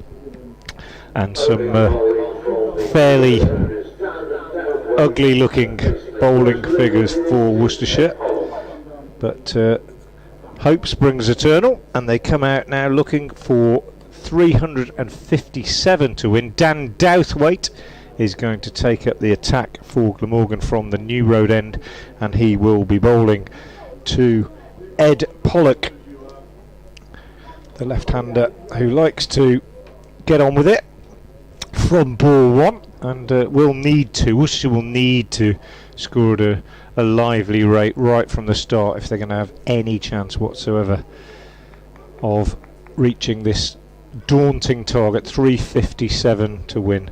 Douthwaite to bowl the first ball of the innings from the New Red end to Pollock. Bowls now, and it's very full, and Pollock squeezes it into the ground, and it runs out on the offside, and there is no run as it's fielded by Andrew Gorvin in the covers. So Douthwaite bowling with 2 slips. Update for FM listeners coming. Worcestershire have just begun their response to Glamorgan's massive 356 for 3 first innings score. We're in the first over, 2 balls have gone, no runs yet on the board for Worcestershire, seeking 357 to win after a partnership of 245 unbroken for the Glamorgan fourth wicket between Sam Northeast, who finished on 177 not out, and Billy Root on 113 not out, set up this run chase. It's a tall order for Worcestershire, and they're just underway in the first over, naught without loss, needing 357 to win. And we've got a pause as something's wrong with the ball already after just 2 deliveries, and Captain Kieran Carlson just showing it to the umpire Nick Cook, who says no, you can get on with it, and he gives it back to Dan Douthwaite, who moves in now to bowl the third ball of the innings, and he bowls, and Pollock slashes it away over cover 4, just given a bit of width. Doesn't need a second invitation. Ed Pollock, wide and a little bit short, he just throws his hands at it and uppercuts it over point for the first runs of the innings, the first boundary of the innings, and Worcestershire are underway. As I say, 2 slips, the only close fielders, and other than that we've got a ring of 3 on the offside saving 1, 2 men on the leg side saving 1. Douthwaite in again, bowls. Pollock is driving up to mid-off. Carlson, the fielder, returns the ball to wicketkeeper Chris Cook, and the score remains 4 without loss. Dan Douthwaite, right arm over the wicket, medium pace from the New Road end, turns once more. Wearing number 88, he moves in, and he bowls to Pollock, who drives out on the offside, doesn't really time it, and takes a single as Gorvin comes across from extra cover to do the fielding. So 5 without loss, all of those runs to Ed Pollock, And good afternoon for the first time to Nick Webb from BBC Wales Sport. Daunting task, Nick, and you would think Ed Pollock is one of the keys. If he bats for an hour or two, then Worcestershire might have a chance. Yeah, they need him to come out all gun, all bats blazing, don't they? And get on top of the run rate of 7 and over. One ball left in this first over then. Douthwaite in to bowl to the left-handed Taylor Cornwell, who is beaten by one that bounces on him a little bit. Just dropped his hands underneath it perhaps, and allowed it through to wicketkeeper Chris Cook. End of the first over, then 5 without loss. I've just run through the major stats of the first half of this game, Nick, but just 140 off the last 10 overs. Yes, 161 off the last 12, I think, is the most astonishing of those array of figures. So they're going at 40 and over or thereabouts. Quite incredible hitting, and they really took apart. I mean, this isn't, apart from Davidson, an inexperienced attack. 5 seamers who all know what the county game is about, in Leach, Pennington, Finch, Tongue and Barnard. Glamorgan's seam attack is down a few, with Nisa having returned to Australia, Hogan and Van der Hoogten in the 100, and McIlroy and Smith both injured, so they're 5 down at what they could have been at the start of the campaign. Nisa's was only ever likely to play a couple. In the end, he was so battered after his championship efforts, he didn't take part. Here's Wheel then, into bowl to Pollock, who defends that one out on the offside, and there's no run. And the measure of the reshaped Glamorgan attack, shall we say, is that Douthwaite and Carlson are the equal top wicket takers with 7 apiece. So they've had to make their changes. Van der Hoogten took 4 in the first game and was promptly hoiked off to virtually disappear from sight. I'm sure he's run some very good drinks somewhere. Here comes Wheel from the Diglis end to bowl to Pollock, and beats him with a bit of bounce and pace there.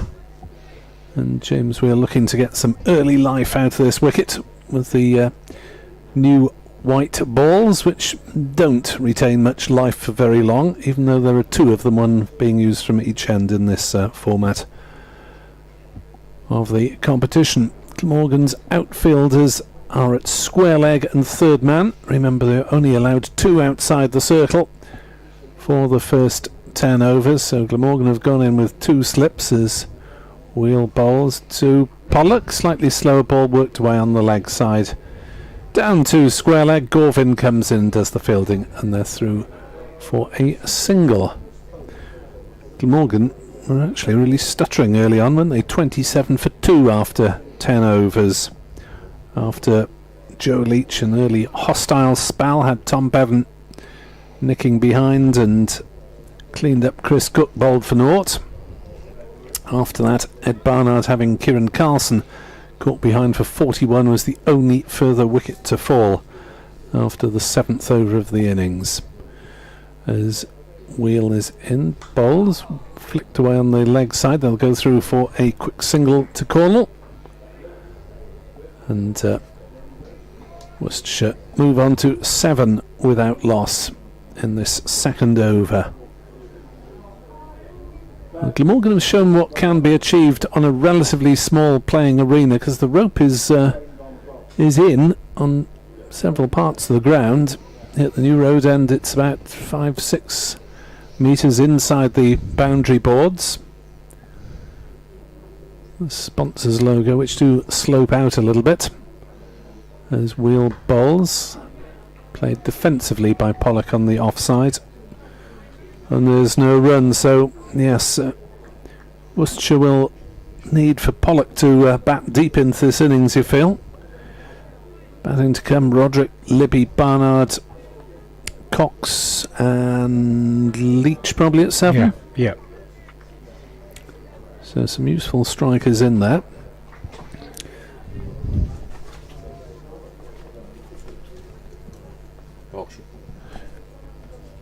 As Wheel is in to bowl, and Pollock gets one back of a length, which he just noodles away on the leg side. Edward points out that Yorkshire have lost an early wicket in their chase of 314 to beat Hampshire, and Yorkshire are 13 for 1 after 2 with Will Frayne, the man, gone. The young Welsh batter and Aaron Donald did more than anyone else to get Hampshire past that 300 total. He top scored with 76, that remarkably was achieved off just 31 balls with 5 fours and 6 sixes. And the other game that Glamorgan are keeping their eye on, we've got time before Douthwaite starts, is over. Nope, after the first ball it'll have to be. Here is Douthwaite then. New Road End comes in, bowls to Pollock, who slashes that away over cover 4 again. Almost exact repeat of the shot he played in the previous over, a little bit flatter this time, but given room, Ed Pollock will generally throw the hands at it, and he slashes it away over extra, and it's gone under the rolled up tarpaulin out in front of the ropes fence, actually beyond the ropes, down near the ladies' pavilion. A spectator retrieves the ball, and another boundary it is for Pollock, who goes into double figures. 11 off 11 for him, 12 without loss. Worcestershire needing 357 to win. Pollock looking to take advantage with only 2 fielders allowed outside the circle in this first 10 overs. This power play. Wheel goes round the wicket to him, and he drives on the onside this time, uppishly, and it lands just short of the fielder at mid-on. Glamorgan need Lancashire also to successfully defend a target of 296 that they've posted against Kent, who are 4 without loss in the second over at Canterbury. So here comes Douthwaite again, round the wicket, his line to Pollock, who is just on the back foot covering up to a ball just short of a length and pushing out on the offside, and it's fielded by Gorvin coming in from extra cover. There's no run, 12 without loss. Douthwaite is not naturally an economical bowler. He's going for 5.72, but is something of a wicket taker in limited overs competition. Turns now. Comes in again to Pollock. Bowls short. Pollock swivels round and smashes that for 4 through mid-wicket.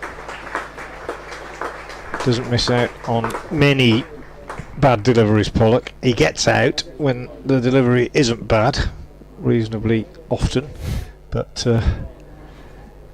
when he does get a bad ball, he does tend to punish it. And he also punishes quite a few good balls as well. That's the sort of player he is, as we've said many times on commentaries for Worcestershire this year. Only knows one way to play, and he is unlikely to change. 15 now to him as Douthwaite comes in again and bowls, and 4 more.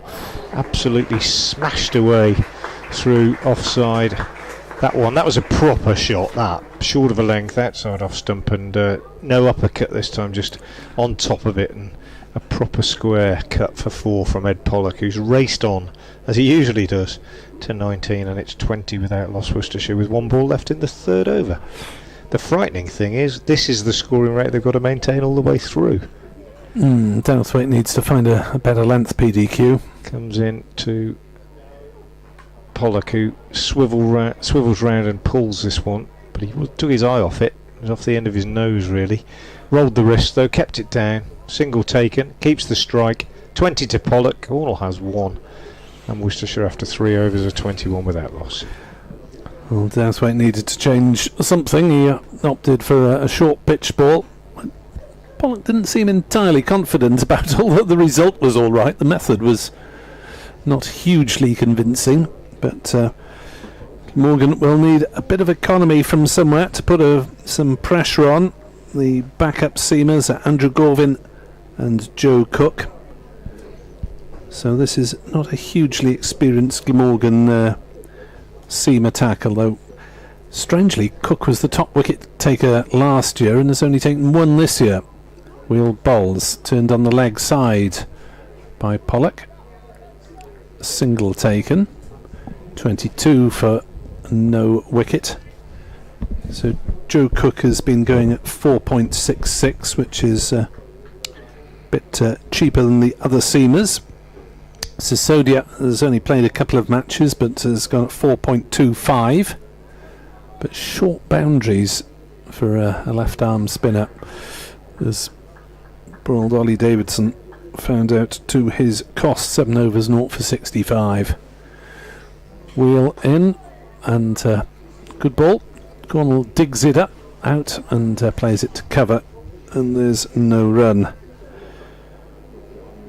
Not the first teenage spinner to suffer for Worcestershire here this season, after the Ben Stokes assault. What doesn't kill you makes you stronger. 22 without loss. Cornwell has just the single of them. 2 slips. As Wheel is in to bowl to Cornwell, who pulls and will get a single down to fine leg as Douthwaite fields in front of us. Gets his throw in. 23 without loss. The 4th over, 3-5-7 is the target at just over 7 and over to start with. Run rate 6.66, runs required 7.2 after these early stages, even with the Pollock assault. 21 off 17. What else has he got in store for the Glamorgan attack? Wheel bowls. Pollock plays a model forward defensive into the covers, and there's no run. So just a little bit of blue sky overhead. Slightly darkened clouds, but they're moving fairly quickly, and if we do catch a shower, it should be just a passing one, and hopefully there will be no adjustment needed to targets or anything like that, and this group stage will be played out in full. Wheel is in to bowl to Pollock, who drives nicely to mid-off, where it's stopped at the second attempt by Carlson, but prevents them from taking a single. 23 for naught. Respectable enough crowd. The pavilion area away to our right is reasonably full. A few in the ladies' pavilion as well, and Diglis End, well, they're not packed by any means, but it's certainly decent enough for the final game for Worcestershire in this competition. Wheel bowls, Pollock defends out on the offside, and there's no run. So yes, Worcestershire looking for a 3rd win on the bounce to get themselves up the table. Could theoretically finish above Glamorgan, but that would need something remarkable on run rates. I don't think that can happen now, can it? Well, they can reach 6, they can go level on points. No, I mean the run rate. Superior run rate. I don't. I would be surprised unless they get 350 and 20 overs. Yeah, I don't think. Even with a major Pollock assault, I don't think that can happen. Douthwaite to continue from the New Road end. See, Peter Such is the match referee today, just wandering off outside the commentary box, and fine off spinner he was. Always one of the ones I mention when I talk about how fielding's improved over the years. Douthwaite round the wicket bowls to Cornwell, who drives off the back foot, no run. And I don't mean it disrespectfully, he was a fine spin bowler, and I say it about players like Gus Fraser and Bob Willis and people like that and so on, but Peter Such is one of those that wasn't a great mover in the field. You just wonder whether, I genuinely don't think such players could have a career in modern cricket, because fielding is so much part of it. They say you've got to be good, really good at least 2 disciplines. Douthwaite round the wicket bowls, Cornwell drives on the onside, nice shot, picks up a single. I think most people can make themselves 24 without loss, reasonable at fielding, can't they? I mean, they've seen... Well, you've just got to, haven't you? You've seen players come into the first class game and you think, oh, they're a bit of a liability, but a couple of years later they're diving round and putting everything in. Well, we've got one here at Worcester, Kashif Ali, who's come in from the South Asian Cricket Academy, sadly out at the moment with an injury. Douthwaite bowls to Pollock, who drops this on the offside and there's no run, but he's got a white ball 100, played really well generally, but if there's an area of his game that does need to improve, it's his fielding, and even in a few games I think we've seen that improvement starting to happen. So you're absolutely right, Nick. I think that they get, well, they practice so much as well, but they have to improve. But wasn't always the way. Here's Douthwaite again round the wicket to Pollock. He bowls and Pollock is swivelling around and pulling this one through mid-wicket. Hasn't quite timed that one. He'll get 2 as it's pursued back to the boundary by Tom Cullen from mid-on. Pollock goes then to 23, and the total in the 5th over for Worcestershire to 26 without loss. Still require a further 331 to win. Pretty daunting, but stranger things have happened these days.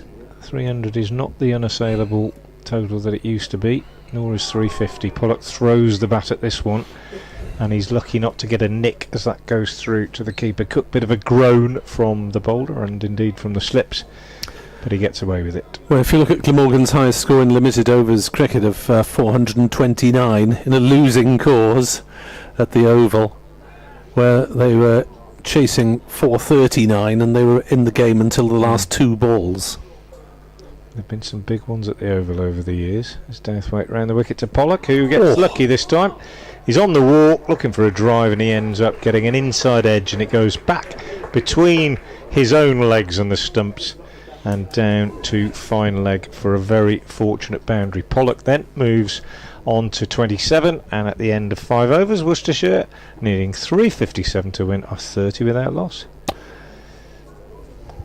Looking back at Sam North East's acceleration, first 50, 68 balls, reached 100 then in a further 46, reached 150 in a further 23 balls, and after that faced another 11 and got to 177. So that shows you the timing of North East's innings. Some quite astounding hitting in the end. As Wheel is into bowl, Cornwell drives to mid-on. It's fielded and there is no run. I think that's Cullen at mid-on. Skipper Carlson is at mid-off. More normally a cover fielder when he's not captaining the side, but obviously the chance to chat more to his bowlers at mid-off, moving round one. So Root is a decent cover fielder in his place. 30 for naught, 6th over, chasing 357 to win, and Cornwell flicks this one up in the air on the leg side. It lands harmlessly and they go through for a single, and yeah, it was off the bat. Glove and, or bat and thigh pad, I think, a bit of a combination. Just lobbed up, didn't it? Lobbed up, but nowhere near any field up, because square leg is back on the boundary, fine leg is back on the edge of the circle. 31 without loss. Pollock on strike, which is what Worcestershire need lots of. Had Pollock on strike. As Wheel bowls, and Pollock checks his drive, plays it along the ground to Carlson at mid-off. There's a great. It is exciting watching Ed Pollock bat, I think, and it's the same in red ball. Exactly the same. Every ball that he faces is an event, because it is usual that something will happen. You don't get many like that he just pushes defensively. It is exciting, but it doesn't tend to last too long. Worcestershire need a good few overs of Pollock at his best, as he's top-edged that one. Bevan tries to get underneath it. Sisodia is underneath it and takes the catch. 31 for 1. Pollock goes for 27 as he skied that one down into the deep off the top edge, and Sisodia coming in claimed the catch. 27 off 26 balls. Exciting while it lasted, but as you say, Frank, it didn't last long enough. No, almost the back of the bat, I think. I'm just watching a replay. He's trying to work out what sort of shot he was leading. He was just trying to flick it away on the leg side, leading edge. Caught at third man. Yeah. So 27 off 26 balls, par for the course. But Worcestershire losing their first wicket in the 6th over, and Taylor Cornwell is now going to be joined by Gareth Roderick.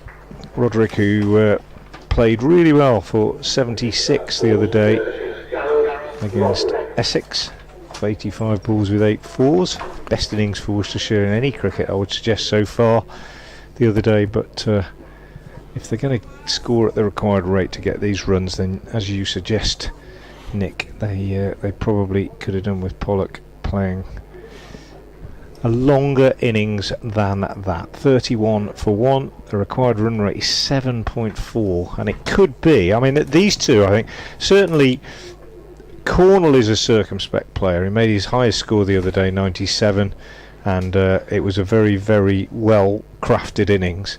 He's unlikely to start trying to go big. Roderick, these two will probably just play for 10-15 overs or so, but at the same time, one of those situations where you can't let the run rate get over 10 when you're still in the first, when you after 20-25 overs as early as that.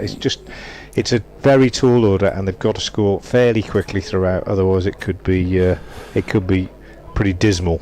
Well, could it be a joyful day for Glamorgan, because Yorkshire, who Glamorgan need to lose, are 24 for 3 against Hampshire, chasing 314 to win. And Kent are 12 for 2, chasing 296 to beat Lancashire. So things are looking interesting for Glamorgan as Wheeler's in to bowl to Roderick, who defends on the offside.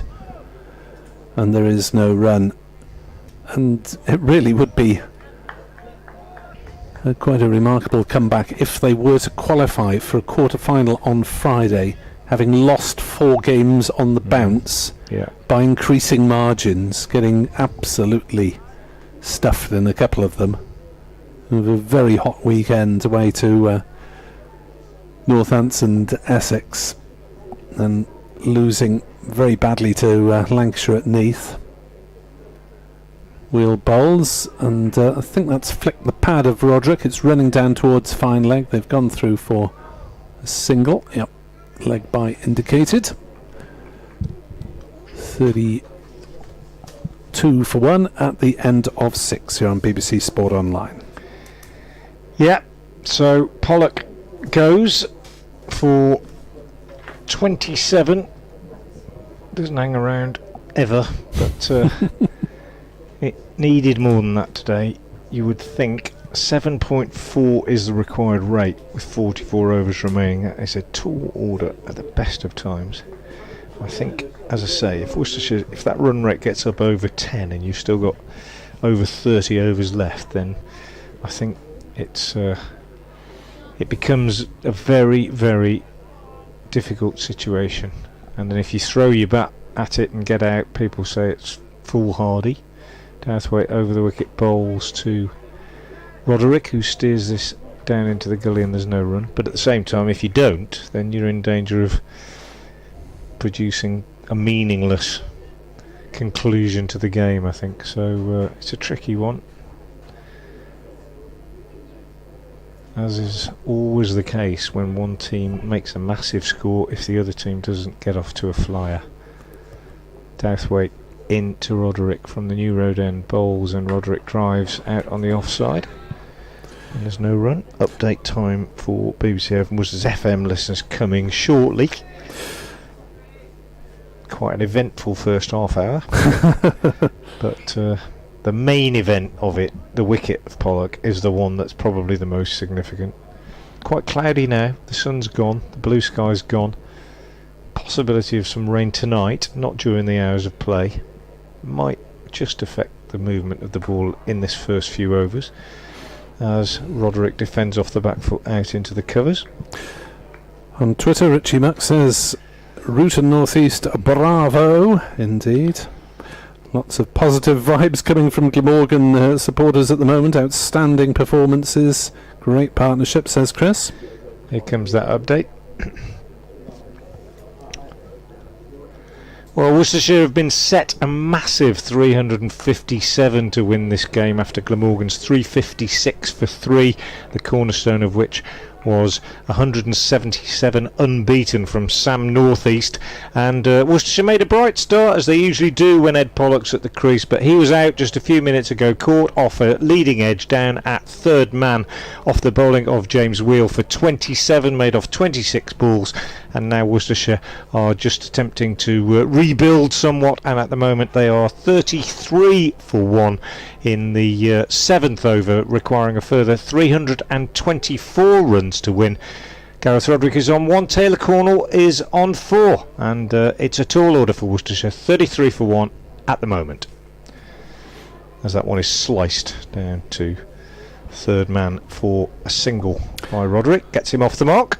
This day is getting better, says Joe, referencing the scores elsewhere. Round the wicket, Douthwaite to finish the 7th over, bowling to Cornwell. It's short, and Cornwell swivels round and pulls that down to long leg for a single. End of the over. Cornwell keeps the strike. 7 overs gone. 43 left, and Worcestershire 34 for 1, need 323 more runs to win at a run rate of 7.5 and over. Poor old Neil on Twitter is trying to take a selfie down in front of us somewhere with a very fetching Welsh bucket hat on, and he's got Edward Bevan in the background. Don't worry, you can probably Photoshop that out. Clean it up. 34 for 1 after 7. As Wheel is in. No, Neil didn't suggest that. Wheel is into bowl, and Cornwell edges and is dropped by North East at slip. Well, he is human. He's in credit, I think, for the day. A dolly, wasn't it? Really, it should have been taken. He caught it too, didn't he? He appeared to actually get the ball in both hands, and then it just popped out. It was just weird. Maybe just hit the wrong part of his hand. I think sometimes he just hits that hard bit there, as you know, as a keeper, and it just pops out. It usually does. North East. The bigger the gloves, the better. Wheel is into bowl, and that's hit to mid-off, and he's gone this time. Cornwell didn't make the most of his reprieve at all, just lobbed rather tamely to Carlson at mid-off. Worcestershire 34 for 2. Cornwell goes for 5. Second wicket for Wheel. Yeah, I fear now that we might be in for one of those innings that I suggested, where it all falls apart very quickly. I may be wrong, but and I'm not attempting to tempt fate either, but I just think if you need as many as this and you don't get a good start, then either it becomes turgid or everything just falls away, because we're in the 8th over. We should have lost 2 wickets, both the openers are out, and the run rate is mounting and mounting and mounting. And as I say, if it starts to get to 10 and 11 and over, and you've still got 30 overs left, then it becomes almost impossible, I would say. So I'm not. When I say I'm not too hopeful, I can perfectly happily cope with the better team winning any game of cricket. But what I'm not hopeful of is an exciting 2 or 3 hours, really. I hope that's not too pessimistic. Jake Libby comes out to join Gareth Roderick, 34 for 2 in the 8th. I'm sure we're all aware of the innate pessimism of county cricket supporters. I don't know if it applies. In the longer term, you mean? Applies, well, just generally. Not just currently, but generally, I think. Yeah. And indeed, a lot of Welsh sports supporters generally, and possibly Worcester rugby supporters. Absolutely. Yeah, I mean, absolutely. Best of luck for the Warriors followers for getting out of a mess that,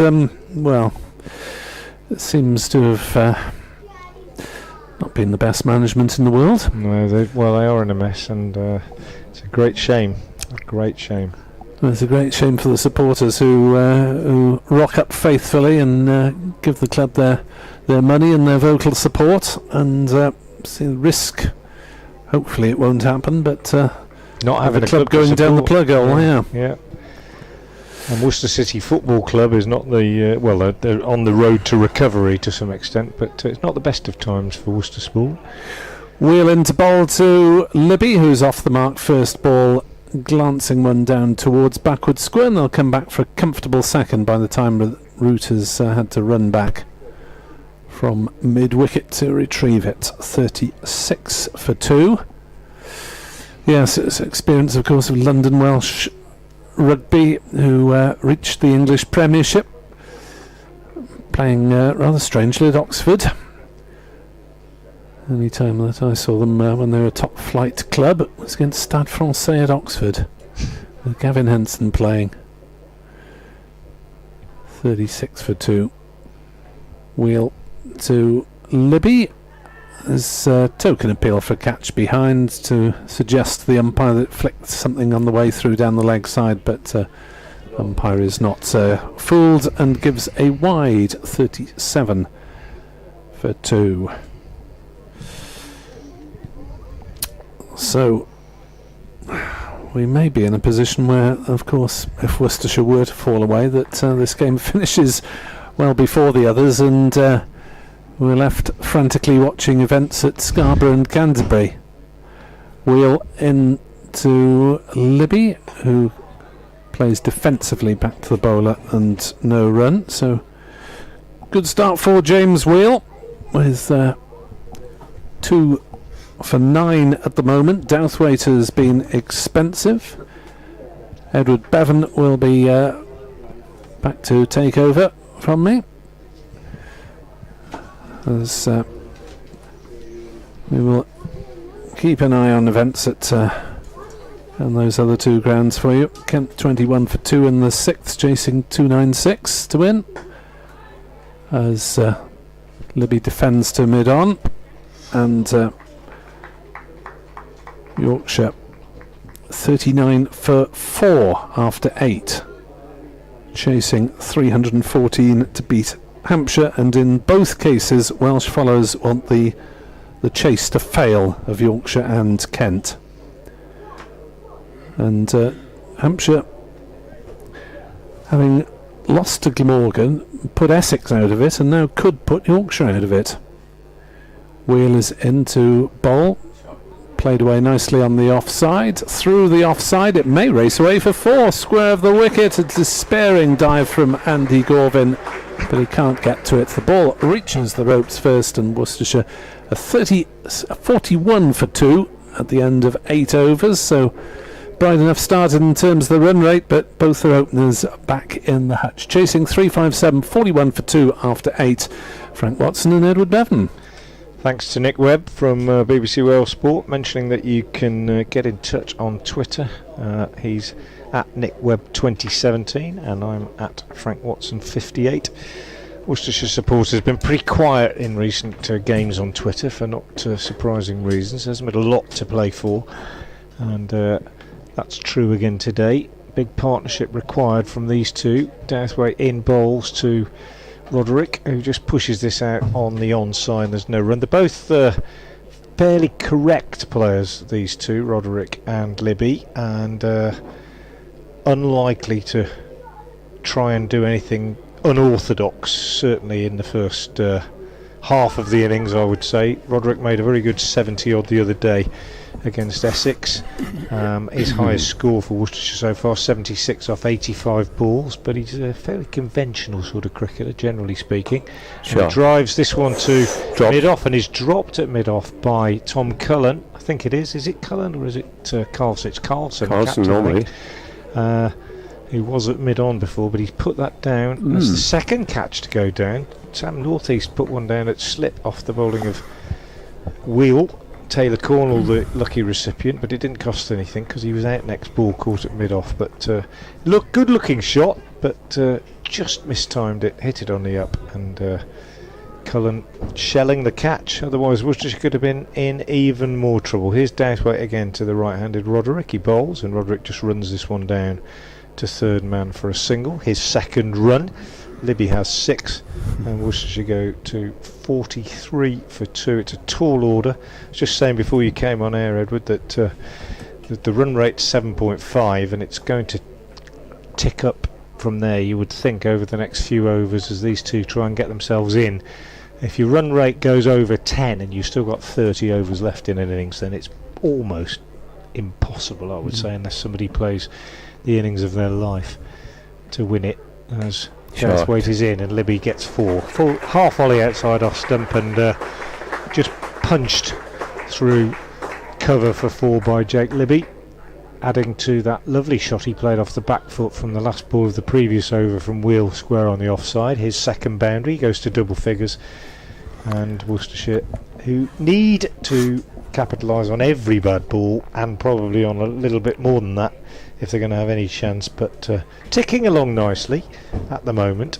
46 for 2 as Douthwaite comes in once again past umpire Cook and bounces Libby, who swivels round and plays a very good hook shot, almost tennis style, from above his head, rolls the wrists on it and collects another boundary, this time on the other side of the field, down to the marquee there just to the left of the ladies pavilion, if you know your new road. So the 50 is up for Worcestershire, and Libby has raced on to 14, having faced just 6 balls, but he's another batsman that I would class as technically correct and orthodox is the way that I would describe Libby's batting. Douthwaite is in, bowls, he lets that go outside the off stump. End of an expensive over from Douthwaite, and at the end of it, Worcestershire, needing a further 307 runs to win, are 50 for 2 off 9. An interesting position here is that Glamorgan are 25 for 2.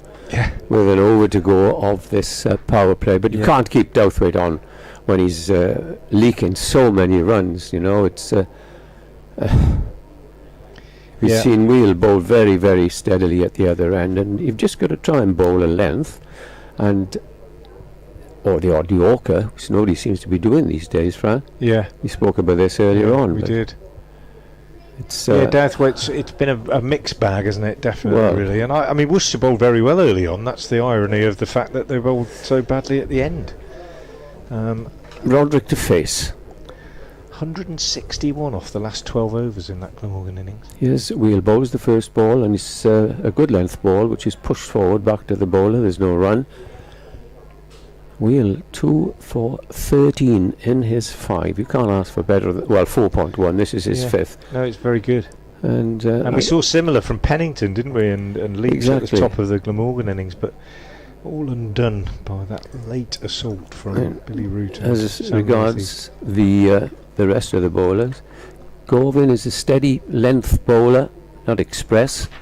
As Wheel comes in, bowls, and this is clipped in the air, not far from mid-wicket, but it will run away for 4.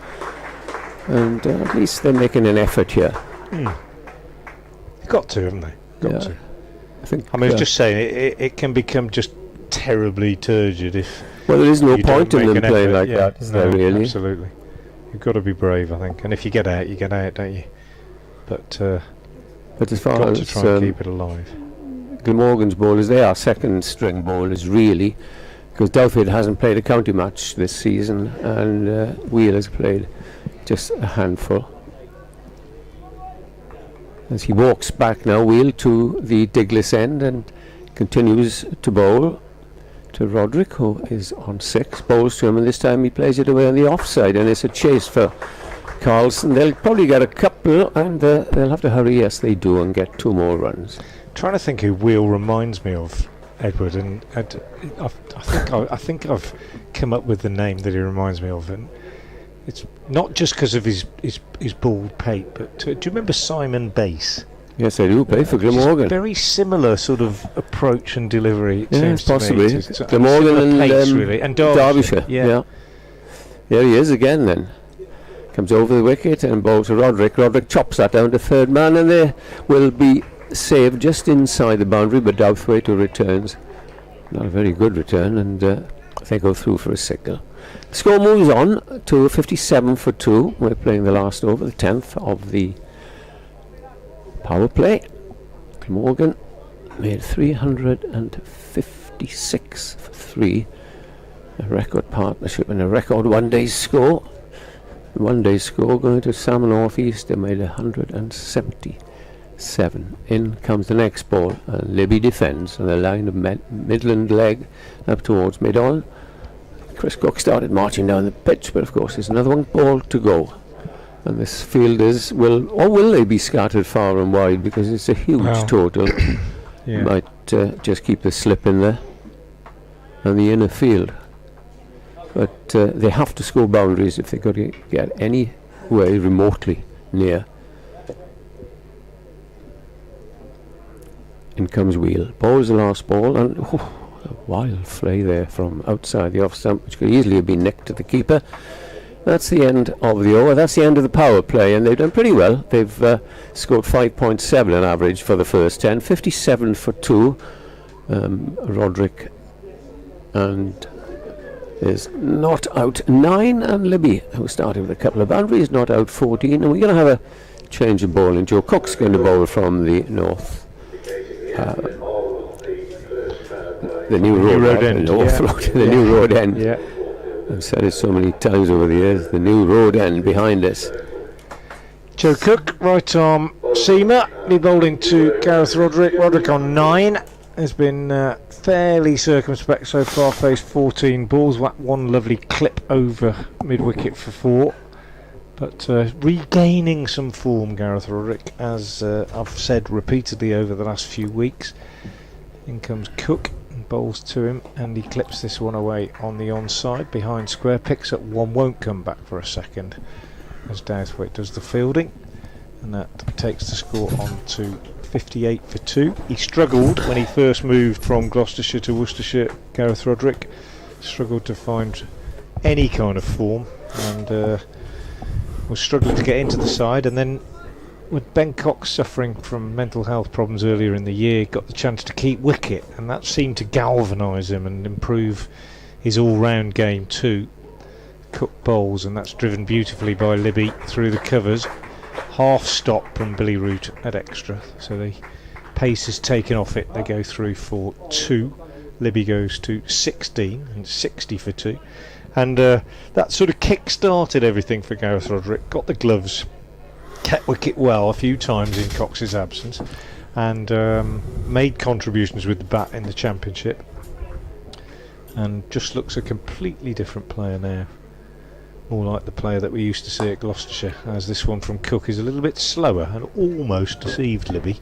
Just drove it and just got there a bit early. It was slightly uppish, bounced just in front of the bowler in his follow through. Just a very subtle change of pace from Cook, but nicely bowled in his first over, the 11th of the innings, and he replaces Douthwaite, who bowled 5 overs and was quite expensive. They went for 36.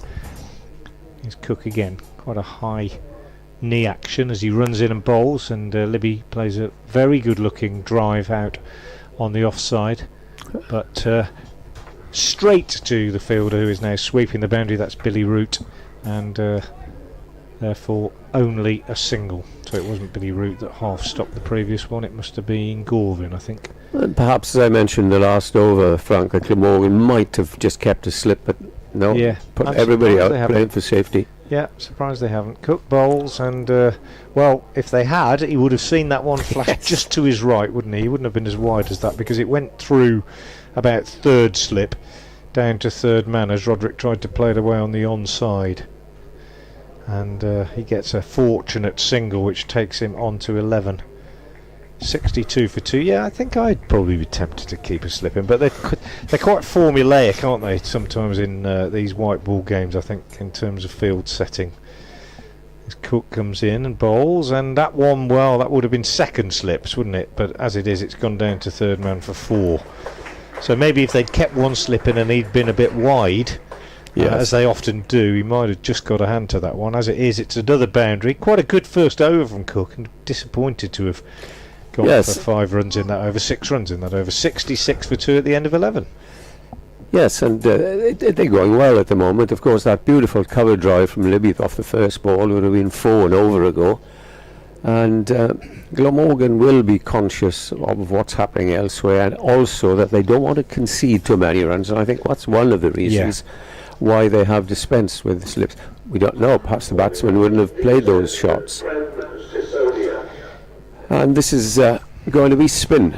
Prem Sisodia, who's bowled very well in one-day cricket throughout the season, is going to bowl from the Diglis end, and he would probably push it through as he's done in the last couple of games against Hampshire. He took 1 for 34 in his 10, and he's been very economical. Left arm, as I say, yeah, he's taken a longish run. Bowling like Derek Underwood is. Yeah. But he's been accurate, and he's got 3 men saving a single and a deep extra cover, a long off and a long on, and here he comes for his first ball and bowls, and that's played straight to mid-on by Roderick, and there's no run. Yeah, he did push that through, didn't he? They do tend to bowl pretty quickly these days, as we were discussing this morning when I was on air with Alan Richardson. Sisodia bowls, tosses this one up though, and gets a single down towards long on. They also bowl pretty quickly these days, don't they? Yes, they push it through. Yeah. Quick and flat. That's what I meant. Not just the pace, but they don't throw it up above the eye line very often. Libby waits. In comes Sisodia and bowls to him, and he's played that square on the onside for another single. And although they're going on nicely, they have to maintain a rate of 7.5. Yeah. You have to take the odd chance, haven't you? Yeah, you've got to find the boundary every couple of overs, at an absolute minimum, I think, haven't you? To keep this sort of rate up. Sisodia again comes in and bowls, and Roderick plays it rather uppishly down to long on and just takes a single. The other thing is, Ed, that Worcestershire haven't got a huge amount of power down the order anymore.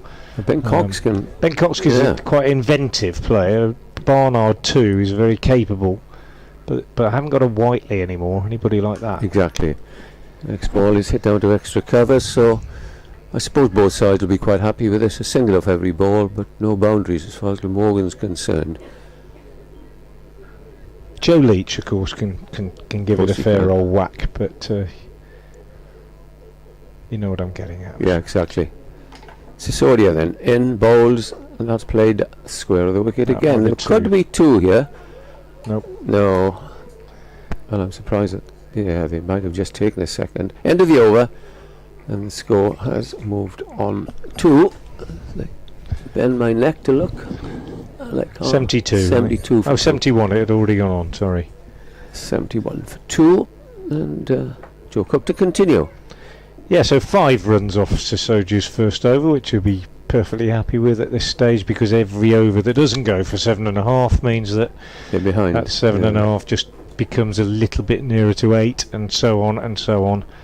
And Glamorgan they have it to lose, I think you would say, here at this stage, having piled up that 356 for 3. If you're just joining us, fantastic hitting towards the end of the innings by Billy Root and Sam Northeast. Here's Cook from the New Road end. He bowls, and Roderick taken on the pad as he looks to turn this on the leg side. They go through for a leg by. Umpire Nick Cook will signal it.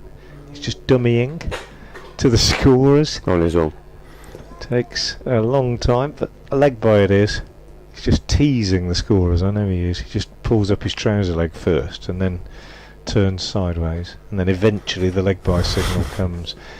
Cook again in bowls, and this one is turned on the leg side by Libby for a single. 73 for 2. 2 balls into the 13th.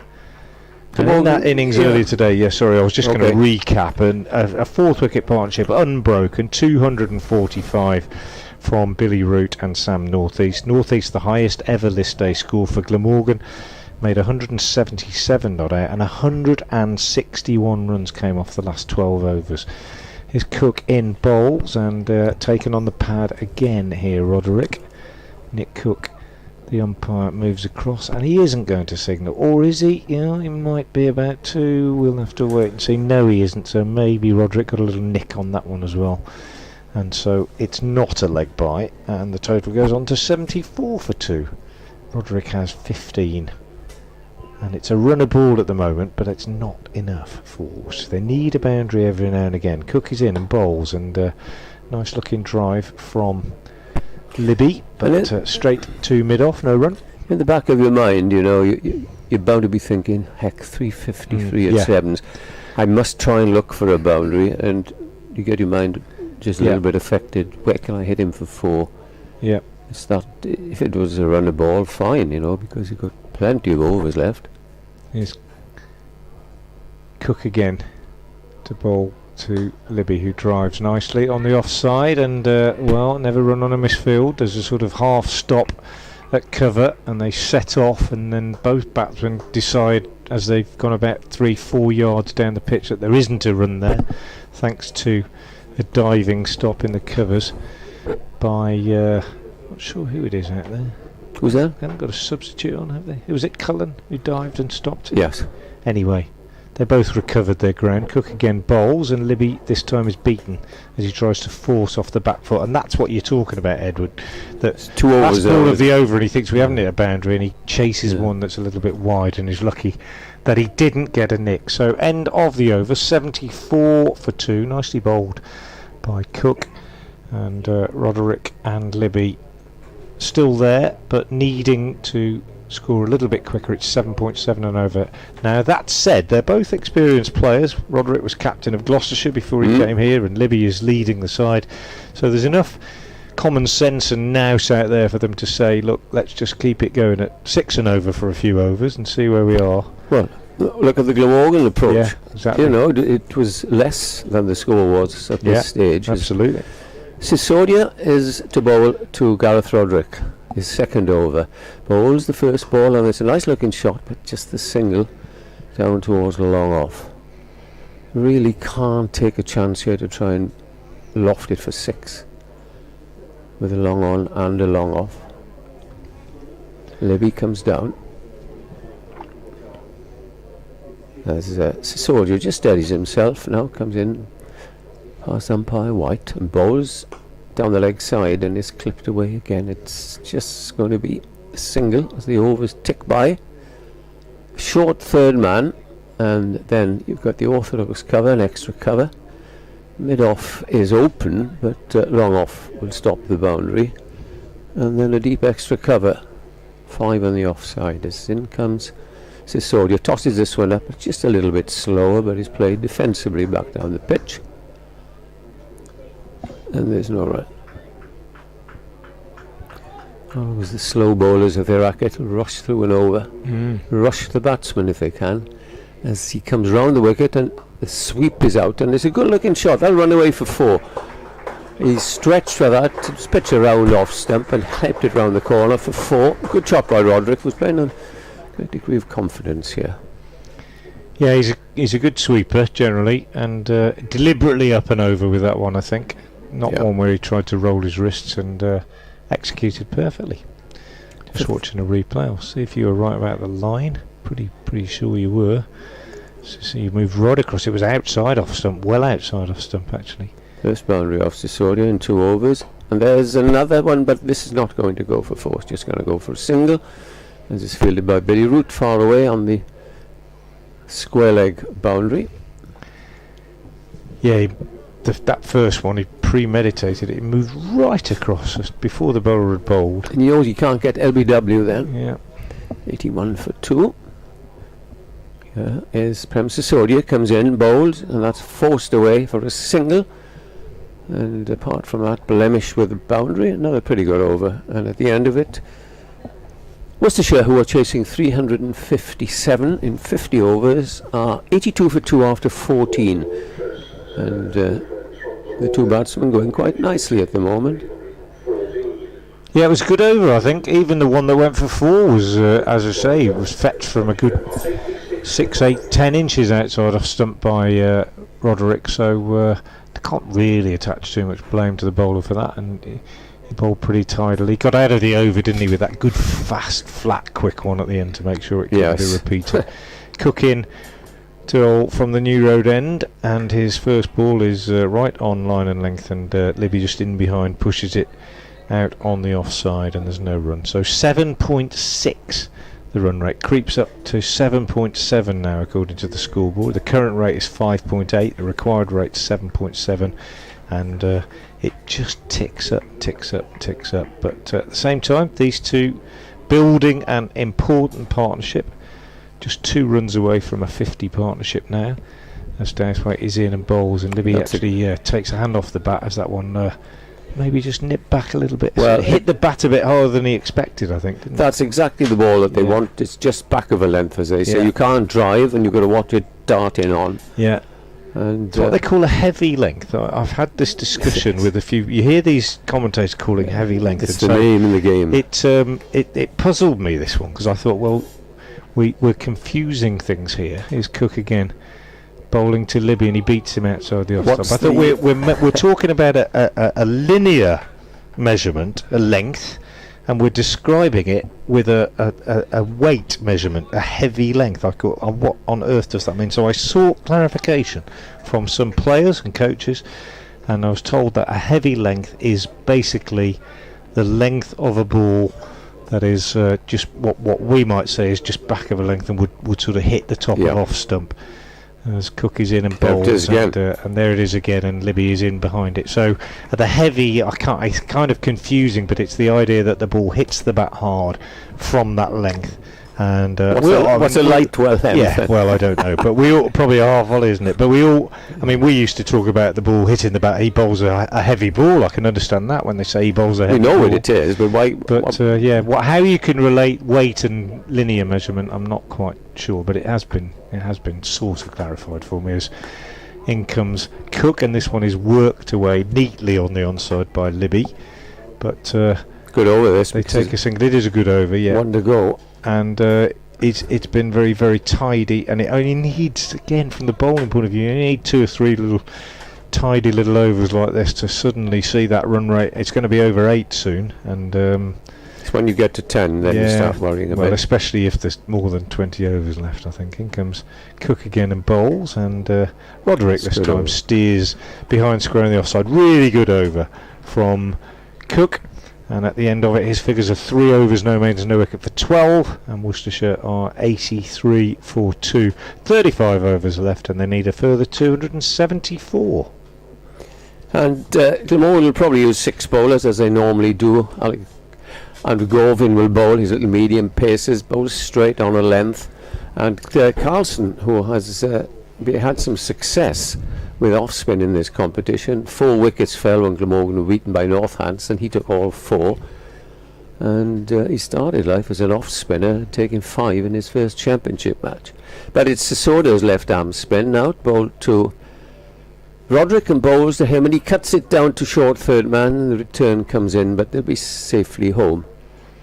Cullen didn't know which end to throw it to, so he threw it to mid-on. Yeah, just a little bit short and cut away. He's a keeper, isn't he? I'll excuse him. Yes. He's a good little fielder too. Yeah. Oh, update time for BBC Haven Worcester. Well, Worcestershire requiring a mammoth 357 to win this game, and they're off to a bad start, lost 2 wickets, and at one stage with 34 for 2 in the 8th over. Since then, 50 added for the 3rd wicket so far by Gareth Roderick and Jake Libby. Roderick on 22, Libby on 28. But we're in the 16th over, so we're 35 left after this, and Worcestershire needing a further 272 to win. So the run rate creeping up over 8. It's a tall order, but at the moment going along reasonably well in the 16th over, 85 for 2. And back to you, Eddie. Yeah. A couple more runs while you were talking there. 87 for 2. As the down, he tries to sweep from outside off stump there. You better be careful. Way outside off stump. Way outside. And he knows that the man is up in the circle there, and his feet middles it, as he did with a ball that went for 4 a couple of overs ago. He's safe enough, but he better be careful of the top edge, as many are. Sisodia in, bowls. Again, he's trying to sweep there. Living dangerously now. I think in the alternative is to go inside out over extra, isn't it? It's a big gap over there. If he can get it over the fielder, but he's got a big tall fielder to get over at extra cover as well. Sisodia bowls, and that's gone up in the air. That's going to be. That's going to be caught at. Yes, it is caught at long on. Poor shot, really, but he knew that the boundary is only 1 in the last 3 overs, and that is the end of Roderick, caught on the long on boundary. Bradders will tell us who caught it in just a moment, but it went straight to him.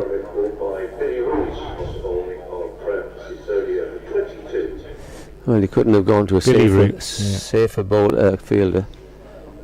As another wicket goes down. And, Yeah, disappointing end really. It was almost, Well, yes. wasn't it? It all fell apart in the last 3-4 balls. He tried to sweep it a couple of times, and it was almost as though he decided that was his only option really, to sweep. And I, as I say, was just suggesting that inside out over extra might have been a decent option, but as it is, he decided to go over the top, and he never really got hold of it. It went quite a long way up, but never really got hold of it, and was pouched safely at long on by Billy Root, low down by his ankles. And Worcestershire in a bit of trouble now, 86 for 3, so partnership of 52 for that third wicket has come to an end. Ed Barnard comes out to join Jake Libby. Barnard, undoubtedly Worcestershire's best batsman in all forms of cricket this year. Jack Haynes has played some good knocks, and Azhar Ali has played some good knocks, but if you want consistency, Barnard has been the man. But sadly, he'll have to be at his very best, and sadly he's leaving. Yeah, this is a great shame. Yeah, great shame. Fine all-round cricketer, and be a great loss. One thing I will say, and I've said it before on air, so I'm not I hope I'll be forgiven for repeating it, but Ed Barnard assured me when the news came out that he was leaving, that I think, to use his words, I'm not leaving yet, and I am determined to play with complete commitment until the end of the season, and he has absolutely done that. Well, that's a good way to look.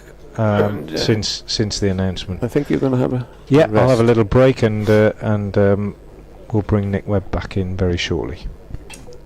Yep, I'll do some moving around here. Joe Cook to continue then, and he comes up now, bowls to Libby. Libby has clipped that down towards. Now, if they take a second, they're risking it as the return comes in. Very, very close that.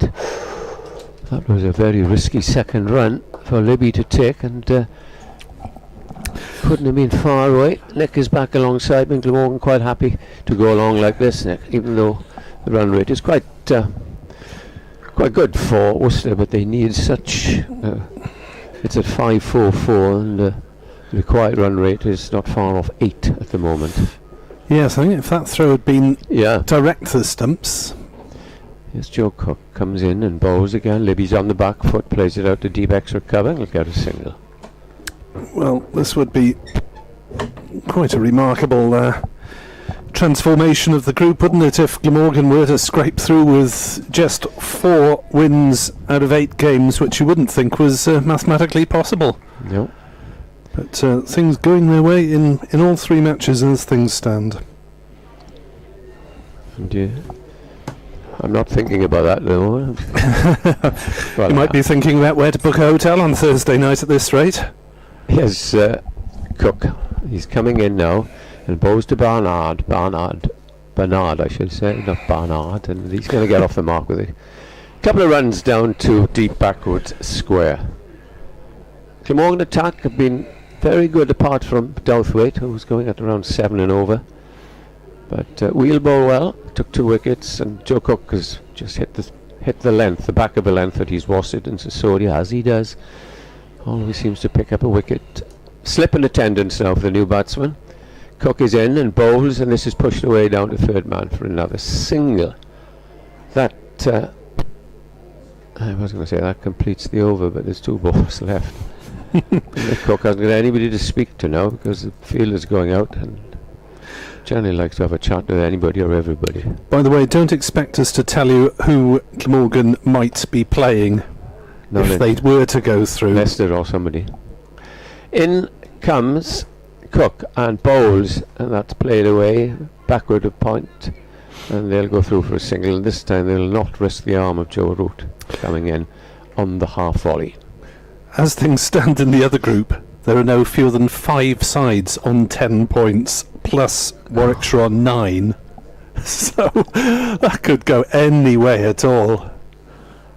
Not going to attempt to work that one out. If Duckworth Lewis came, if any rain, Glamorgan would be very much in front. But it's Cook bowling short, chucked to it way just towards mid-wicket. I don't think they are going to take another run as the return comes in. If that had hit, Libby might have been struggling. That they sense now that they've got to try and take risks because the overs are ticking by, already 17 gone, and they haven't reached 100 as yet. But you've got two very experienced cricketers out there now. That was the end of the over. 17 gone, 95 for 3. Broderick's out. Barnard is on 5. He's just come in, and Libby, the captain, is not out. 33. They converse in the middle of the pitch and think, right, who are you going to try and target here? Because they'll have to get cracking before long. You don't want to lose wickets and then be chasing down the lower order. 3 wickets down, Nick Webb.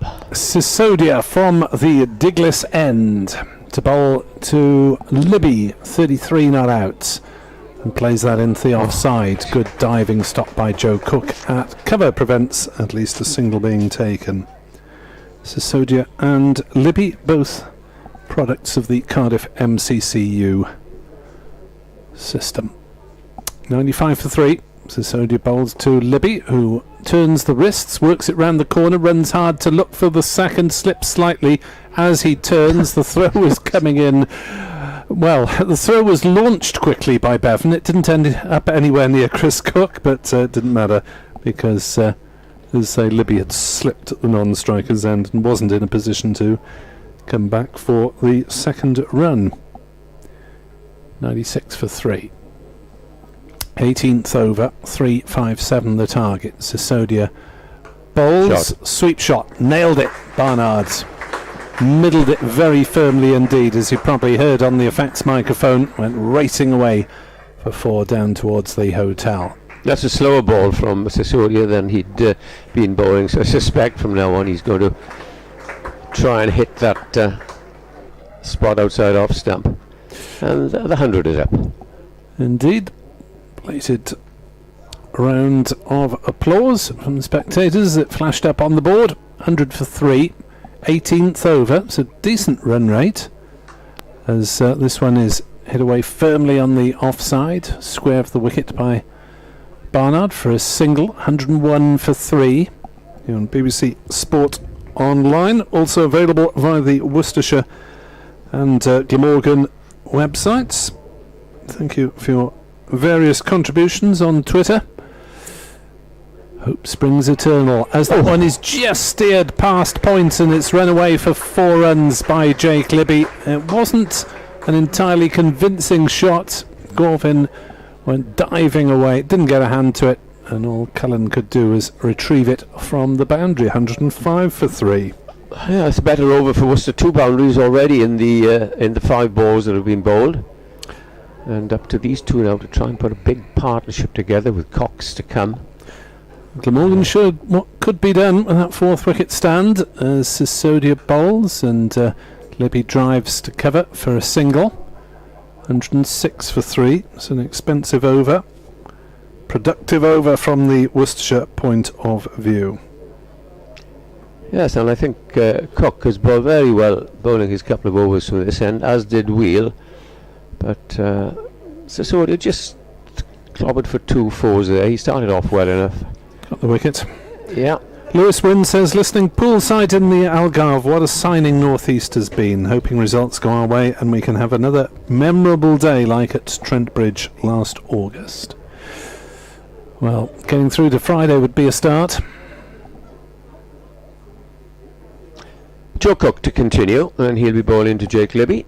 And he's in now, bowls the first ball and beaten outside the off stump as a drive goes through to wicketkeeper Chris Cook. 39 to Libby of 36 balls, and Barnard is not out. 10 having come in a couple of minutes ago. Just looking at Cook, 0 for 21. This is his 5th over. He's got Gorvin and himself, Carlson, in reserve. Short ball, which is clobbered away, and they'll go through for a misfield at backward point, I think. Who's that fielder? I think it might have been Joe Cook. Joe Root. Billy Root even. Billy Root even, yes. Well, he's in credit as well for the day with his 113.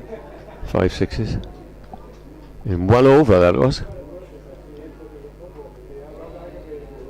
Joe Cook turns from the near road end in past umpire Cook and bowls, and that's beaten him outside the off stump again. Barnard just looking to drive, and good bit of bowling again by Cook.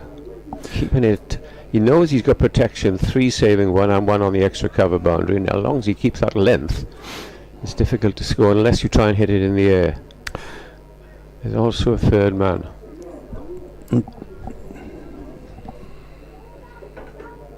Cook turns now, he's racing in and bowls, and this is angled with the open face down towards third man, and Sisodia returns, and there is just a single.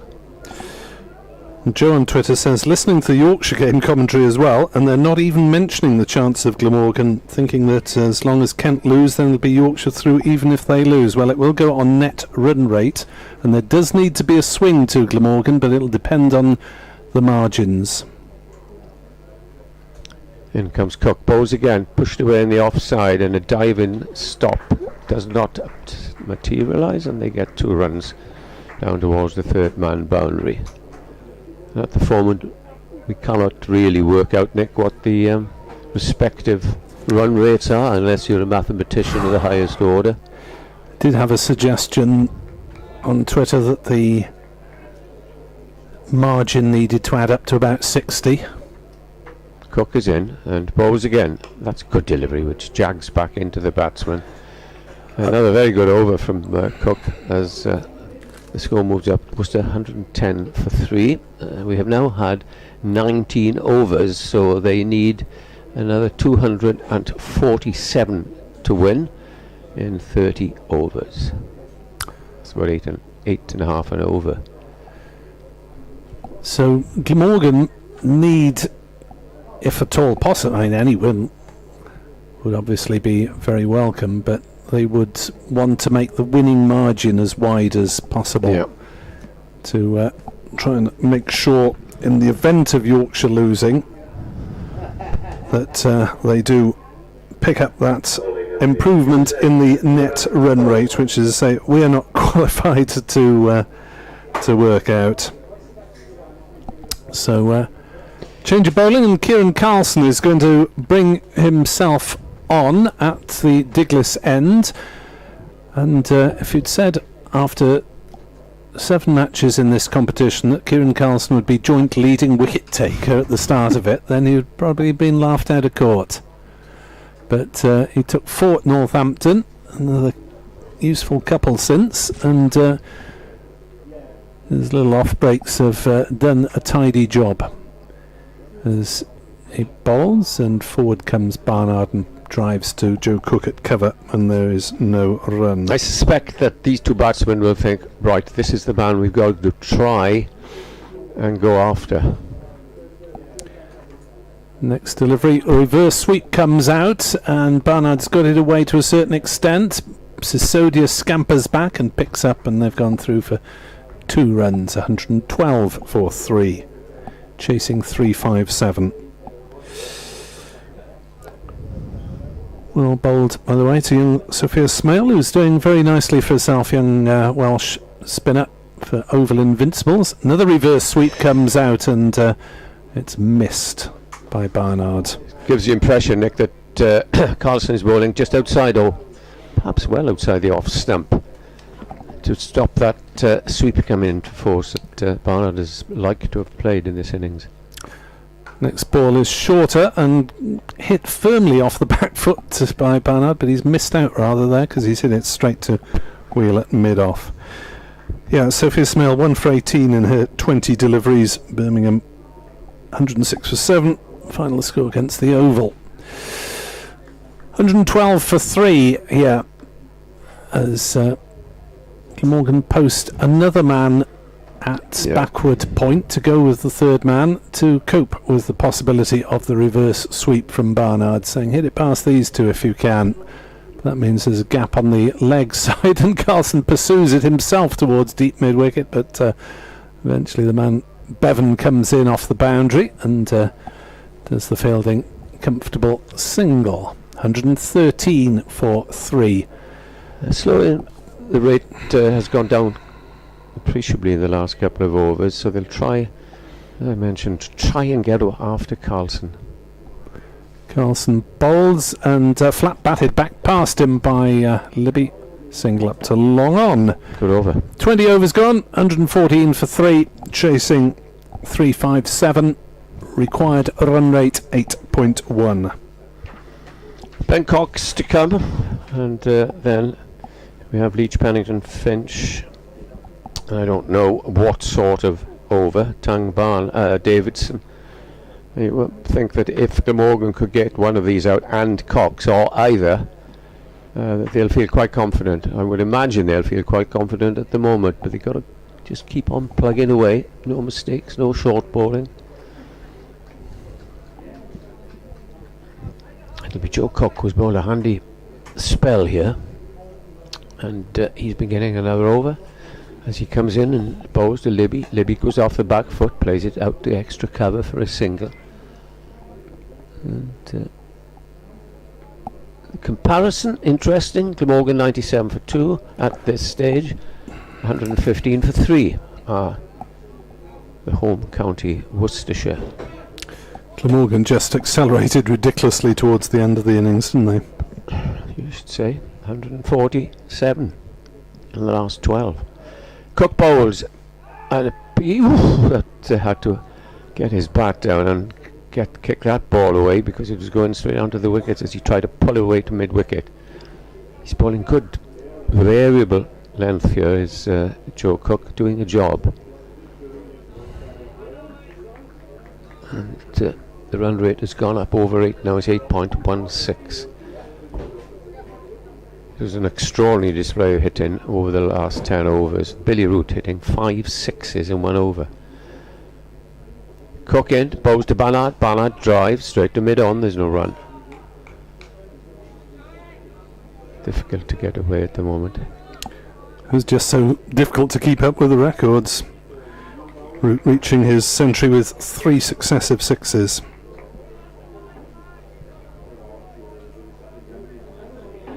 Cook walks leisurely, has word with his captain Carlson at mid-off, and starts into a little trot. And now he's into his run and bowls, and this time it's been nudged forward as another dot ball. Strange, isn't it, that Cook has gone from 20 wickets last season to 1 this season. He's still pretty economical though. He's still doing a job, but he is. I suppose sides have had a chance to have a look at him and might have worked him out to a certain extent. I sort of thought of the idea he might open the bowling, but he is at this stage, in the middle of the innings, or coming up to the middle of the innings, he's not making them work very hard. Defensive sort of bowler as he's in again and bowls, and that's nudged away, and again there's no run. This is just the 1 run off this over with 1 ball to go, and it's exactly what Glamorgan wanted.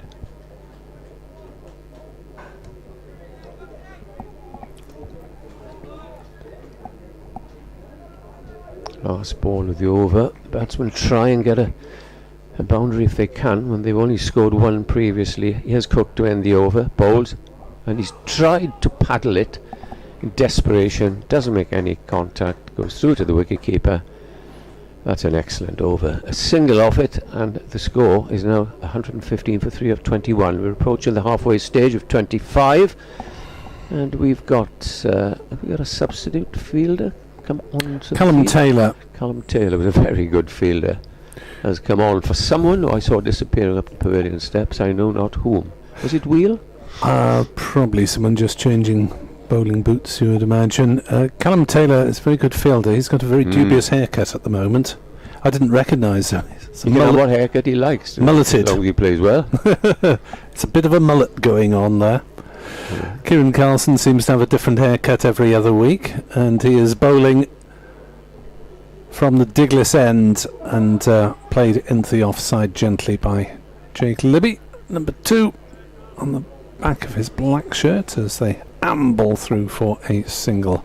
The Carlson family, who we can see sitting in front, well, mum and dad, very attentive, front row, watching everything that moves out there. They're watching their son now. Carlson bowls, driven and caught and bowls. Yes, it's another wicket for Glamorgan, and Barnard has gone for 14. It Big just wicket. carried back to Carlson. He tossed it up to show he'd taken it cleanly, and Kieran Carlson has his 8th wicket of the campaign. Worcestershire 116 for 4 now, having to go for it and losing wickets in the process. And how much did Joe Cook do for that wicket? Yeah. Because he bowled a superb over, 1 run off it, and then Barnard must have thought, well, I've got to get something. Tried to hit him over his head, it was held back, and a good catch. He's a superb fielder, although he did put one down, difficult chance earlier. So in his second over, 1 for 5 is Carlson's figures, and things couldn't really get better at the moment as far as Glamorgan is concerned.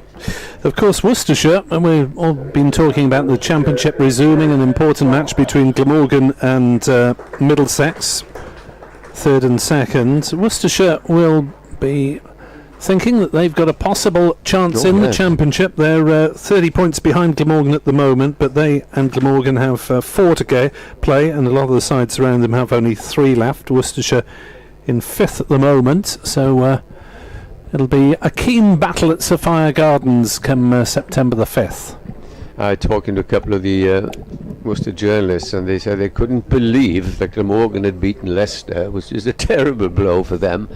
And also they had Derbyshire, which a game I watched because Glamorgan didn't have a game, with 35 for 5 in their second innings in a hopeless position, and proceeded to lose the game against Derby. So it's been a couple of disappointments. The new batsman is Ben Cox, and I don't know, I would probably say, don't know about you, Nick. I know Leach can play a bit. Leach can hit it hard. But the recognised batsman who's going to stay in there get 100. I don't know, but yeah, they need a century from somewhere, you would have thought. Cox and Libby at the wicket, trying to provide it at the moment. Carlson with his gentle looking off spin to bowl to the new bat, Ben Cox, averaging 56 in this competition and a really healthy strike rate of 135. He's got 169 runs for just 3 times out, so he always seems to get runs, you know, against Glamorgan. You get these players. Here's Carlson then to bowl to the new bat, Ben Cox, who is forward edging it and getting off the mark with runs down to 3rd man. Gorvin in pursuit, holds it up 5 metres inside the short boundary in front of us. 2 runs to Cox, 118 for 4 are Worcestershire here on BBC Sport Online. If you want to tweet us, NickWebb2017 or Frank Watson 58. Carlson to Cox again. Pushes forward. Oh, that one's beaten both batsman and keeper as it bounced off the gloves from Cullen. I don't think it was a chance. Maybe just spat a little bit. Cook, sorry. Cullen would glare at you for that. Sorry, Tom. Yes, Cullen lurking somewhere in the outfield at the moment. Chris Cook back behind the stumps after missing a chunk of the middle of this campaign. Sweep shot. He's moved him. From Cox down to backward square, which is where Tom Cullen is fielding. 119 for 4. It could be a better time now to bring young Andrew Gorvin on to bowl, because Barnard has gone. They're well behind the clock. And next delivery played on the offside by Libby for a single. 120 for 4. That is the end of the over. I'll make way now. Frank was just come back, and as I thought, who was coming on to bowl is young Gorvin. Good call, Edward.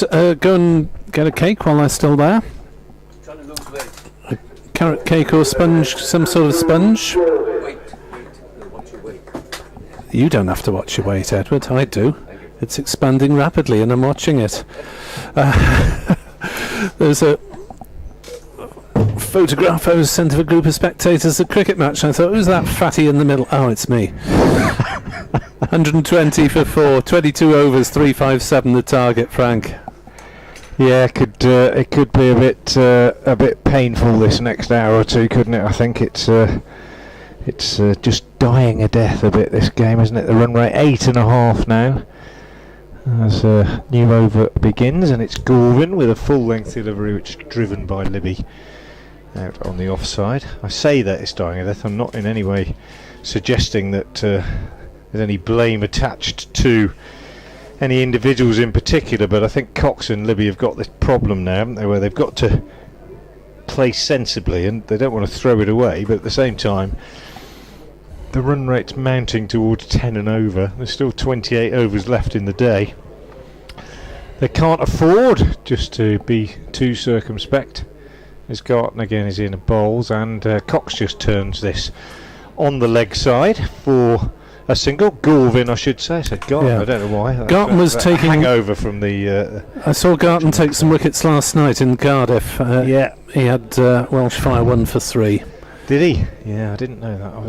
I wasn't aware of that. But anyway, You should have said yes. That's why I thought of him. Well, I can't say that. But I saw him the other night. Anyway, it is Gorvin, right arm over the wicket, medium pace, and this one just beats the outside edge of Libby's bat, and Cook takes the ball and whips off the bails, but Libby had not left his ground. 122 for 4. Nice start from Gorvin. Busy medium pacer. Yes, he's on the gentle side of medium. Keepers standing up. Yeah. It's not going to frighten any batsmen out, but might nag them out. Yeah, and he comes in again now. Quite a quick approach, just short of a length. Cut away by Libby off the back foot for a single. And fielded out in the covers, or on the offside boundary, I should say, by Tom Bevan. So Worcestershire chasing 357, a huge target, and they are 123 for 4 in the 23rd, as in comes Gorvin again and bowls, and this one is driven out by Cox on the offside. A little bit of a revival by Kent going on at Canterbury, 109 for 4, chasing 296 against Lancashire. Blake 43 off 38. But Yorkshire are losing, aren't they? Yorkshire are losing, but Glamorgan need Kent to lose as well. Darren Stevens is going to run a ball. Here's Gorvin again, he bowls, and that one's full length, dug out on the offside by Cox. End of the over, nice tidy over from Gorvin to start with. Just 3 runs coming from it, and the run rate creeps up now to 8.7. Worcestershire needing a further 234 to win off 23 overs. There's one 27 overs. I think. One very early result in that Nottinghamshire beat Surrey, probably Surrey under 18s by now, by 8 wickets to give themselves a sniff in that very, very tight Group A. If you think Group B is tight, Group A has 6 sides within a single point at the moment, as that is played away off the back foot by Libby, single down to backward points. Kieran Carlson into his 3rd over from the Diglis end.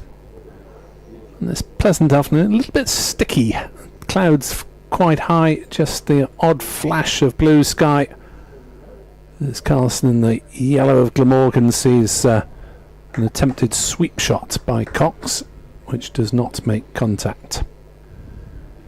Worcestershire in the mainly black kit with the striking blue stripe down the middle of the chest and on the trousers. Carlson bowls. Sweep shot is hit firmly this time by Cox down towards square leg, but it's well fielded in the deep. Bevan's throw coming in, making Libby duck as it headed for Chris Cook, and they take a single. 125 for 4 as we approach the halfway mark. Next ball, single to Libby.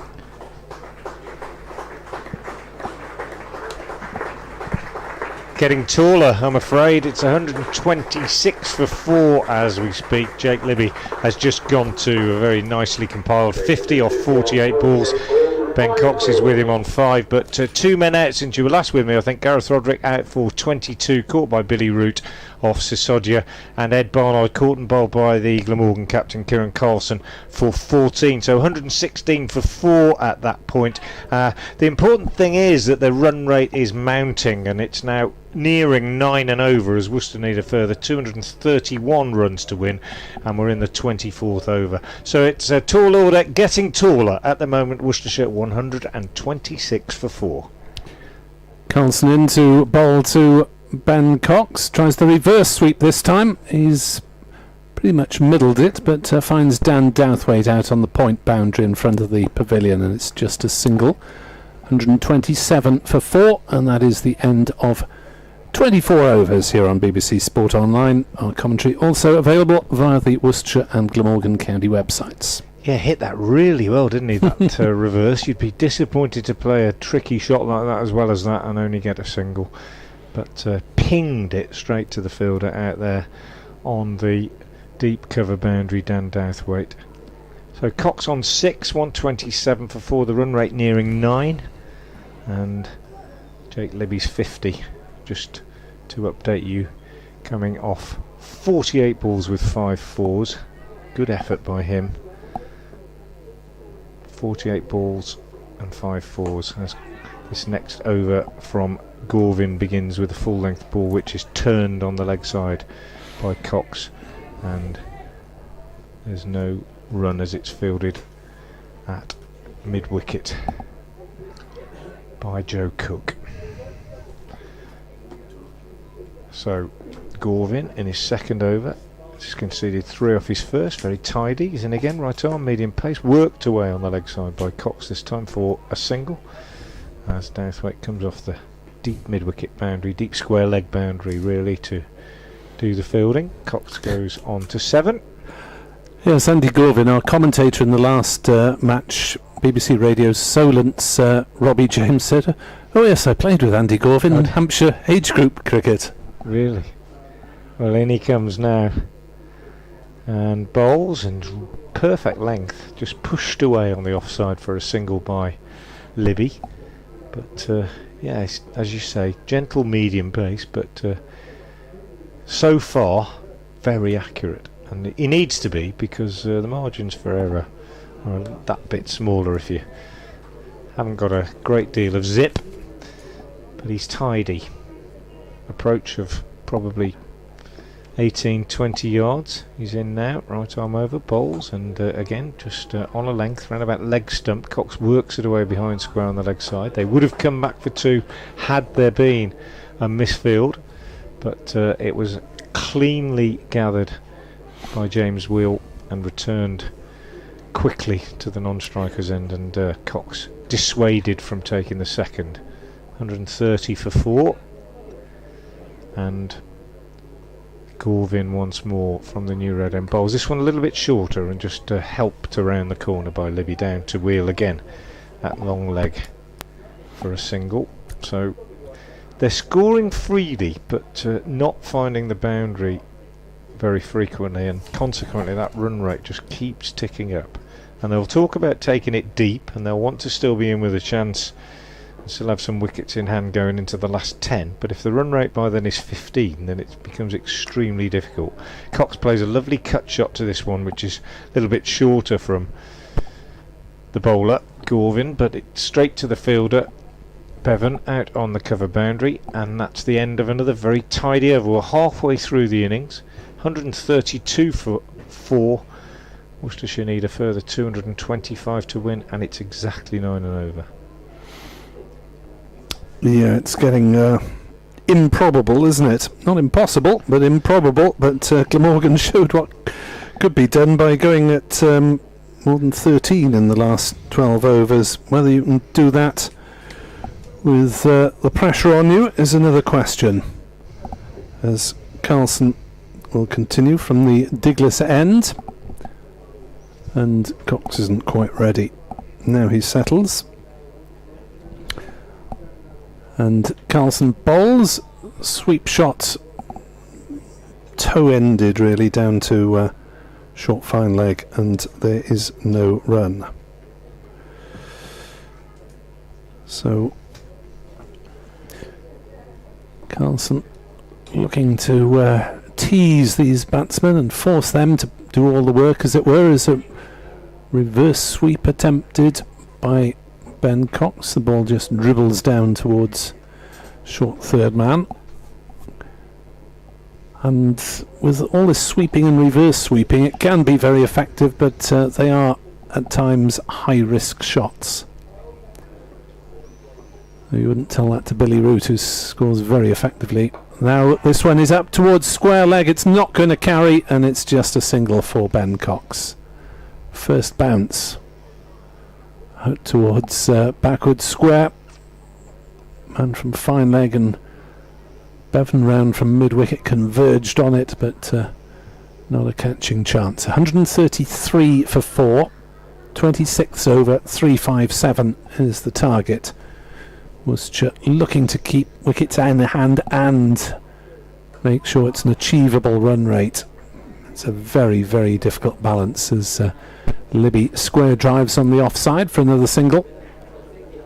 1-3-4 for 4.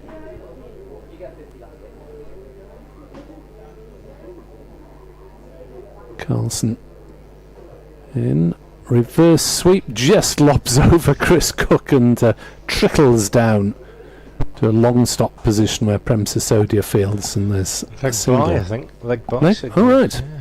Thought it was a top, some sort of top edge. Yeah, I did as well. Must have hit his, maybe hit his arm or something. 135 for 4. Carlson bowls. Libby works on the leg side. We'll look for 2 here. There may well be 2 as the throw comes in. Cook can't flick it up towards the wickets. Gorvin backs up well, but that was good positive running. And to be fair to Worcestershire, that was something I was impressed with in the Glamorgan innings. Even though we had this blitz of boundaries, they made Glamorgan work very hard for the runs that were run, if you see what I mean. They kept down the number of 2s with some really positive boundary fielding, getting to the ball quickly, getting the throws in, and keeping the run rate in check for as long as possible. It wasn't quite enough in the long term, of course. Gorvin to continue from the New Road end. Bowling to Ben Cox, who is on 10. He's faced 18 deliveries. And in he comes now. And his first ball is ramped by Cox expertly down to fine leg for 4. Lovely shot. He plays that shot very well, Ben Cox. He's a very inventive white ball batsman, and having failed with a couple of attempted reverse sweeps in the previous over, on that occasion he gets inside the line and ramps it down to fine leg for 4 perfectly. Goes to 14, much needed boundary. 141 for 4, and Gorvin in again to bowl to Cox. Unperturbed, the bowler, by that previous shot, just resumes normal service with a good length delivery on about leg stump, which Cox just clips away for a single on the leg side. Worcestershire needing over 9 and over now. 5 off the first 2 balls of this, so they'll be in with a chance of getting the required rate off this one at least, as Gorvin is in once more and bowls, and Libby drives, but straight to Billy Root at short extra cover. Actually, it's not Billy Root, is it? Yes, it is Billy Root. Cover is northeast. It's not Billy Root. Sam Northeast come out of slip, hasn't he? Can't see the numbers, but nice shot, but straight at the fielder. No run for Libby, who waits now, bat raised. Gorvin is in again, and this one's short, and Libby, or shorter, and Libby goes for the big heave-ho, trying to whack it over mid-wicket, but makes no contact. Cook takes it, or drops it in fact, behind the stumps, but an uncharacteristic Libby shot, but that's the sort of thing you've got to do when you need nearly 10 and over. 2 balls left in this over. Here comes Gorvin again and bowls, and Libby works this one away on the leg side for 1. And fielding is done by Douthwaite on the deep mid-wicket boundary. 142 for 4, 143 for 4 now. Libby goes to 56. He's faced 55 balls. The men out for Worcestershire: Pollock for 27, Cornwell for 5, Roderick for 22, and Barnard 14. Gorvin again is in and bowls, and this one Cox pushes out into the offside. Sam Northeast is again the fielder. That's the end of the over.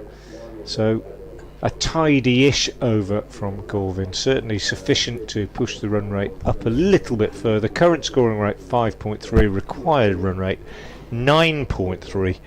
Worcestershire need a further 214 to win off 23 overs. Yes, I suppose double figures would be the key cut-off for Worcestershire, wouldn't it? They'll really have to do their utmost to prevent it getting up to tens, although Glamorgan did prove that it was possible on this relatively small playing surface with the boundary rope in from the advertising hoardings on certainly in front of the pavilion and at this end, as that's just turned round the corner gently by Libby for a single. First ball of Carlson's over.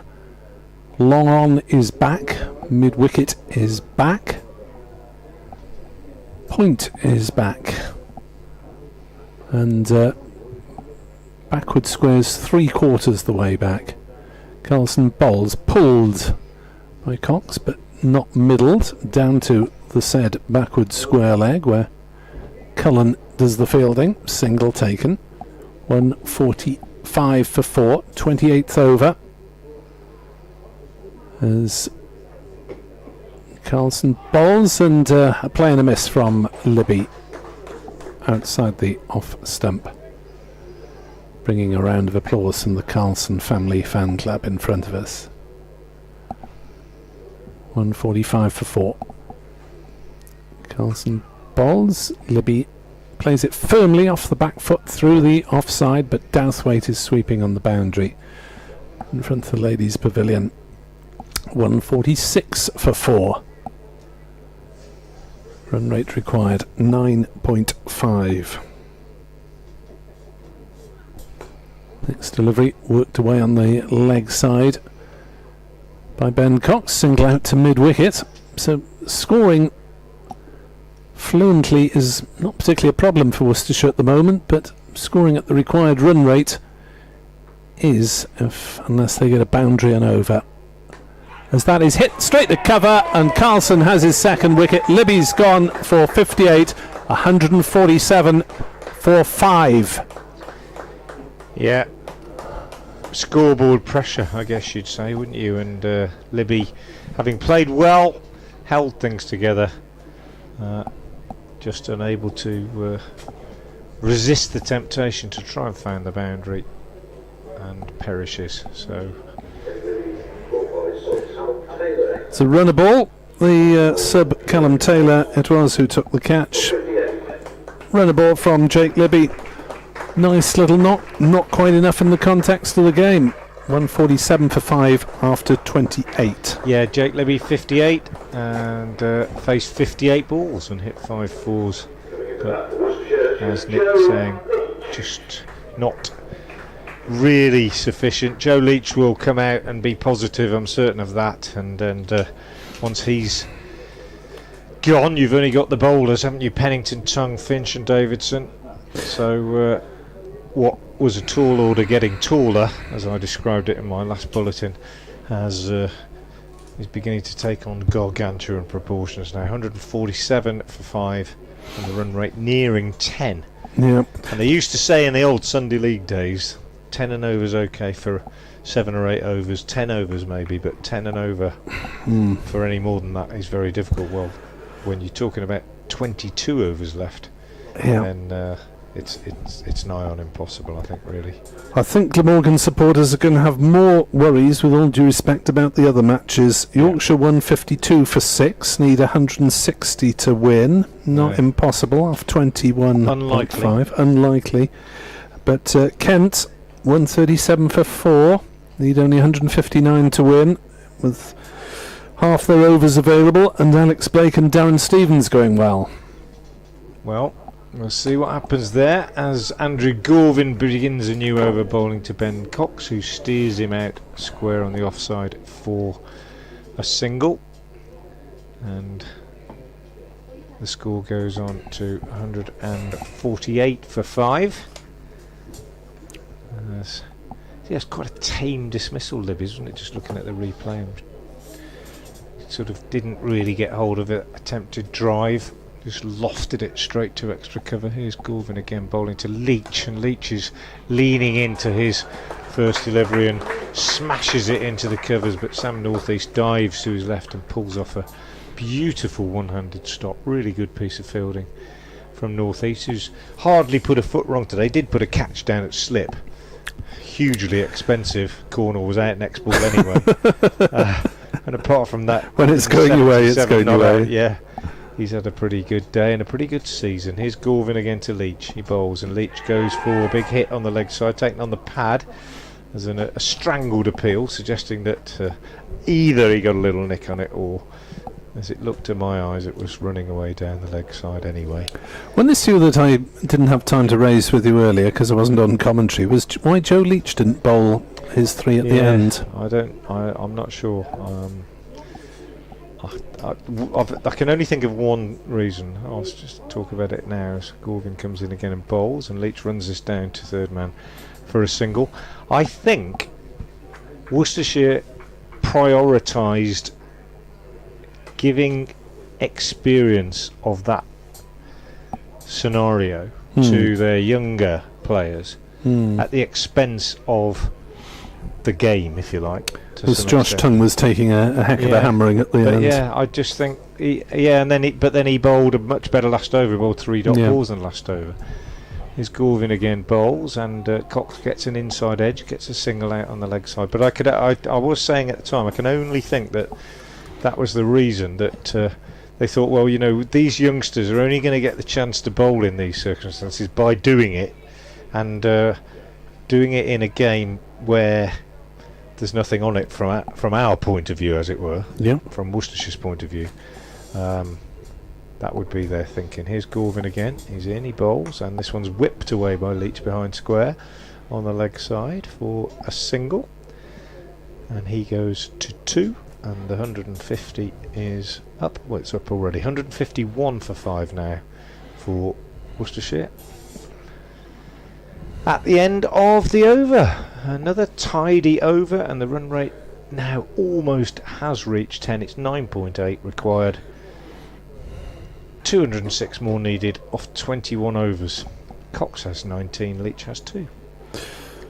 Yeah, I think Darren Stevens and co are Glamorgan's main worry at the moment, with Kent putting themselves in with a chance of qualifying.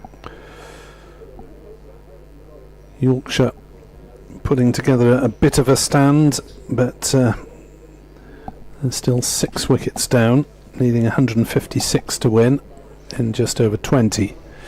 Carlson bowls to Leach, who prods forward and is beaten. It's remarkable how Carlson has come on as a bowler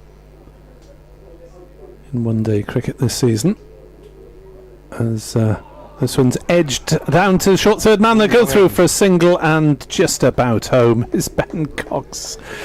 Joe Leach, I don't think, was aware of that. To the other end, I think Leach would have been struggling there, because Cox is very quick and he was on the way. Leach didn't seem to know where it had gone, did he? Well, he might not if it was off the edge down to short third man. Gorvin had a shy, but didn't hit. 152 for 5. Carlson bowls to Cox, who chops it aerially through the offside. Didn't get the pitch of it, and a couple of Worcestershire batters have gone out to catches on the in the cover area, but that one sailed through cover point harmlessly for a single. 153 for 5. Carlson bowls. Leach steps back and clubs it away on the leg side out towards mid wicket, but we'll just get the single. 154 for 5, and still 203 runs needed for victory. As we approach the end of the 30th over, Carlson bowls short and flat. Cox looks for 2, runs the first one hard, but coming in hard is Tom Cullen, and his throw is over the top of the bails for Chris Cook, so there's no second run to be had. 155 for 5. Carlson bowls and Leach plays it through the offside for a single out to Douthwaite, sweeping on the cover boundary. It's another single. It's 156 for 5 in 30 overs, and if Worcestershire score at 10 runs per over, they will tie this match. 10 and over for 20 overs is a very, very tall order, even if you've got 8 wickets in hand. When you've got 5 in hand, it's gargantuan, but not impossible. I think that's the key, and we've seen stranger things happen.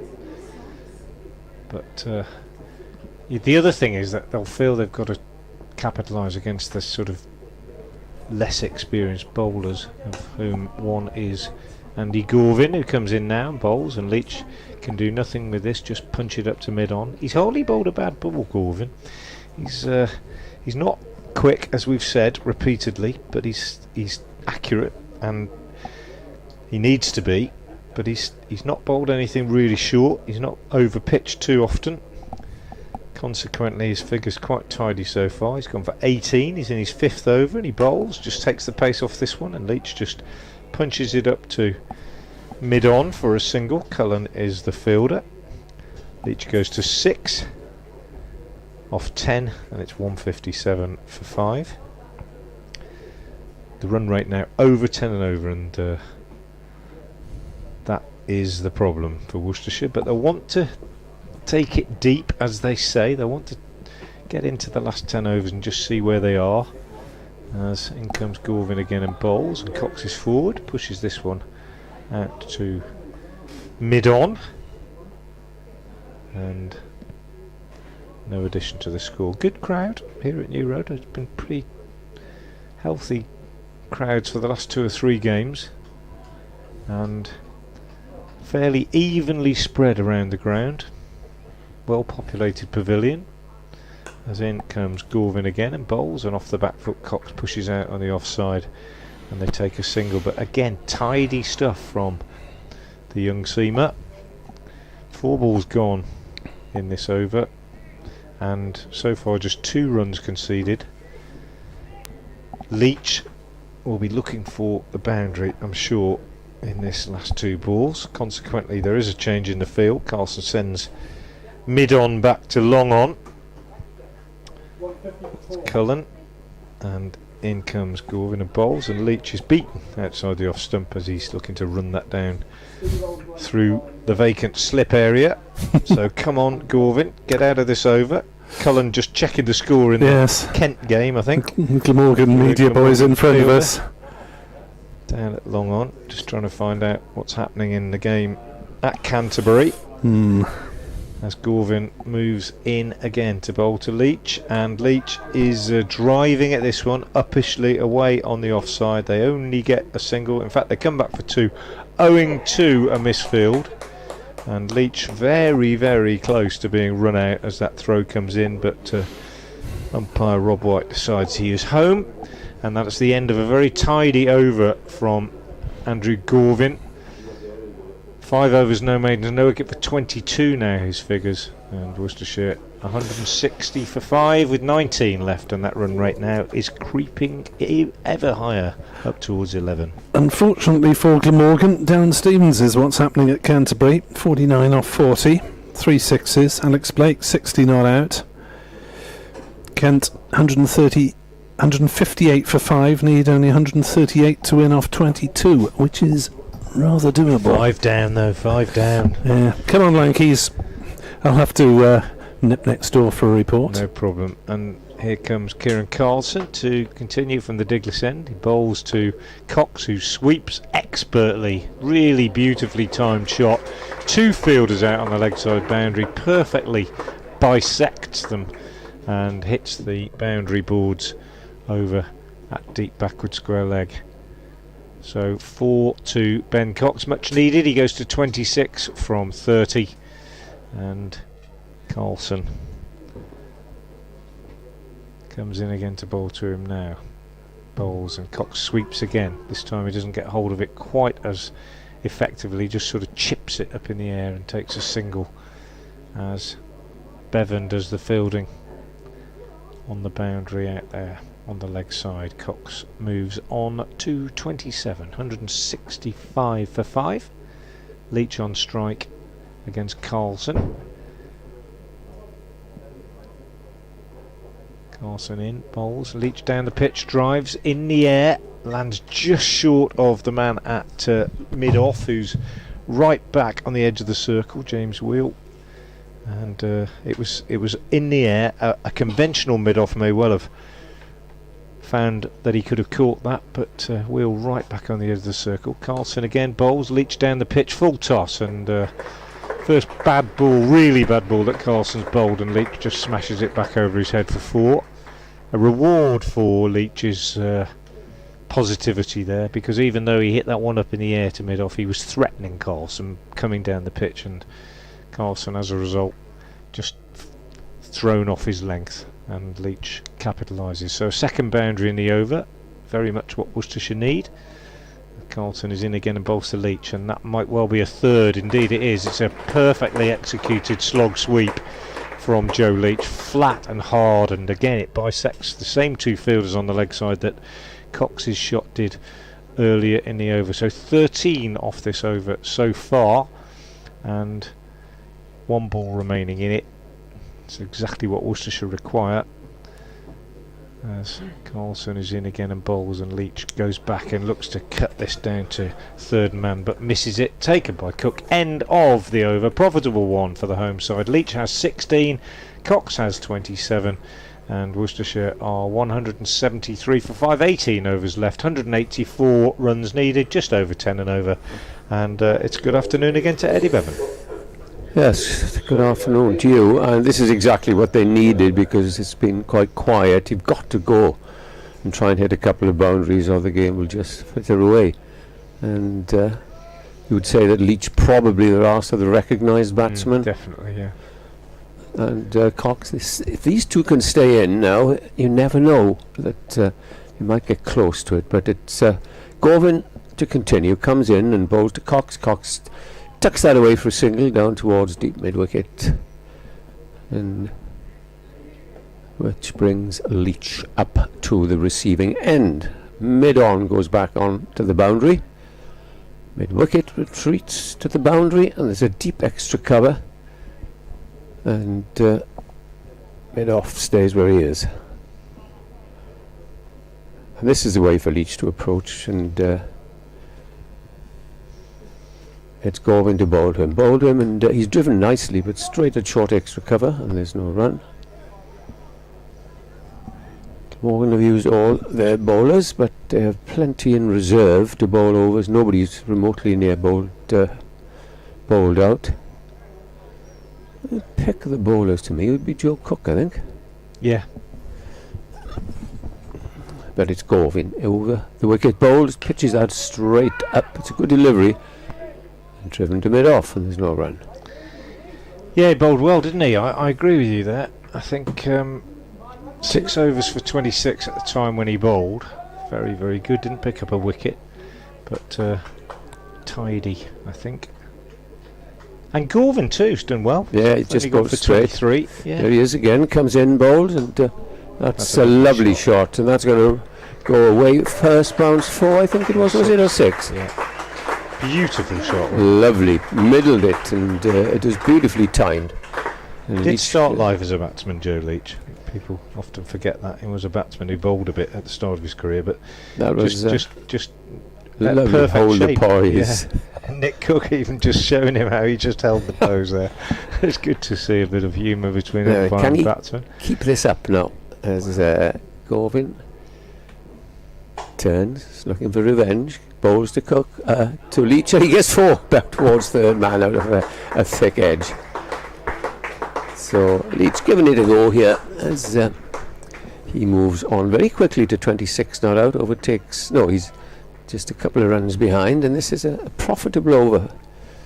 At least whether it'll give them hope, I don't know, because you've got to keep on going at this rate. probably see someone like Cook or perhaps We'll come back.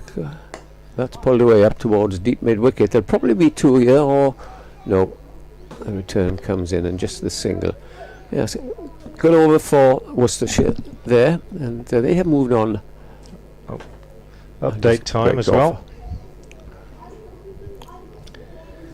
Well, Joe Leach has just put bat to ball with some purpose in the last over, taking a 6 and a 4 off successive deliveries from Andy Gorvin, but nonetheless Worcestershire still requiring over 10 and over from the remaining 17 overs. They need a further 172 runs to win. Ben Cox is on 28. Leach, as I say, playing very positively, is on 27, and currently Worcestershire, after 33 overs, needing 357 to win, are 185 for 5.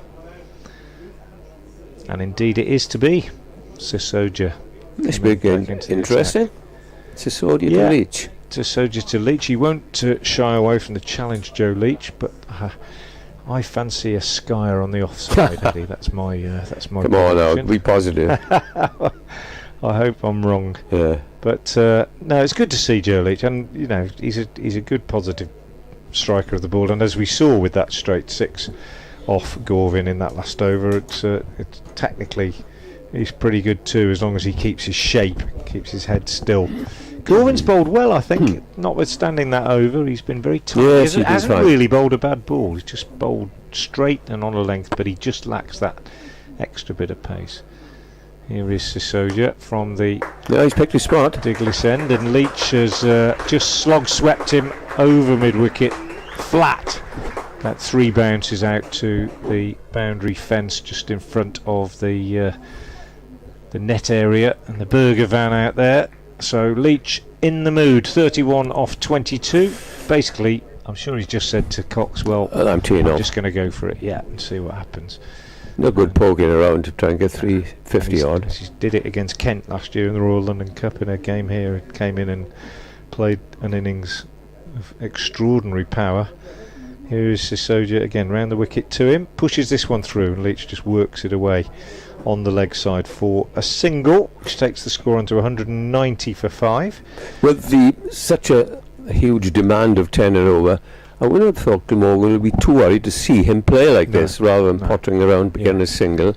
Yeah. Which they'll say, well, surely he's going to hit one up in the air. Yeah, you'd expect so. I think everybody knows what the situation is now.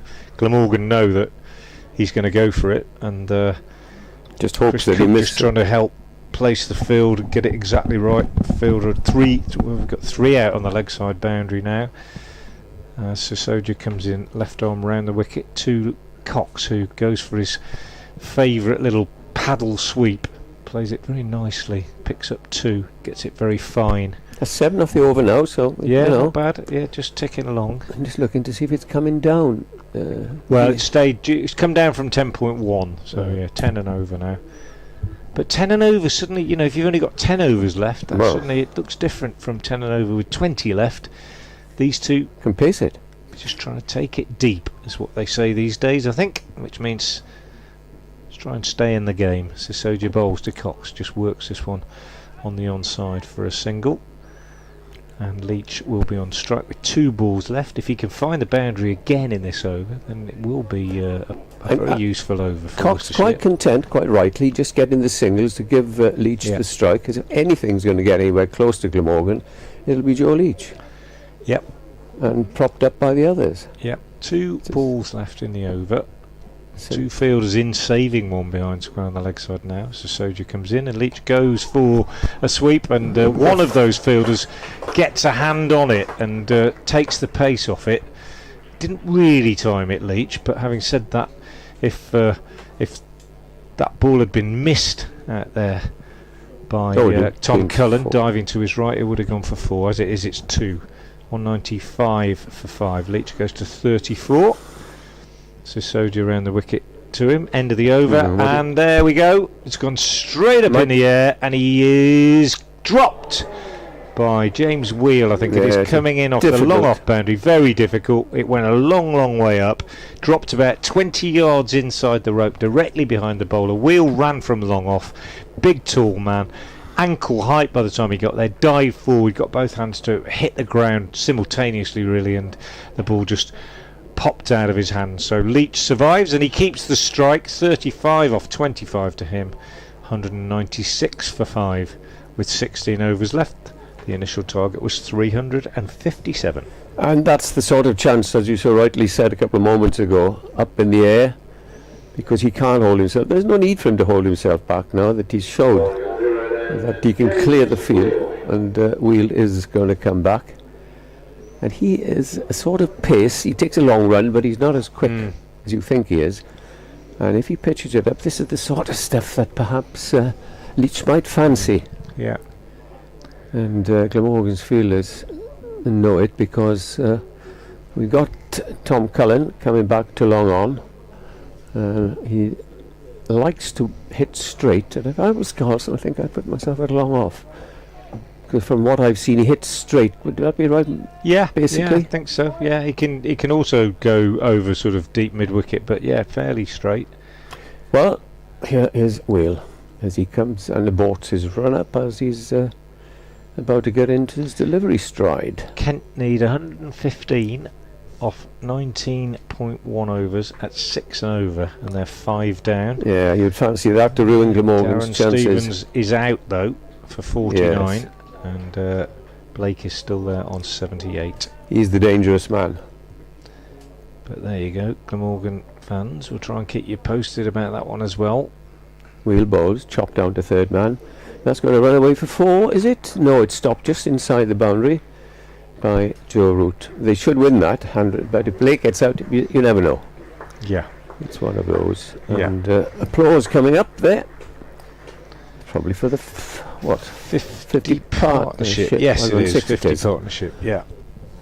In quick time, Leach has dominated it. He's faced most of the bowling as well. Here's Wheel, comes up again and bowls, and that's played gently away up to deep extra cover for just a single. Nicely bowled. He took a bit of pace off that one, I think. He's bowled quite well, hasn't he, Wheel, too? He started pretty well, yes, picked up those first 2 wickets. Bowled as well as he has most of the season, because Yeah. he's been a little way. 2 for 23 and 5 and a bit. Yeah. Changing the field, Cox on strike. Long on comes up into the circle, and the man goes back at short fine leg in case he tries that little ramp, I suspect. In comes Wheel and bowls to Cox. Cox goes back, plays it out to short extra cover. I think he could have hit that a little bit harder. Nicely Short. bowled again, I think. Yeah. I think you're right. It's slightly deceptive when a bowler runs up quickly and then doesn't actually. That's why I was saying it reminded me a bit of Simon Bass before. But it takes a while as a batter just to get used to that sort of the relationship between the pace that the ball usually comes and the speed of approach of the bowler. It's a long run up, isn't it? It is. Here's Wheel again and bowls, and this time it's clipped around the corner down towards fine leg. It's stopped just inside the boundary. A little bit of a fumble, but just as well they didn't run. Some northeast down there doing good work, and the applause now coming for the 200 up for Worcestershire. They're 200 now for 5. I'm just looking at the run rate to go. It hasn't. Required is 10.2. Yeah. It's not getting much higher than that, is it? Yeah, Yorkshire 7 down. Yorkshire are 7 down, but Kent are going pretty well. I don't know. In comes Wheel, bowls, and that's cut away past cover, and it's going to be stopped at the second attempt. Good bit of feeling, that had 4 written all over it. So Yorkshire, you can say, it all depends now. If Glamorgan can bowl Worcester out, at least there's some interest, Frank, towards the end of the competition. Yeah, absolutely. Absolutely. Not for Worcestershire, I hasten to add, but they've got to get not beyond this game anyway, as I say. But that was a good bit of fielding by Root, wasn't it? Otherwise, that was 4 more for Leach. Just 5 off the over last ball as he comes in and bowls, and Cox is forward, gets a single. As I was going to say the shy, but the shy never came. So good over that from James Wheel. Yeah. And at the end of it, Worcestershire are 202 for 5. And the 2 not-out batsmen here, and they've built up a useful partnership. Cox is on 33 and Leach is on 39 as the 2 batsmen converse, and Glamorgan just go about their business. Yeah, the run rate's crept up a little bit in that over, only a little bit, 10.3 now, and as long as you don't have too many overs like that, it's not too bad. You can afford 1 or 2, I think, and then you can maybe have a big over where you get 12 or 13, but they can't afford to let that run rate creep much beyond about 12. If it got up to 12 and you're in the last 7 or 8 overs, you still think you're in with a chance. But you've got to keep on going, though. You've got to keep on going, yeah, definitely, and I'm sure they will. Sisoja to continue from the Diglis end, round the wicket. His first ball to Cox is a good one on off stump, and Cox is very correctly forward. I'm not criticising Cox, but I'm sure he could pick up a single by his bags of room, isn't there? Yeah. But then, of course, he doesn't want to get out. No, that's right, and he knows that it's a fairly inexperienced tail. He just pushes forward again. Well bowled by Sisoja. Cox has been he was out of form with the bat to some extent in the first half of the season. Had this little break from the game. Since he's come back, he's played some really good knocks. Sisoja to him again, he bowls, he goes for the sweep, and there's an appeal as this one runs out on the offside. Umpire White is not interested and signals leg by as they go through for a single. 3 balls left. He had that tidy over previously. I think the onus is very much on Joe Leach now to try and go big. And long off has gone right out on the boundary now, where he was dropped. Well, not quite where he was dropped, but where the fielder came from that dropped him in the previous over from Sisoja. That's Wheel. Here is Sisoja, goes, and Leach goes big on the leg side, and he's picked his space. 1 bounce 4, I think, over to the boundary, out towards the burger van and the nets. But it was almost premeditated from Leach. I think he looked around the ground and thought, well, if I get hold of it, that is the gap there. And it's over mid-wicket, a kind of slog sweep. Not the prettiest shot, but probably Leach feels less risky than trying to go down the ground as he did in the previous over when he got dropped. So 5 off this over so far. There's only 2 balls left. He'll want another boundary if he can possibly get it, and they're changing the field quite considerably now. We've got 3 men saving 1 on the offside. I think that's right, because you don't need a deep extra cover. Well, there is a chance that Leach could go inside out and over extra, but it's difficult when Sisoja's bowling as quickly and as flat as he is. In fact, that's exactly where he does go, but that's a proper extra cover drive. It's a lovely Leach. shot. Really good shot. Didn't go over, just went through extra cover. And that's a super shot, a proper inside out extra cover, and 9 off the over now, even though the first 3 balls only yielded 1. That was clever cricket, because he knew he brought extra cover. He said, right, I'll go inside out because there's a gap, and he sent back. And now the man's going out on the cover boundary again. And will he just try and keep the strike? Will he try and go for that mid-wicket hole I think again? he'll go for the big shot. Yeah. So Sisoja, last ball of the over, round the wicket in to Leach, and Leach does go big. He goes big straight down the ground, and he goes all the way for 6 into the D'Oliveira stand. So tremendous end to the over for Joe Leach. 14 off the last 3 balls. His 50 comes up off just 31 balls, which is a really good effort. 31 balls for Joe Leach's 50, and that is 6 4s and 2 6s. And probably those last 2 shots as impressive as anything he's done, because and if they are to have any to the field. sorry, any chance of winning this, it's imperative now that that Joe Leach keeps on attacking and tries to stay there. It's a long shot, of course. Yeah. What do they need to win? 217, 140 in at 10 and over. Yeah, exactly 10 and over. Yeah. He has got to keep going. But I've said it many times, and I'm sure I think Joe's wife is probably fed up of hearing me say it. But he's as likely to prosper playing like that as he is by trying to be more circumspect. Joe Leach is just a much better player when he's trying to play shots. He's a very confident striker of the ball. It's a lovely. Well, those last two were just beautiful shots, weren't they? Cover drive and then a straight drive for 6. Wheel starts another over. Good delivery, which is he's bowled very well in this innings so far, and he's pushed away into the covers.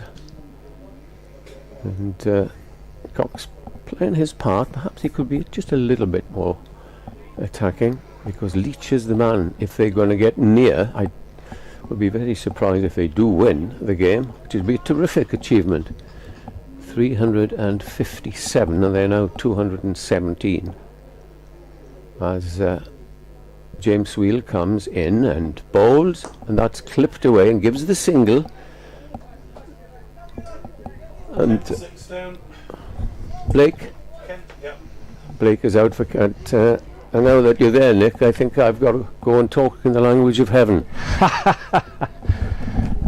Off goes Eddie. 218 for 5 then here. Kent have lost a 6th wicket, which means that Glamorgan's chances of qualification have been given a significant boost.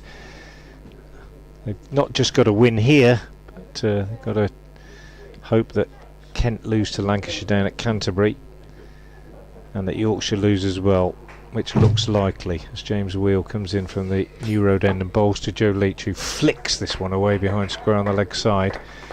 Only gets a single as Dan Douthwaite comes around the boundary to do the fielding. Leach playing really well, 54 now to him off 32 deliveries. Worcestershire 219 for 5. Still need 10 and over, but they're going along fairly well at that sort of rate at the moment. But of course they've only got the bowlers to come after this. In comes Wheel again to bowl to Cox. Bowls, and Cox is working this one away on the leg side, but straight to fielder at mid-wicket, and there's no run. This is testing Fielder Joe Cook. Testing the blood pressure of this commentator, and no doubt our listeners and viewers as well, from a Welsh point of view. From a personal point of view, I'm completely relaxed. I'm sure you are.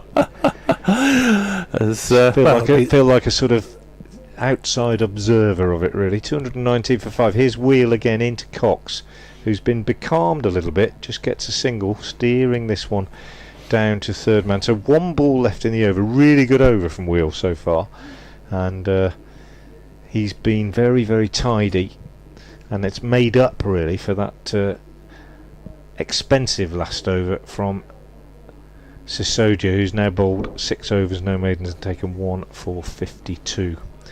But Cook 6 overs for 26, and Wheel now in his 7th over has conceded just 29. Have been very tidy. Wheel is into Leach, and Leach goes for a slashing square drive, gets hold of it, but only picks up a single as it's fielded by Tom Bevan on the cover boundary. That's a very good over by James Wheel at this point, and at the end of it Worcestershire are 221 for 5. Leach has 55, Cox has 35. The men out in this innings, if you're joining us late: Pollock for 27, Cornwell for 5, Roderick for 22, Barnard for 14, and Libby for 58. And going to see a change in the bowling with Cook coming on at the Diglis end, and he's bowled very well indeed. 221 for 5, 13 left, 136 needed. Tweet from the Worcester Warriors Director of Rugby, Steve Diamond, says together, with a picture of the squad together. Worcester Warriors, of course, in severe financial difficulties as things stand.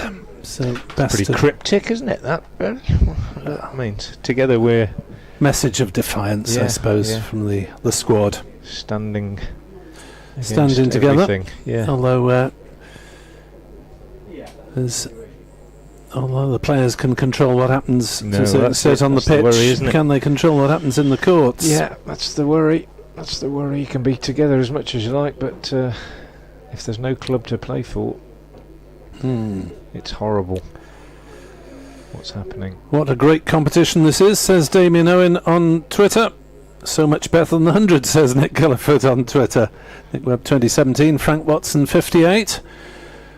Worcestershire 221 for 5, staying in this game, 10.5 the required run rate. 13 overs remain here on BBC Sport Online. And what a competition it's been, going deep into the final hour of the last day as Leach flays another one through the offside. Douthwaite on the chase, won't get to it. It's run away towards the hospitality tent for 4 runs, and Joe Leach doing his best to upset the apple cart single-handed here, virtually. Ben Cox playing a useful support role. We saw 58 from Jake Libby at a runner ball, but it's Leach has really taken things on for Worcestershire and look to disrupt Glamorgan's chances. There's another one pulled away for 4, backward of square on the leg side this time, beating the man dashing round from square leg. Joe Leach is laying about him against Joe Cook. 2 boundaries to begin the over. Worcestershire keeping in it, Kent keeping just about in their chase, so they've lost their 2 established batsmen. They need 104 from 16 with 4 wickets left against Lancashire. They won't get that. They won't get that. Will Worcestershire get this? As Cook pulls out of his run. It's bad enough wondering which way one game is going to go without trying to keep across 3 all at once.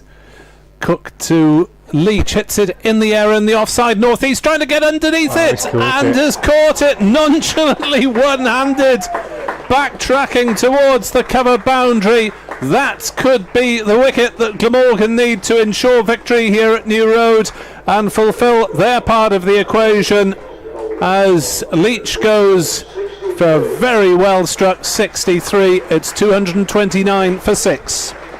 Yeah, 63, faced only 36 balls, 8 4s and 2 6s, did everything he possibly could. But as you say, nonchalant catch by Sam Northeast. Put one down in the slips earlier today, took that one as though it was the easiest thing in the world, just going over his right shoulders, running back towards extra cover, held his right hand up and plucked the ball out of the sky. So excellent from Joe Leach. Ben Cox now will have to step up out there. He's on 35 off 44 and he's being joined by Dylan Pennington. No mug with the bat, but it's a tall order. Worcestershire requiring a further 128 at 10.2 and over, and can't help feeling that with that dismissal the home side's hopes of victory have probably perished, but hope springs eternal, you never know. But at the moment it would look as though, with events at Canterbury and what's happening here coming together, the chances are that Glamorgan are going to sneak in to the quarterfinals. Yeah, we'll have to wait for the net run rates to be calculated. If Yorkshire lose against Hampshire, they need a further 123 off 13 overs. They've got 7 wickets down, and Dom Best retired hurt, so we don't know whether he'll be able to resume there, as Kent need 100 off the last 15 with only 4 wickets in hand. So we're trying to keep you in touch with all 3 run chases as a tall figure of Dylan Pennington comes out to join Ben Cox. Well, Pennington's another one that won't mess about.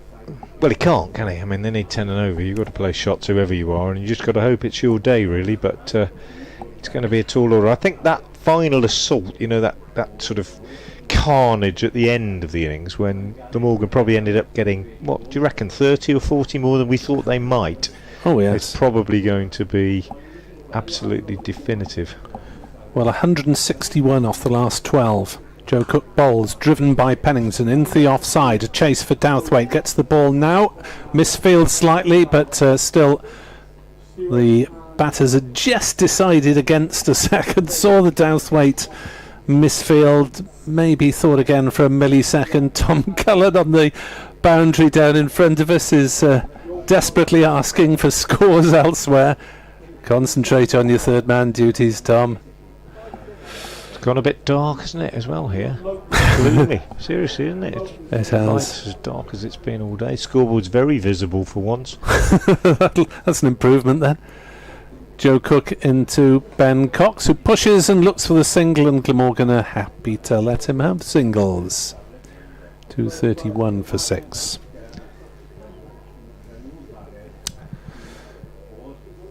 So we live in interesting times. 231 for 6. Target 357 for Worcestershire. Joe Cook into bowl to Pennington, who comes down the wicket and then prods it into the offside. Single to Douthwaite.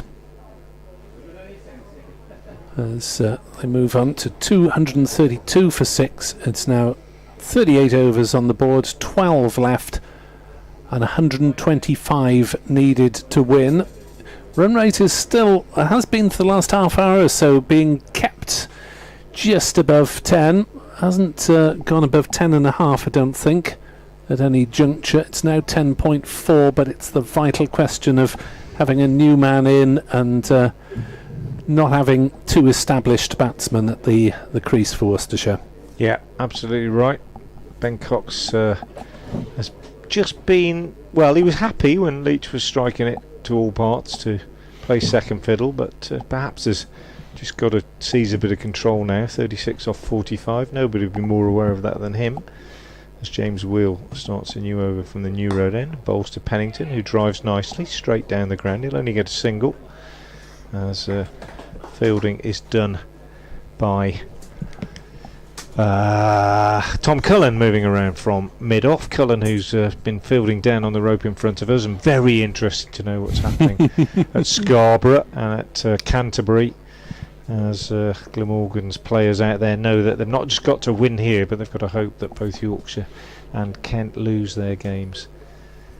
In comes Wheel again and bowls, and nicely bowled, takes the pace off that, rolls his fingers across it a little bit, and Cox just waits for it, nudges it out on the offside, but can't get any more than a single. Really good bowling from Wheel, I think, in the last 2 or 3 overs. He's in his 8th over. He's only gone for 32, and given that he got the first 2 wickets and that he's come on at a time just when Worcestershire were looking to accelerate, that's an economy rate of which he can be pretty proud, I would think, and just turning the game back in, well, not back in Glamorgan's favour, but even more in Glamorgan's favour. He's in, he bowls. Pennington whips this nicely off his pads down to long leg. Billy Root is the fielder, and they take a single. Pennington goes on to 4 at a runner ball, and it's 235 for 6.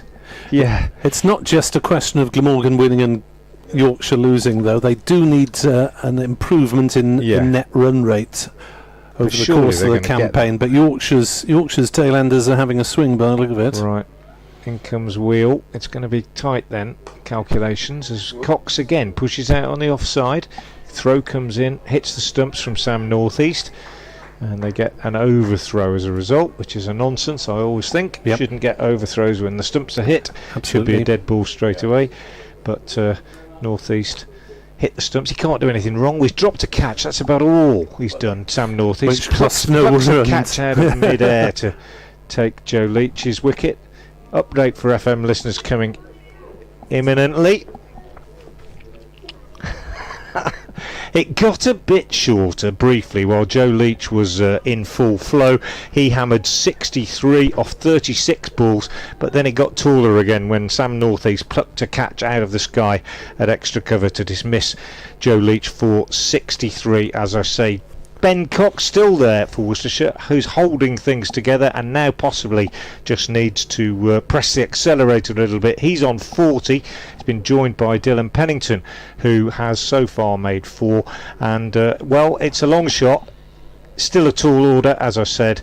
12 overs left. In fact, 11.1 overs left. Worcestershire need 119 more runs to win, so that's nearly 11 and over. They're still in with a chance, but it's a fading one. 238 for 6 after 39 overs. Yeah, I was just saying about Sam Northeast. I mean, you know, he's played the innings of his life in terms of list day cricket, the highest list day score for Glamorgan. Dropped a catch at slip, and you think, oh, he is human. And then the same batsman gets out to the very next ball, so the catch was meaningless. And then plucks that catch out of the air at extra cover to dismiss Joe Leach. And yeah, just out there at the moment, Sam Northeast walking away into the covers and thinking, yeah, this is an easy game. This 238 for 6. Nearly 11 and over now. It's not over, but it's a pretty big ask for Worcestershire, as Nick Webb is joined again by Eddie Bevan. Kent need 93 off 13 with 4 wickets left against Lancashire. Glamorgan don't need to worry about a Kent run rate, just a straight Kent defeat would do them, as Joe Cook bowls and Cox drives into the offside. Northeast does the fielding and there's no run. Yorkshire against Hampshire. Glamorgan want Yorkshire to get too close. They're 204 for 7, needing 110 off 11.2 with 3 wickets standing, which could be 2 if Bass doesn't recover from injury. Next ball turned into the leg side by Cox. Single taken. I'm a bit surprised. I don't know what. I don't know about you, Nick, but I thought. Just get my microphone sorted, that's it. Thanks, Mike. I just thought that Cox might look for something, you know, to go for 10, 11 and over, and you've got your number 8 in there with you. You should take the onus, you try and play shots. I may be totally wrong, but at the moment, he's just pushing for singles. It's Pennington waits. Pennington waits and Cook bowls. Pennington drives handsomely through the offside. That one may run away for 4. Wheeler's off in pursuit, but can't get to it before it scoots underneath the covers by the car park. Nice shot for a number 8 batsman. 8 for Pennington now. 243 for 6. And as we've been saying, Glamorgan do need this improvement on net run rate compared with Yorkshire, and if this game ends before the Yorkshire-Hampshire one, we're not going to be able to give you a definitive answer. They're running about the same lengths at the moment. As next ball carted away on the leg side by Pennington off the bottom of the bat as he went for a big swing. Single, 244 for 6. We're going to need the boffins at ECB headquarters to do the number crunching. Yep. And come out with the net run rates. It's the sort of cricket equivalent of goal difference or points difference in rugby. But I tried to explain that in Welsh to a presenter. She was a lovely girl who knew nothing about cricket. And you're back already? Cook bowls, flayed away on the offside by Cox, but just a single out to Douthwaite on the point boundary. Glamorgan, I mean, you don't like to be disrespectful to players, but Glamorgan will be happy to see Cox on strike and scoring at a run a ball. Really, you should be thinking of bringing your opening bowler back, Douthwaite, but having gone for 36 in 5, you never know what you're going to get, do you? Cook bowls full length ball, clipped up to mid wicket by Pennington. Throw at the stumps, misses. Scramble to back up. Corfin gets there somewhere in the point region and prevents an overthrow being taken. 245 for 6.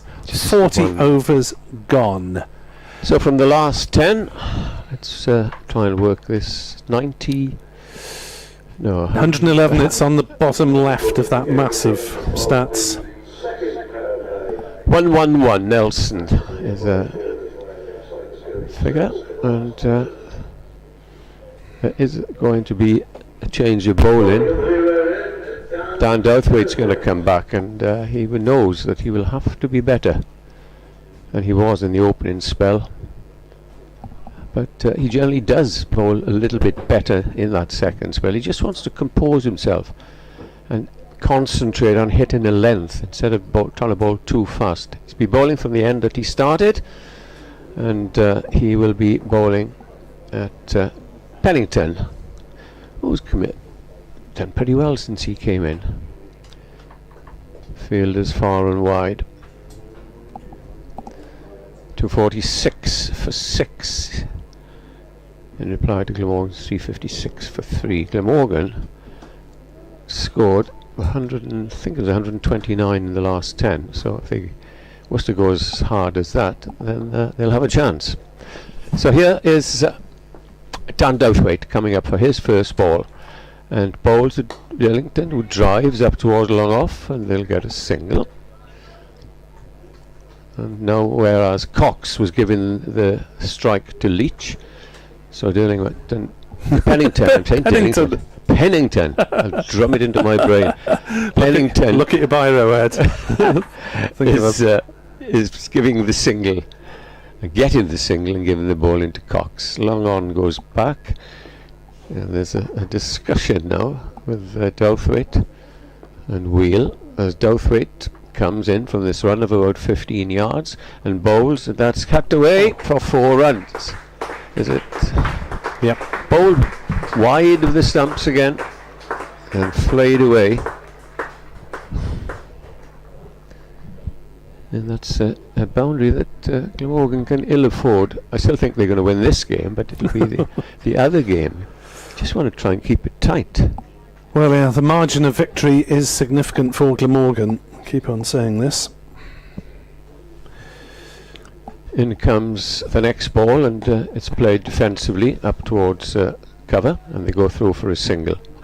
Yorkshire have got an 8th wicket partnership of 40 odd going against Hampshire, so they're going to get in the frame, it seems. Loughton and Code, 2 of their bowlers, doing well. I think I was just telling Frank before he went, I'd bowl a spinner now, either Carlson or Sisodia. As in comes, and Pennington drives square on the offside and gets another 4 runs. And it's an acrobatic dive, but no good. That's just, this isn't good enough, really, is it? Douthwaite really struggling to keep the run rate under control when it matters. He's gone for 10 now in the first 4 balls. So one more off the over, and they'll be up with what they need. Yeah. Just giving the batsman width. So he's now gone for 46th in his 6th over. Yorkshire have also got a substitute able to bat, it appears, because Bess went off presumably with concussion. So they've got 3 wickets left. Dan Douthwaite comes in and bowls and darted away. They go for a single, and Douthwaite is not standing behind the stumps for the return, should it come in. One ball to go, and he's conceded 47. 11 off the over. They can afford, of course, Nick, not to bowl him. Yes, because they've used 6 bowlers.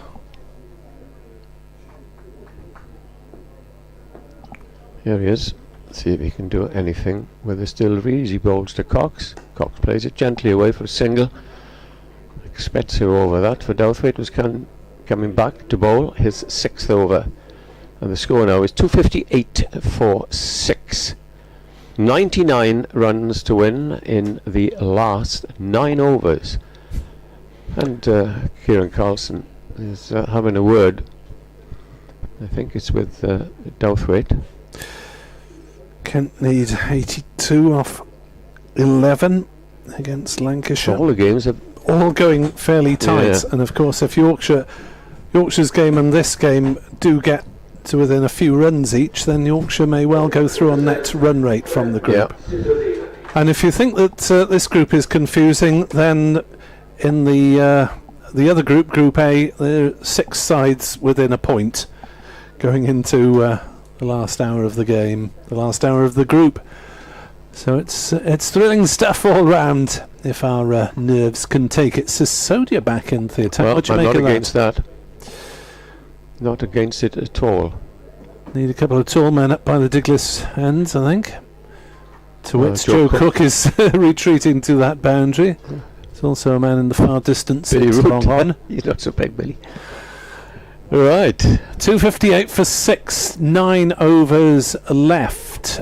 99 to win at exactly 11 runs and over. Will they take it down to the last 5 if these two are in together? I wonder. I think Pennington will just keep swinging. Cox has upped his run rate as well. He's 48 off 54 now, as Kieran Carlson is having a long consultation and conversation, both of the above, with Prem Sisodia at the Diglis end. As we wait, the suspense mounts, and Sisodia will bowl his not-so-slow left arm to Cox, who chips this one up in the air and nearly back to the bowler. He's trying to play it against the spin because he's looking to push out away on the onside. Well, there's a possible 2 there, isn't there, if you just push it to the edge of the circle. But if he's getting a bit of turn, it's dangerous and get a leading edge. Thought the Leach's wicket might have finished Worcestershire off, but Cox and Pennington have other ideas, as Cox looks to work that on the leg side, but just pokes it back to Sisodia. So 2 dot balls to increase the pressure on Worcestershire. Agonising stuff for all concerned as Sisodia bowls and Cox sweeps, and we'll get a single down to short fine leg. I wonder if Pennington will have a dart here, going at 11 and over. Oh, I think he'll try and hit the ball into the old scoreboard up at long on behind the D'Oliveira stand. Tall man Dylan Pennington. Sisodia bowls 4th ball, and he's bowled him. It's fired in short. Pennington trying to turn it away on the leg side. 7 down Worcestershire for 259.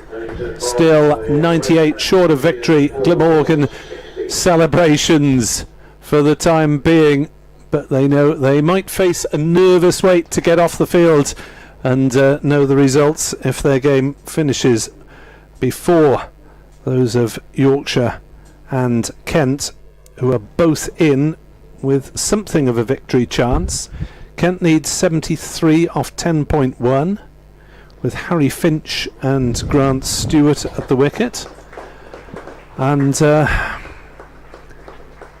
at Scarborough, Yorkshire still only 7 down. 50 stand for the 8th wicket between Loughton and Code. They're 227 for 7. They need 87 off 8.4. And Yorkshire will know that if they get close enough, it might be good enough to hold off Glamorgan on net run rate. Josh Chung then is the new batsman. All the tall men coming in now, but I really think that Ben Cox should be, you know, he's 49 but off 57 balls he's the senior partner. He came in at number 6. Perhaps try to get on with it. And Sisodia looked then as if he was getting a bit of turn, because he's trying to turn it on the onside, and I don't know if it hit off stump or middle and off, but we'll see now what develops between Tung and Cox. Tung wants to make up for some of his bowling, because he went for 87, poor chap, in 9 overs. So well, ideally Glamorgan will want to finish this Worcestershire tail off and win by a decent margin, so they don't have to worry too much about Yorkshire getting very close, as it were. But we will await the net run rate calculations across the 8 games from the ECB. I mean, it's at least with football goal difference you've got a fighting chance. With rugby points difference it's a bit more difficult, but cricket net run rate we've got no chance of working it out. As Sisodia will continue from the Diglis end, the new bat Josh Tung, who is playing his first ball back to the bowler, and Sisodia leaps panther-like to his right. A wicket and 1 run in this over. Excellent over from Sisodia, the left arm spinner from Grange down in Cardiff. As this is driven just back past him. Sisodia dives, but it trickles up to long off. Just the single. Exactly what you need, isn't it? Keep the new man on the strike. Yes. Excellent over from Sisodia. Brilliant over. Swings the game back in Glamorgan's favour. As is it going to be Douthwaite to continue, or Carlson is waiting to have a word with his bowler? 260 for 7, 97 needed for Worcestershire in 8 overs here on BBC Sport Online. Yorkshire need 86 off 8 with 3 wickets left. No, they've lost an 8th. 2 wickets left. Yorkshire 8 down. Edward, you can't sign 8 wickets down to Tom Cullen on the boundary. Yorkies. 8 down. I thought they did that pretty well. Here's Dan Douthwaite then, and coming up to Josh Tongue for his first ball. Bowls to him. Oh, and he nearly plays on, and the bowler runs up to stop getting the run. Kent are moving dangerously nearer to getting into the frame against Lancashire. 66 needed off 9.2 with 4 wickets left. Glamorgan need a wicket for Lancashire. Yes, it's more dangerous with Kent, I'm afraid. Never know, just got to play, nothing else you can do about it. 97 to win here as Douthwaite comes in and bowls again, and this time it's cut away, short ball, and it's going to be stopped from the boundary, but it's another poor delivery, and the return comes in and they take 2 runs. Cook whipping the bails off just in case, but it'd been well run by Tongue, turning and charging back for the second run. Long legs, as befits a man of 6'5" in stature. It's been a good fight this from Worcestershire, facing a really formidable challenge, but they're 43 behind on Duckworth Lewis at the moment. Here's Douthwaite, steadies himself, comes up now to Tongue and bowls to him, and he defends away on the offside. There's no run there. It's a better delivery, just back of a length, as Joe Cook's been bowling most of the time. Yeah, Douthwaite having trouble in finding his length. Possibly slightly too far back of a length for several overs. Well, he's gone for 50 in 6.5 overs. He won't care if Glamorgan sneak through. This is struck down towards Tom Cullen at long on, and they go through for just a single. So it's a marginally better over now, just 3 runs off the 4 balls.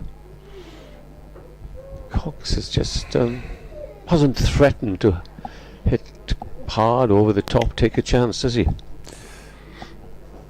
No, you'd have thought he'd been going for bigger boundaries by now. Just 3 so far. He's poised to reach his half century, but he's used up 57 deliveries so far.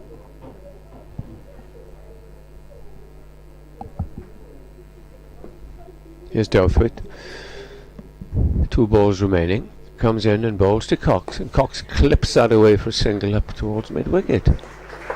And that's his 50. 58 balls, 3 fours. Yeah, just the 3 fours.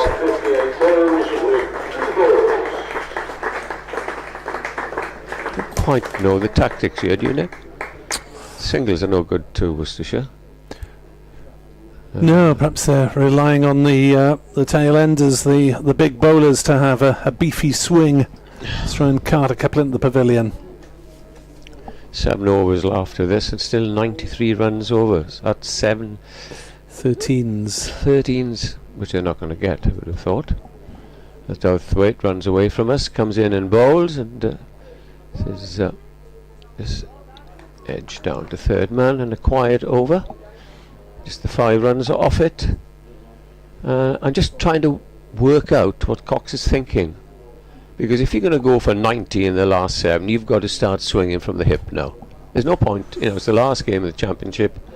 Yeah, Worcestershire, well, just playing for respectability really at the bottom end of the table. Yeah. They've picked up a couple of victories, so the campaign hasn't been entirely worthless. They've blooded a few new players, and they've made a respectable go of this one with half centuries from Libby, Leach and now Cox, but they might as well gamble everything and go down swinging if they are to go down.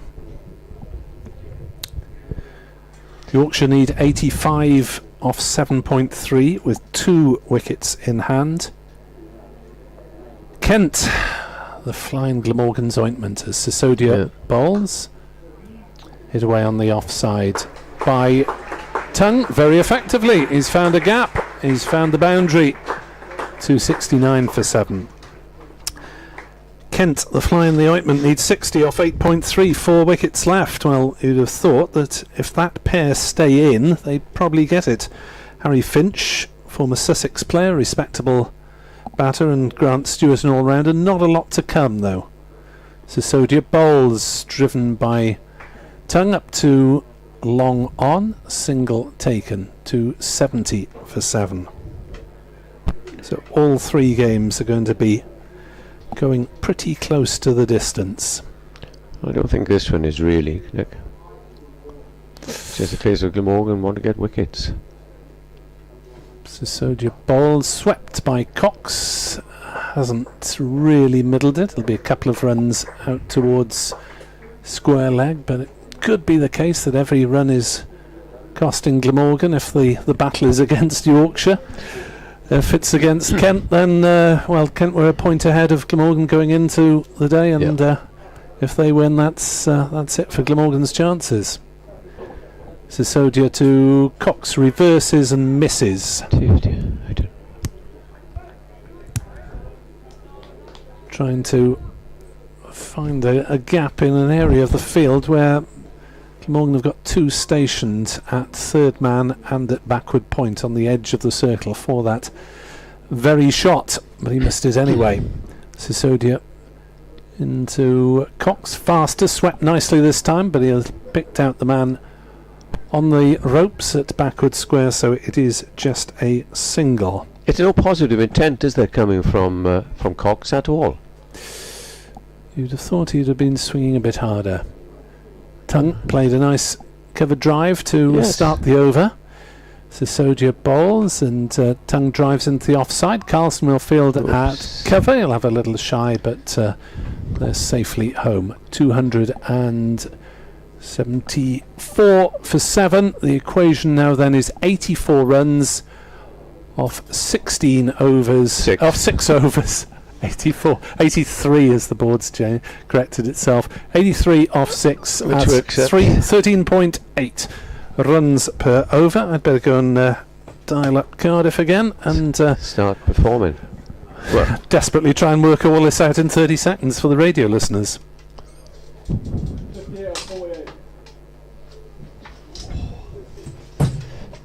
So it will be right. Yorkshire are 9 down, but Kent, I think, are the ones now that Glamorgan will worry about. Frank is coming back to join me. I think there's more interest in that than in this game at the moment. I was saying I'd love to hear your views, Frank, of I'll just wait till Stouthwaite starts a new over and bowls, and this time he's played back to the bowler. What Cox is playing? Yeah, I know what I thought. It's just been having the same ridiculous conversation next door that it's been a it's difficult one to work out. They've needed 10 and over for a long time, and whether he's he's hardly hit the ball in front of the wicket. That's the other thing. He scored behind the wicket, but he's hardly hit the ball in front of the wicket. 61 balls, got 50 in a one-day match. There we are. Tongue is doing his best, good luck to him. Yeah, I thought that shot through the covers in the previous beautiful shot. Fantastic shot, but he's got another single there. Tongue goes to 12 off 12, 275 for 7. And if Cox was hitting the ball in the air trying to get runs, it would make Glamorgan's chances worse of trying to get into 4th place, if you know what I mean. Yeah. No, I think it has been an unusual innings. Whether or not he has felt that the game can't be won, and he's just going to get some time in the middle. I don't know. Stouthwaite in bowls to him, and he drives off the back foot, but only for a single out into the covers. But They're not going to win now, obviously, because they've No not taken sufficient risks, and so it's dying a slow death, really. This game, and it's a shame, really. It is a shame. When you think how many runs have been scored in the day, it's been some great batting. You've got 3 wickets left. Give it a go. Give it a go. I couldn't agree more. Dowswaite is in and bowls, and Great Tongue shot. does give it a go with a flashing straight dive straight down the ground on the up. That's a brilliant shot from a tail ender, absolutely brilliant. And he goes to 16 off 13 deliveries, Josh Tongue, and it's 280 for 7. But they're going to finish 50-60 short, and that is, well, they're going to finich 50 short, aren't they? And in a way, if you're 50 short and you're only 7 down, yeah, exactly. It's an odd one, but I thought when Leach was out that we would see Cox. Yeah, that's what we all said. Trying to strike the boundary. Tongue again, flashing drive out on the offside. It's very dark now.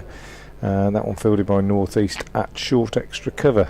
If you are just joining us, I know people are, and you'll have seen things on the stream if you're watching it, but if you're just joining us on the app, you might have seen the scorecard. But Sam North East, 177 not out today, highest score in List A cricket by a Glamorgan player, played beautifully, and shared a partnership of 245 unbroken with Billy Root for the 4th wicket, as Cox looks for a ramp down the leg side, misses it, taken by the keeper, end of the over, 281 for 7. So 356 for 3, Glamorgan, scoring 161 off the last 12 overs, and Root and North East running riot towards the end of that innings. Worcestershire never have got into a position to challenge. Decent contributions from Pollock, 27, and Libby, 58, and Leach, 63 off just 36 balls, but they've never really got into a position where they have any real chance of winning this one, and currently they need 76 off the last 5 overs, so it's 15 and over.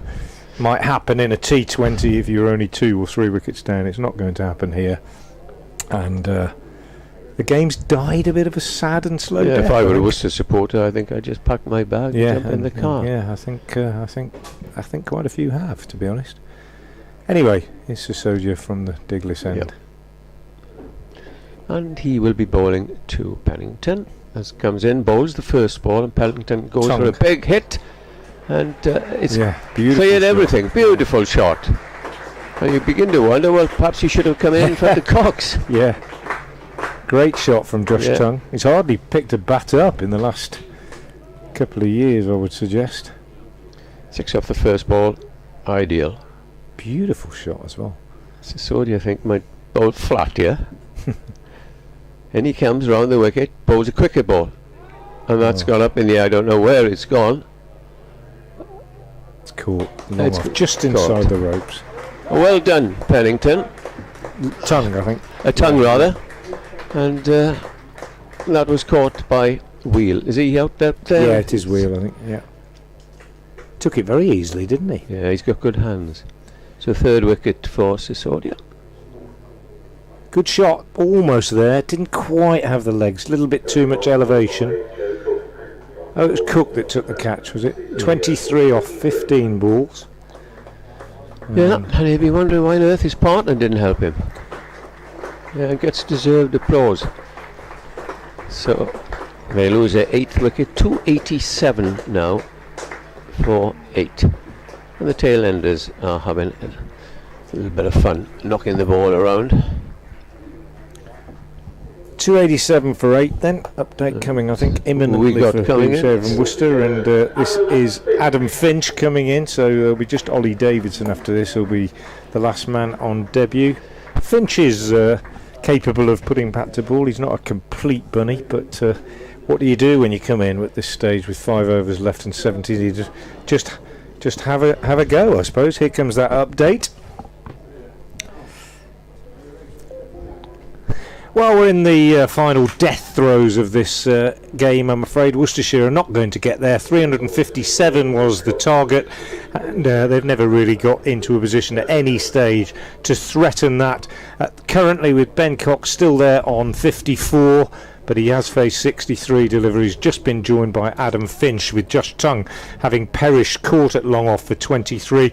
Good effort from Joe Leach earlier on, made 63 off 36 balls, but Worcestershire are going to fall well short. They need a further 70, just 5 overs left, and they are 287 for 8 as the game draws to a pretty sad conclusion. Here's Sisodia, the batsman crossed, and that's edged down towards a third man, short third man. They cross, but the new batsman still faces, doesn't he, with this new regulation? Yeah. Could have crossed twice, it was up that long, that one, I think. Finch waits then. That's Sisodia looking for his 4th wicket, bowls, and he lapped it down around the corner for a single. So yes, drifting here. 4 balls has been bowled in this over, and then we'll just have 3 overs as Glamorgan assured now of their 4th win in the competition, and they'll rue some disappointing results when they lost 4 on the trot. Sisodia bowls to Cox. Cox sweeps down to down to mid wicket for a single.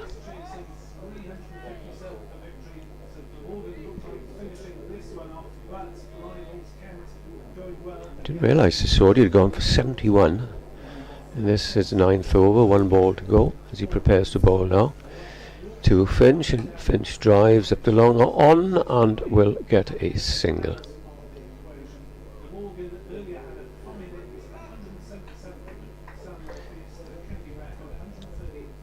You see, there's 9 off that over. Yeah. And if Cox had shown any positive intent, then it could have been close, and who knows? Well, that's it. Who knows? It's you might as well lose by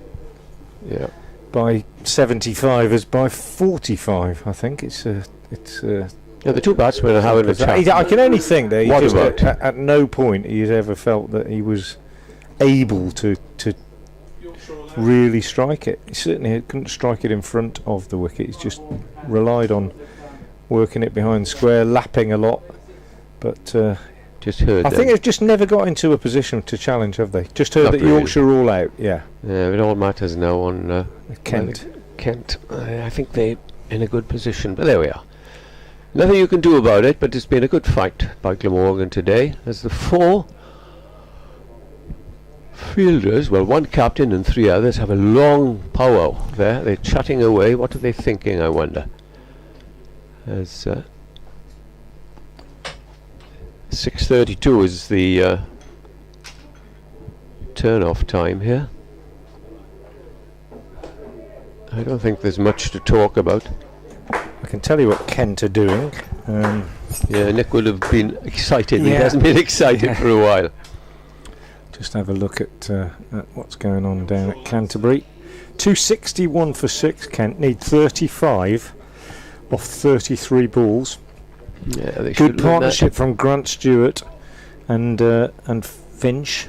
Yeah, but Stewart's come in and struck 48 off 41 balls. But you never know if they get out. They've only got tail enders left. It'll be very tense. It will. 35 off 33 off 35. 35 off 33, 6 down. So yeah, it'll be very, very tense. Not so tense here for Glamorgan, who pretty much know that they can't do any more.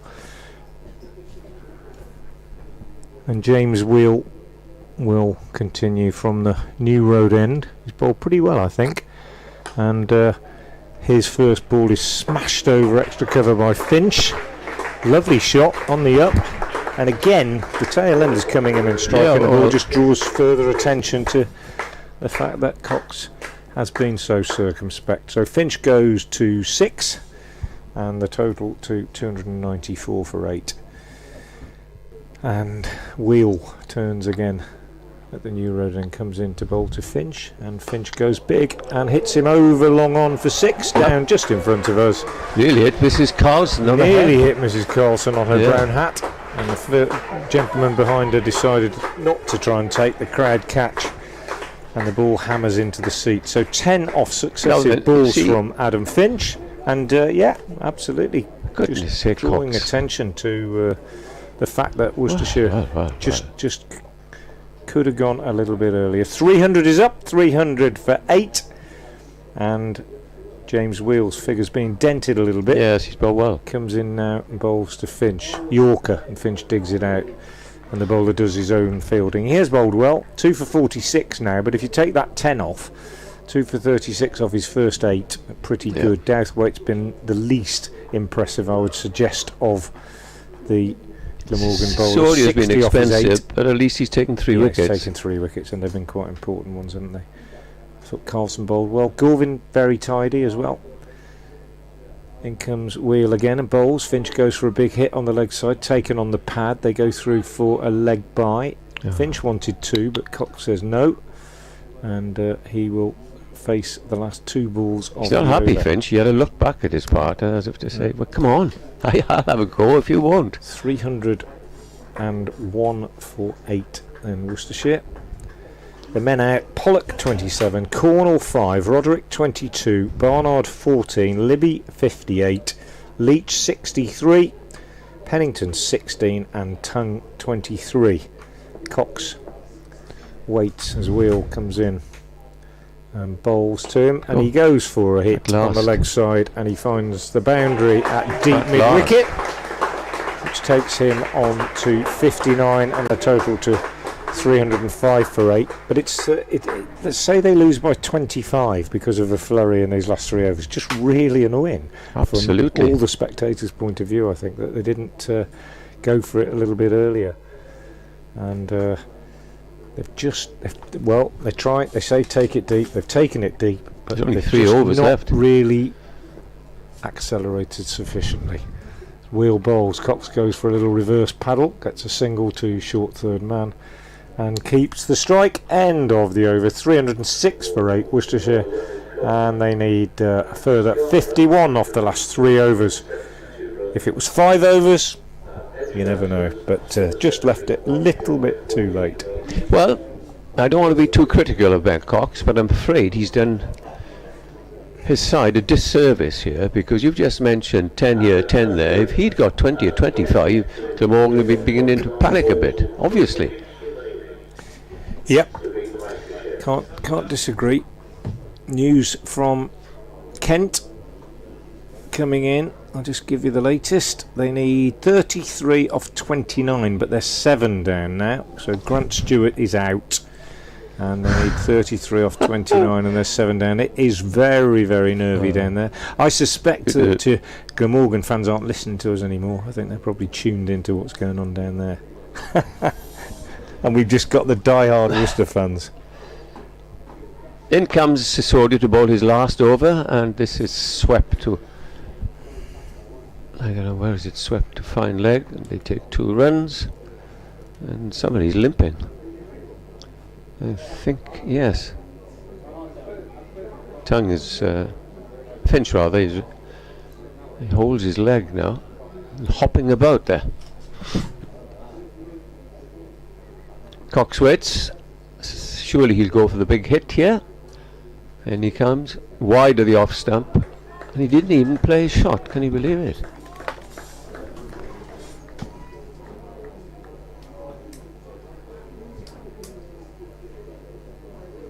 He's gone for 74 Prem Sisodia, but he's taken 3 valuable wickets as in he comes in his last over, and that's struck in the air out towards deep mid wicket, and they go through for a single.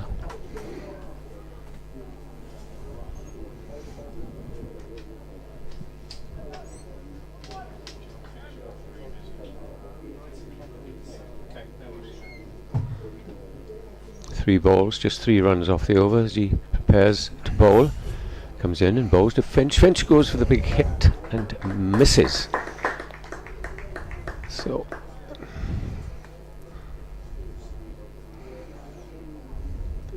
Sisodia walks back to his mark quite briskly round the wicket and bowls, and is cut away up to extra cover, and they have a shy but to no avail as the batsman Cox is home and dry. 1 ball left then, Sisodia, of his 10 overs, and then there'll be 2.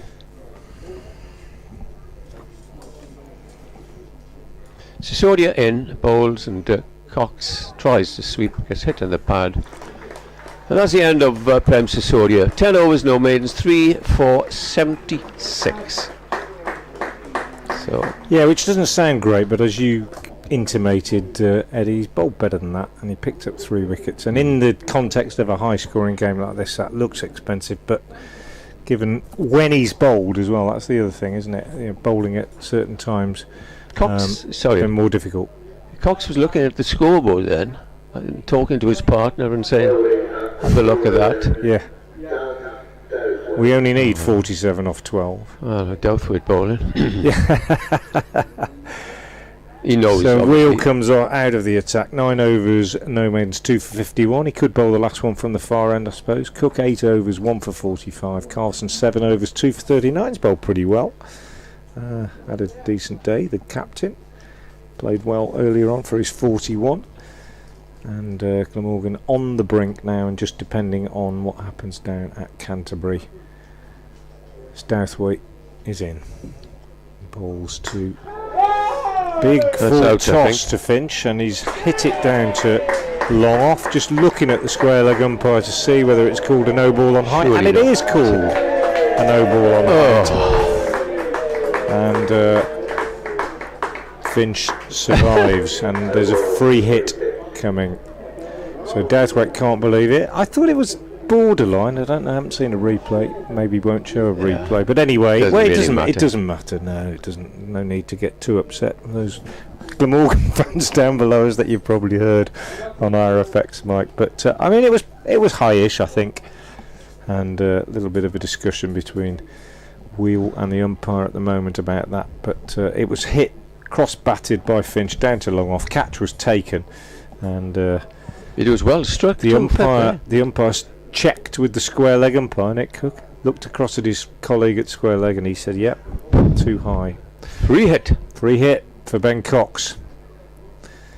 What will he do? 63 off 70 for him, and Douthwaite in from the New Road end to bowl to Cox, and he whacks it for 6 over square leg. Full toss again, dropped in front of the marquee by a bloke who's probably had a few drinks in there at some stage during the day.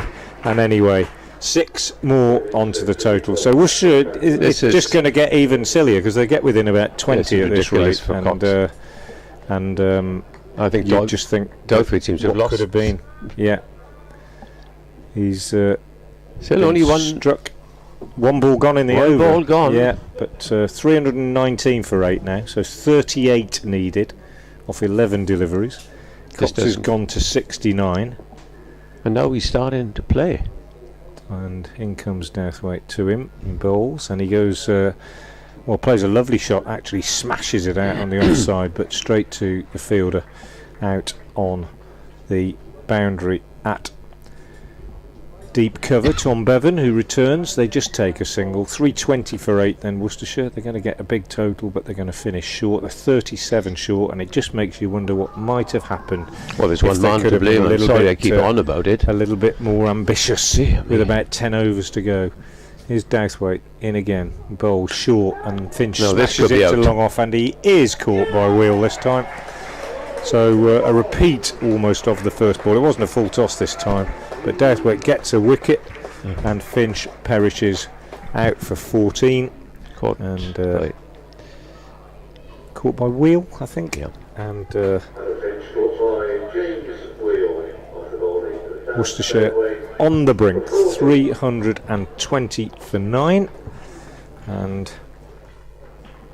Glamorgan on the brink of victory, which will possibly see them qualify, depending on whether or not Kent prevail at Canterbury against Lancashire. And the situation there is that Kent want 21 of 22 balls, and there's still 7 down. So yeah, I think they're favourites. Finch and Podmore crease. I think this young man can bat. I heard somebody in the press box saying earlier on.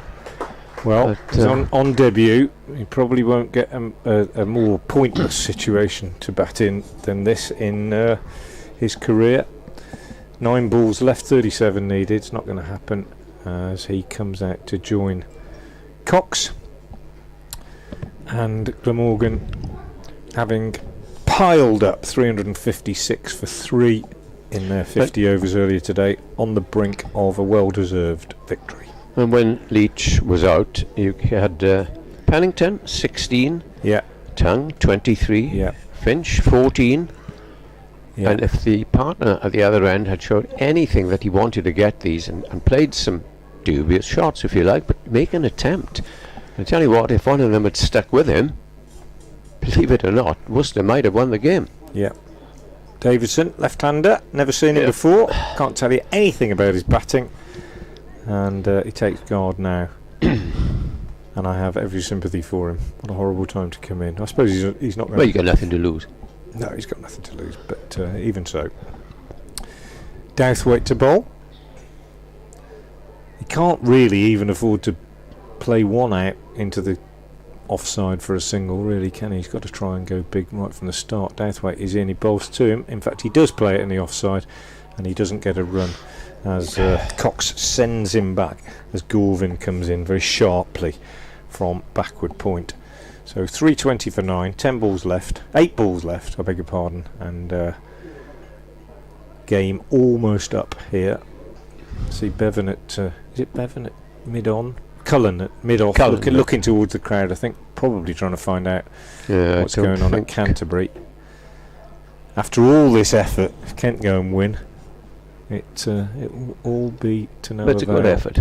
Douthwaite round the wicket, bowls to Davidson, who goes for a big hit on the leg side and just half hits it up to long on where Wheelfields. They take a single, so Davidson gets his first run in senior cricket, and the total goes to 321 for 9. And it will be left to one of these batsmen to try and do a Billy Root.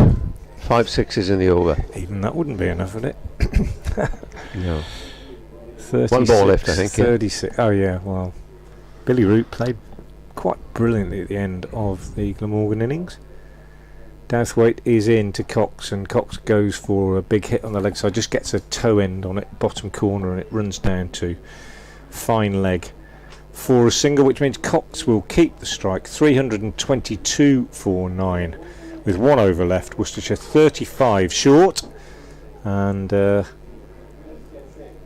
it will be bowled by Corwin, I think.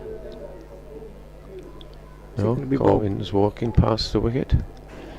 Why doesn't the captain have a little bowl to finish things off? Wheel will bowl it. I thought he might. Cook then finishes with figures of 8 overs, no maidens, 1 for 45. Douthwaite finishes with figures of 9 overs, no maidens, 1 for 72.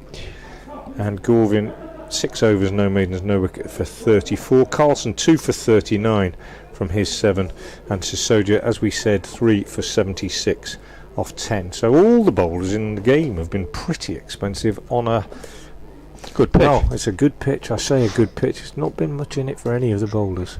Last over to start. Does he go for the?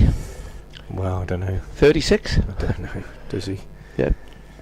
Wheel is in. Bowls. There's a sweep. No is the answer. That's it now, unless it's stepping over. And 4 runs down to backwards square.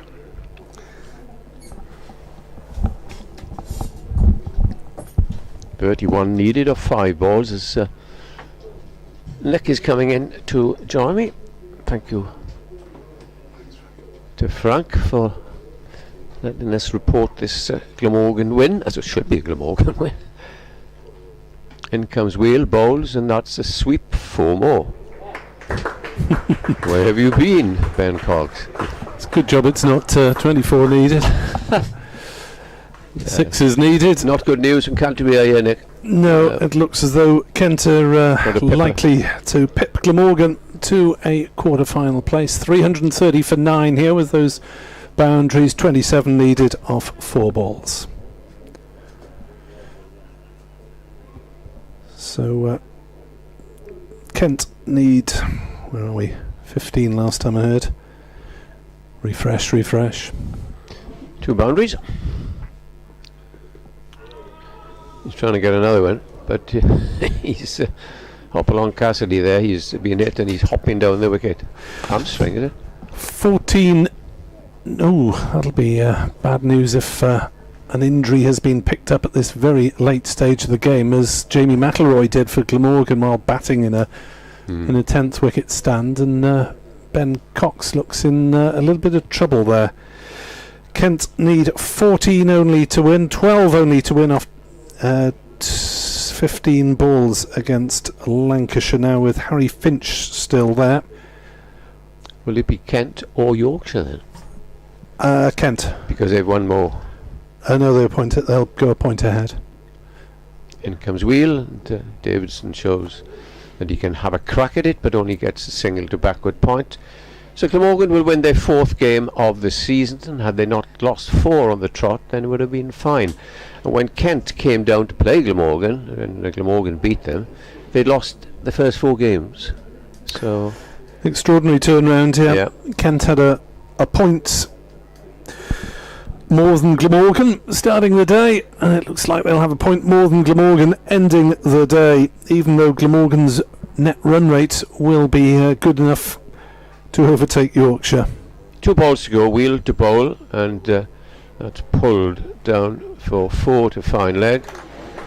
And we've been criticising Ben Cox. What are your views on this? Just left it a little bit too late, hasn't he, and left too much of the responsibility to the lower order batters to have a swing, and there wasn't really a role at that stage to for an anchor role in the Kent innings, if you like. Now he's accelerating away, 83 no point in it. Off 77, but with the final ball of the innings coming up, Glamorgan will be victorious. And here it comes, Wheel bowls and gets a single. Well, that is a very odd innings I've just witnessed, as Glamorgan 19 runs. 19 runs, and you 356 plays 337. 337 for 9. But unless Lancashire take a few very quick wickets indeed down at Canterbury, then Glamorgan will miss out in the quarter-final stakes, despite having probably certainly having overtaken Yorkshire in the table. It's I suppose if you get 8 points from 8 games, then maybe you don't deserve to go through, but Glamorgan have at least finished in some style, finished with 2 victories, started with 2 victories, so it may be disappointing news that's delivered to the dressing room as the players come off, and Kent look very close for victory. Here on BBC Sport Online. Thank you very much indeed for your company through the day. Some tremendous hitting from both sides at stages. Glamorgan 356 for 3, Sam North East 177 not out, Billy Root 113 not out, and Worcestershire in reply. Ben Cox top scoring 84 not out. They finished on 337 for 9. It is a 4th victory for Glamorgan, but barring upsets at Canterbury, then it will be Kent who go through and take a quarter-final spot. Glamorgan allow North East and Root to go off the field together after that tremendous stand. Worcestershire finished with just the 2 victories from their campaign, but Lancashire now seemingly powerless to defeat Kent at Canterbury, 8 to win with 11 balls left and 3 wickets still in hand.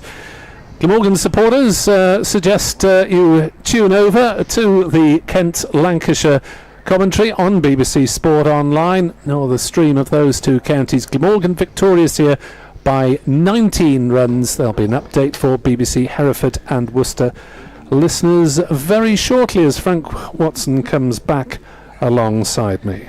Yeah, there will indeed, but until then we'll say goodbye here from New Road. That's Nick Webb of BBC Wales Sport and myself, Frank Watson. Thank you very much for being with us. Hope you've enjoyed our coverage.